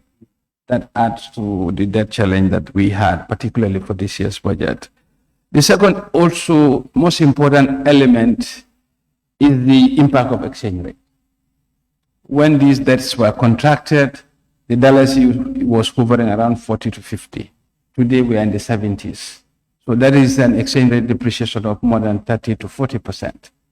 Technically, when you do not service the external debt, it is sitting, the exchange rate is depreciating, the dollar's equivalent of that goes up. So in your debt servicing, the burden will be higher. That's the second element. The third element is the issue of the duration. Most of these loans are very long-term loans. I'm sure you are approving these loans, 10 years grace period, payment over 20 to 30 years. In the budget, the debt service that is there, 80% of the value relates to debts that were contracted before 2017. So all of that, yes, just to show that this is how the debt has evolved.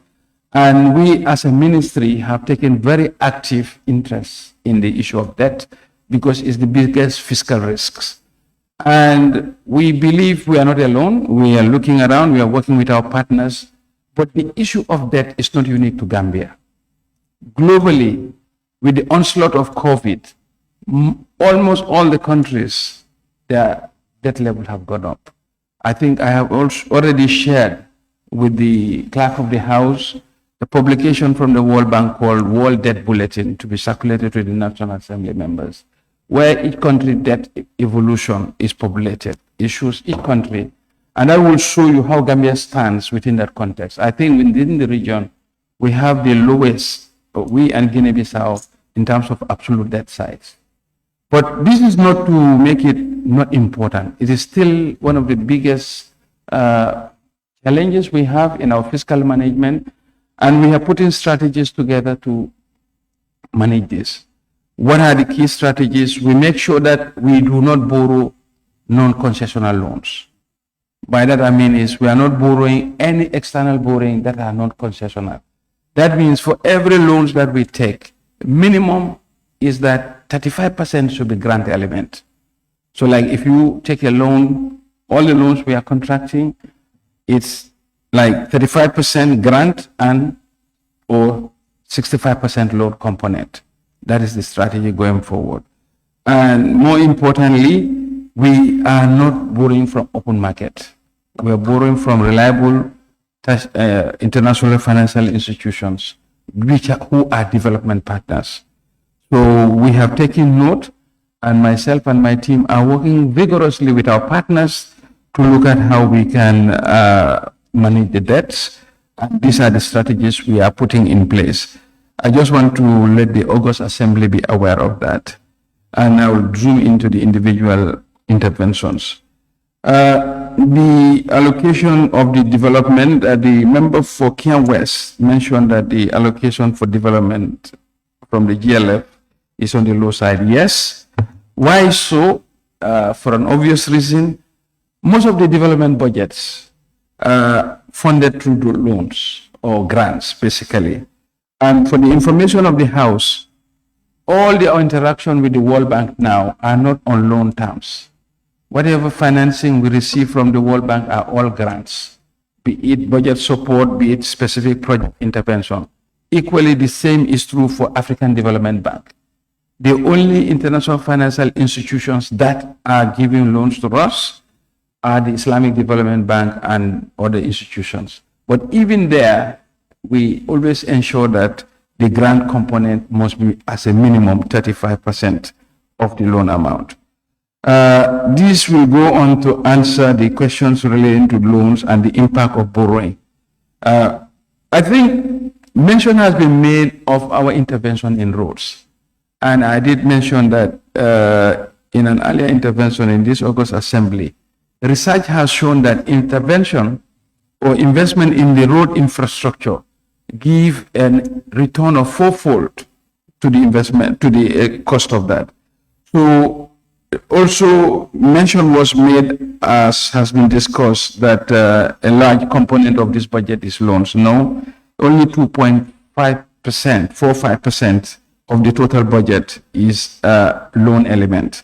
All the rest are grant related. So that is the intervention.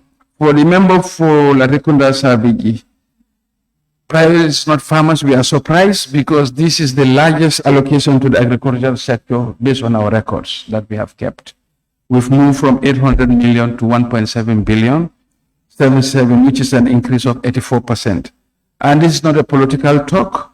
We are trying to support the agricultural sector in order to curb inflation and exchange rate reduction through import substitution. So these are deliberate policies that are being put in place. And the mention was made about cost of governance. Yes, this is an established public service that is already there, but these are not there for the purpose only for being put there. They are rendering useful public services and employing Gambians. Member for Fonyi Councillor, well, we hear you, your views about the budget, which are welcome. However, the areas does not mean that you have to deduct from the budget for the next year, because there are strategies to handle this. These areas were not contracted in 1 year. These areas are accumulation over the years. So you cannot accumulate areas over years and then you pay off everything in 1 year. So that's not how it is done. Once you accumulate areas, then you coordinate with the borrower or with the creditor and you do what they call a payment plan. We are developing an area strategy which is not just unique to Mohast, but is across the entire government sector. What we have is not a problem of expenditure. This year, our budget deficit is only 1%, all funds, and 0.3% GLF, which represent one of the lowest deficits.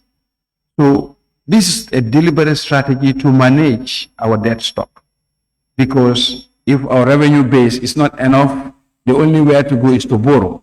So we are trying to deliberately contain the borrowing to that actually shrink the deficit level. So Moha's areas is not unique to them, but they don't have to use their 2026 budget to pay up everything.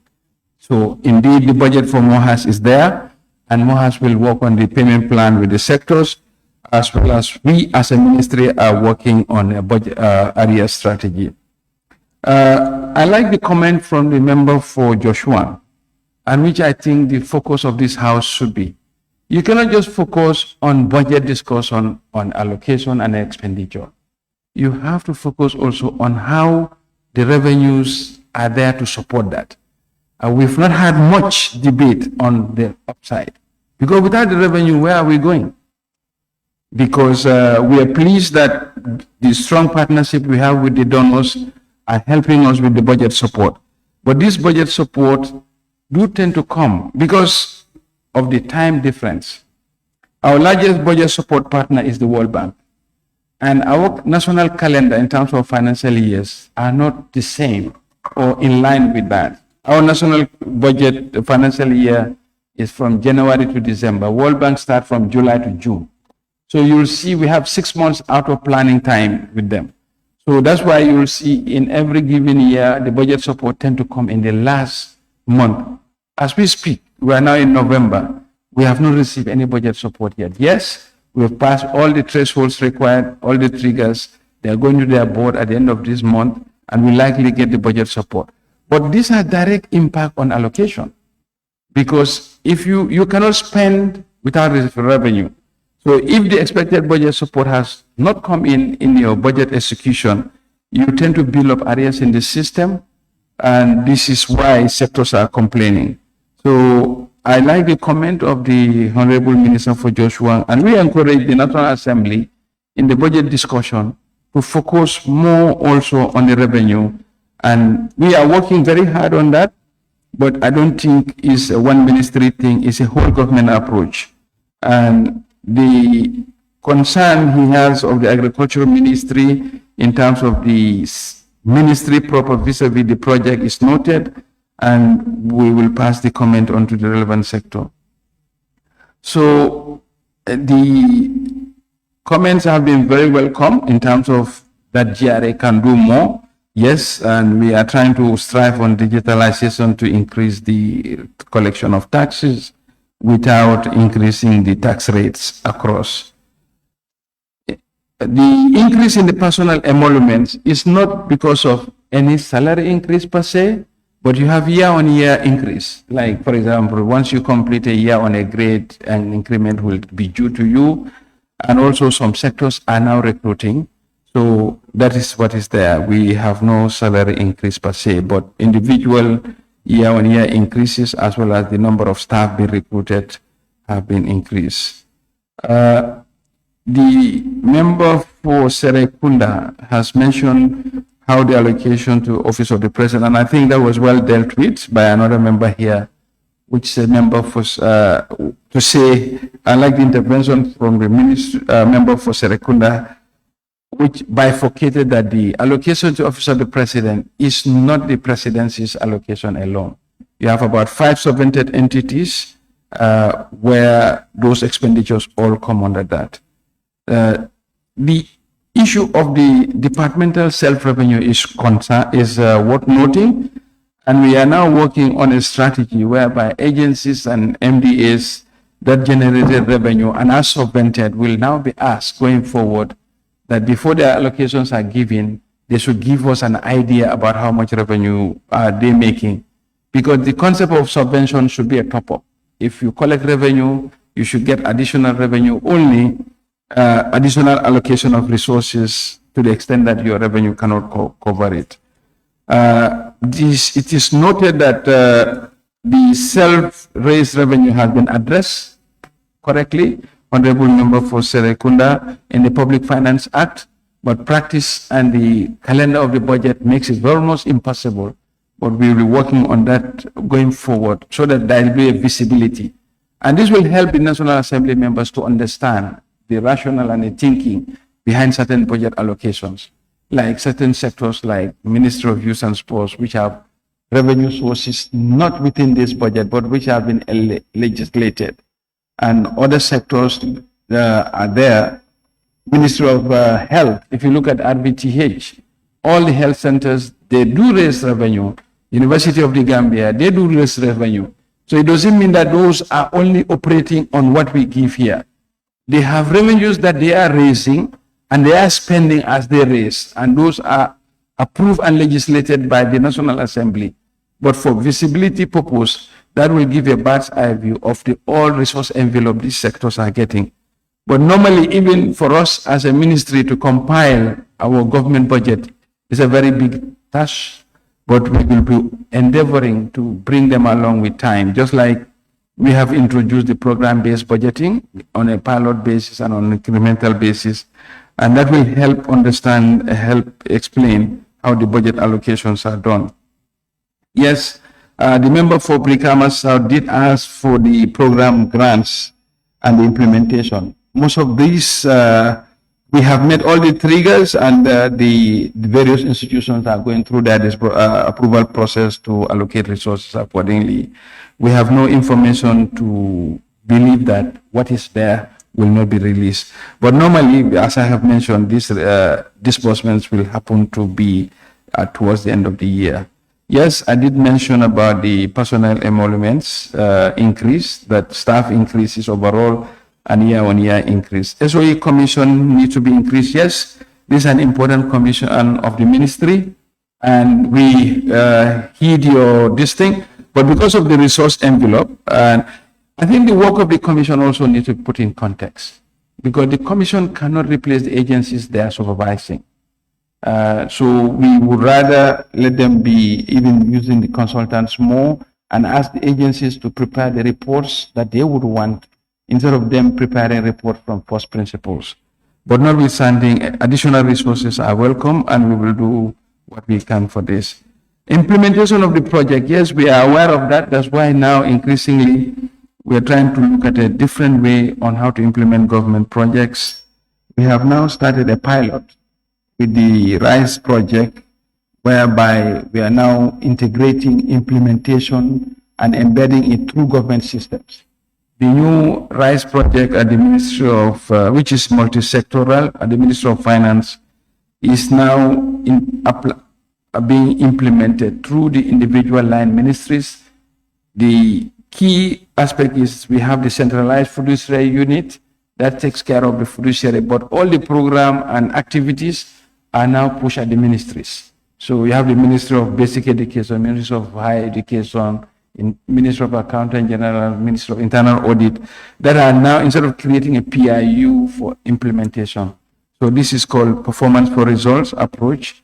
And we are also working on a centralized fiduciary to coordinate the fiduciary aspect of the projects. Yes, National Audit Office was not auditing projects in the past because the donors wanted to see credible audits. But we are happy to report that the capacity of the National Audit Office has increased, and as such, they have started auditing projects. We are also trying to make sure that visibility on project implementation is in place, and we have now put a policy at the ministry whereby all new projects will be implemented using the IFMIS, so that there will be visibility on this thing. Then we have member for Bakau. Well, total revenue and grants have been mentioned, and total allocation, the debt service allocation, and I think I have extensively mentioned that. But I will pay particular attention to the issue of youths, which the member have raised. We must understand when we talk about expenditures related to youths, rules are cross-cutting. It doesn't mean that whatever we allocate to the Ministry of Youth is what the entire government allocation to the youth sector is. Youth is defined up to the age of 35. And if you look at the Ministry of Higher Education, TVET, all of those are youth interventions, but they are not parked under the Ministry of Youth and Sports. If you look at today, from kindergarten to grade 12 is free education. More than half of the University of the Gambia students are on scholarships. All these TVET programs are going on. So all these are matters related to youths. So it doesn't mean that government interaction as far as youth matters is only what we allocate to the ministry. The ministry is there to manage the policy aspect of implementation of youth-related programs, but not just and not the execution directly. Other sectors are there, scholarships, TVET program, and more importantly, if you look at even the Ministry of Agriculture, you have matching grants. And a number of entrepreneurs who are youths are now beneficiary of those matching grants. All these represent government investment in the youth category. And other agencies of government, such as the Social Development Fund, have low interest loans that they are able to give to youths and entrepreneurs. So we have taken note that the youth is a very important category of the population. They comprise more than 60%, and they are dealt with accordingly. But all that we are doing is we are not putting it under one ministry and say all the scholarships to Mohas should be on the ministry because they are used. All the matching grants for agriculture, they are is allocated based on the individual ministry's allocation. We have mentioned I will just say that the presidential tour is not, we don't see it as a political tour. It is a constitutionally mandated expenditure, our allocation, and actually the constitution said 2 times as a minimum. Well, I'm responding. I don't know whether you can observe me or not. So the Agriculture Ministry has been allocated an increase of 84%. I'm not a parliamentarian. I don't know your procedures. You collect me. Honorable members, order. Honorable Minister, please continue. Don't allow anyone to observe you. Thank you. All right. Thank you. All right. Agriculture Ministry has been allocated 84%, and we will be happy to say that this is the largest allocation ever in the history of this country in terms of allocating to this sector. And this is not a political thing, but we believe it is going to serve a very key economic objective of import substitution. And the member for Nyamena Dankunku also have on the need for focus on revenue, which is quite important. And we hasten to explain that the non-tax revenue decreased because some of the projections of last year did not materialize. And with that material information, you don't have to repeat those errors. You just have to take note of the lessons learned, because the budget is a planning process. As you are implementing, you lessons learned, and you make sure that those lessons are incorporated in future budgets. Mention is made about the GSM operators. We have made progress in this. A digital solution has been signed up to. Currently, the GSMs are on self-reporting for tax purposes. But with the SIGPA telecom solution, the digital solution will be found that will give us the true revenue collection and the associated tax collection that will be. Yes, the program-based budget allocations for the Ministry of Defense and TACOs, these are noted. But like we said, you can only spend so much that you get.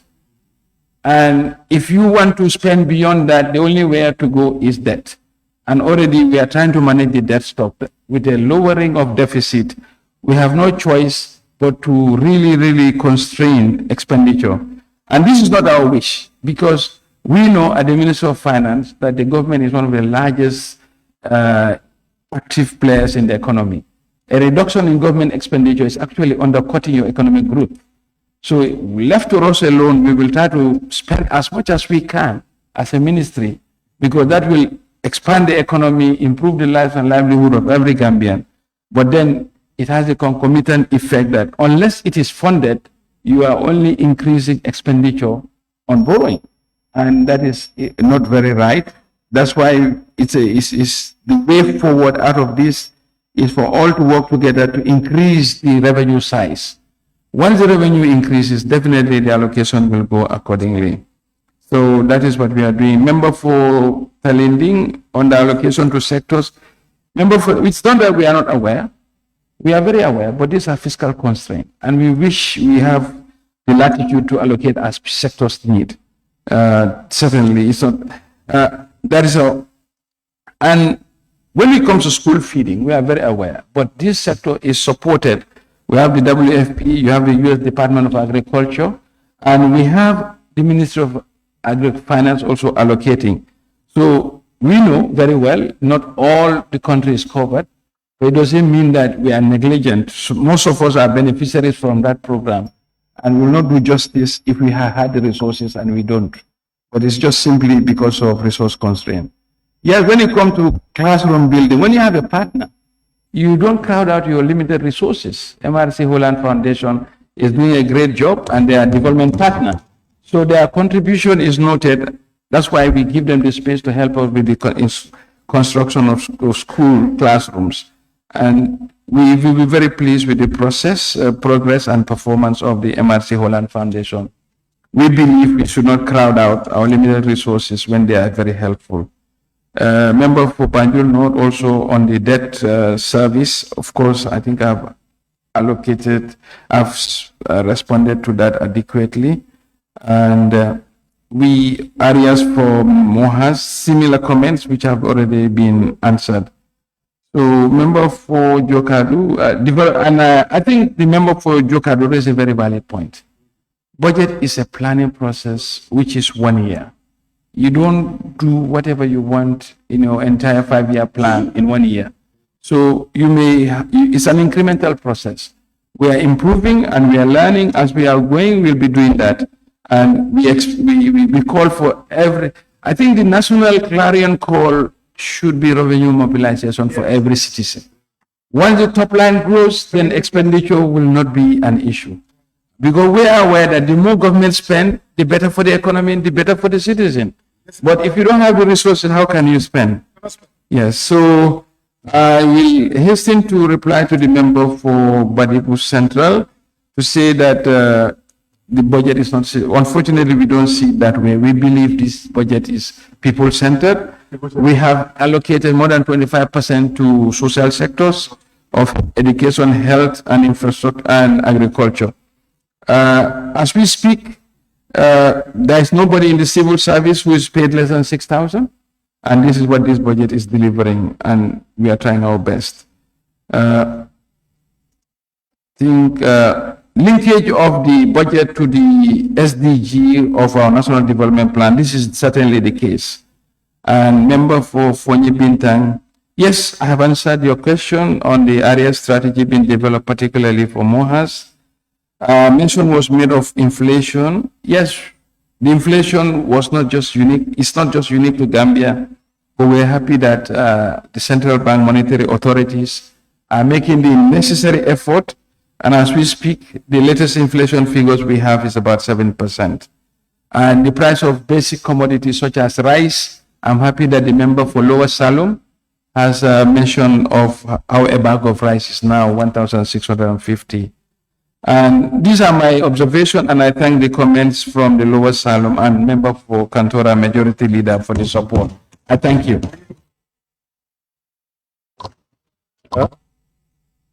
Thank you very much, Honorable Minister for Finance and Economic Affairs. I'm sure, honorable members, he more or less responded to all issues and concerns raised. And I'm sure the chair of FPAC also have some issues to respond, but certainly his work has been made easy by the Minister of Finance. Chairperson of the FPAC and Minority Leader and member for Brikama North, please wind up the debate. Thank you very much, Honorable Speaker, Honorable members, and Honorable Minister. I think the issues relating to the budget, physically, the Honorable Minister has responded to those issues. What concerns me are issues pertaining to the report. And precisely the report is a consolidated report. Simply, it came from the respective committees. I'll just give you the rundown in form of summary as what transpired at the committee levels. For FPAC, OP total we deducted 16,631,741, and then we allocated to the different budget lines 6,308,000. Then that means a saving of 10,323,741 was realized for the OP. For National Assembly, no deduction, no relocation, no saving. Judiciary, 19,693,000 deducted, reallocated 8,480,000, a saving of 11,213,000. IEC, total deduction 270,776,706. Reallocation 28,764,350. Then that savings of 242,012,356. NAO, deduction 56,608,020, no addition, and that is the balance or saving. Finance, 5,025,000, relocation 3,662,500, then balance will be 1,362,500. For Ombudsman, 6,245,000, no addition, therefore that's the balance. For the Minister of Public Service, 512,000 was the deduction, and addition is 300,000, that's balance of 212,000. For Office of the Vice President, 6,500,000 deducted, and they reallocated 3,200,000, a saving of 3,300,000. Out of this, FPAC reallocated or recommended and agreed to reallocate our these savings.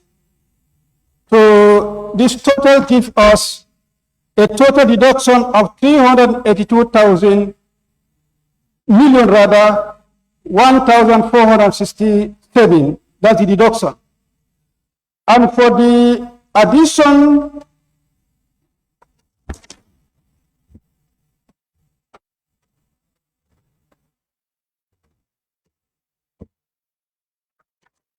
for the total addition, that is for FPAC. Minority. Yes. I thought you said the Bureau will meet later on for the addition. Committee? I'm not trying to give what will be the, yes, no. You know, that was part of the report where we recommended for the allocation was part of the report. So on that, I was thinking probably because you people have to meet again. That was, you know, the Bureau, you reported to the Bureau. Maybe you can just talk about the total saving, and then when you meet, then during the Committee of Supply, you would have come and report. I understand. But what is in the report, that's what I'm trying to summarize. But somebody asked the total deduction and then the total saving, and as well as the total addition and then the balance. You will listen. You will know it. So far, there is no committee that has done any saving. All that they did were to deduct and reallocate. So that means zero saving as far as committees are, all the committees are concerned. So where we can get saving or balance in the saving emanated from the savings of FPAC. And what FPAC recommended out of that For National Assembly, 50 for the development. For the Office of the President, for the National Council for Civic Education, 27 million. And for the Ministry of Finance, under travels, that is the main area where the ministry used to do its connection to lobby fund or to connect the development partners. The budget as of 2025, 17 million was approved. And as at October, the actual for that particular budget line was 44,285,000. The committee concluded that by December, the ministry can spend 45 million.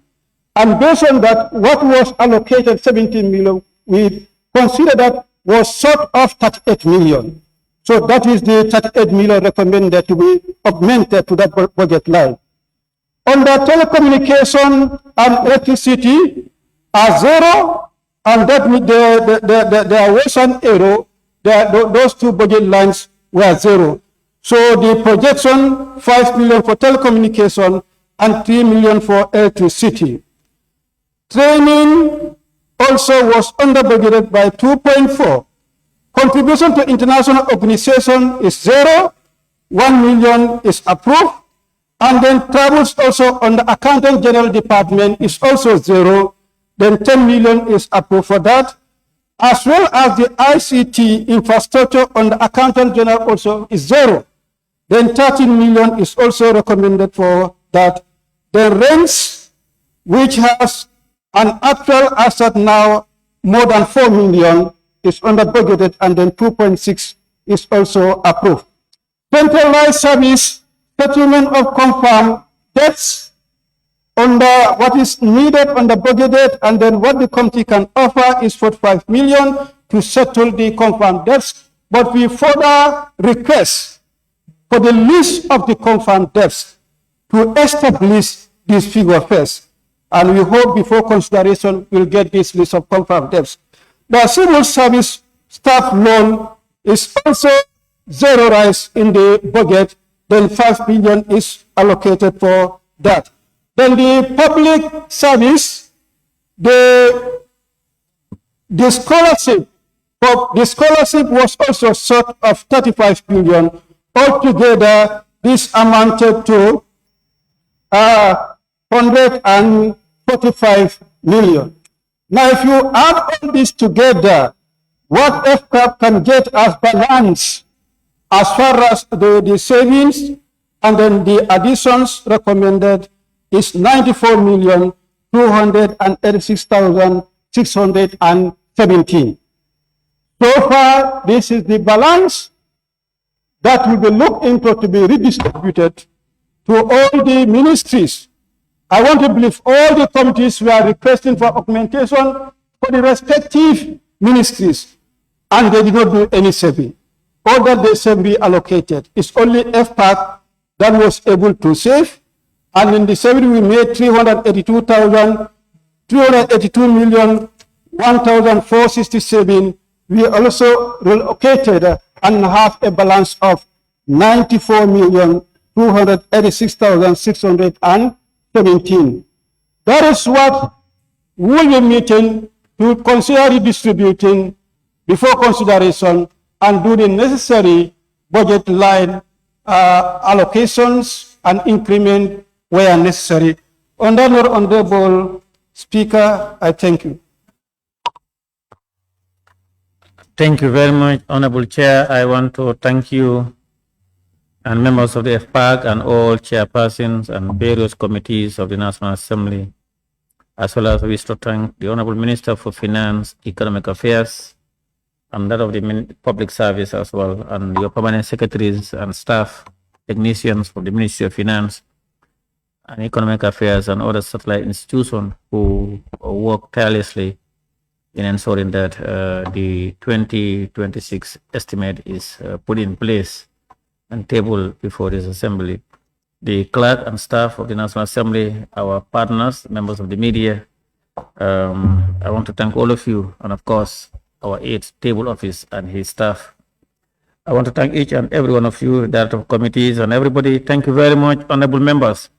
Be it resolved that this Honorable Assembly do adopt the consolidated report of the Finance and Public Accounts Committee on the committee's recommendation of the 2026 estimates of revenue and expenditure of the Republic of the Gambia, as well as debate on the 2026 estimates of revenue and expenditure of the Republic of the Gambia, 1st January to 31st December 2026, both dates inclusive.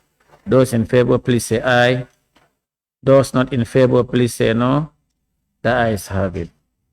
On the note I thank you earlier on, I will only have to put the question.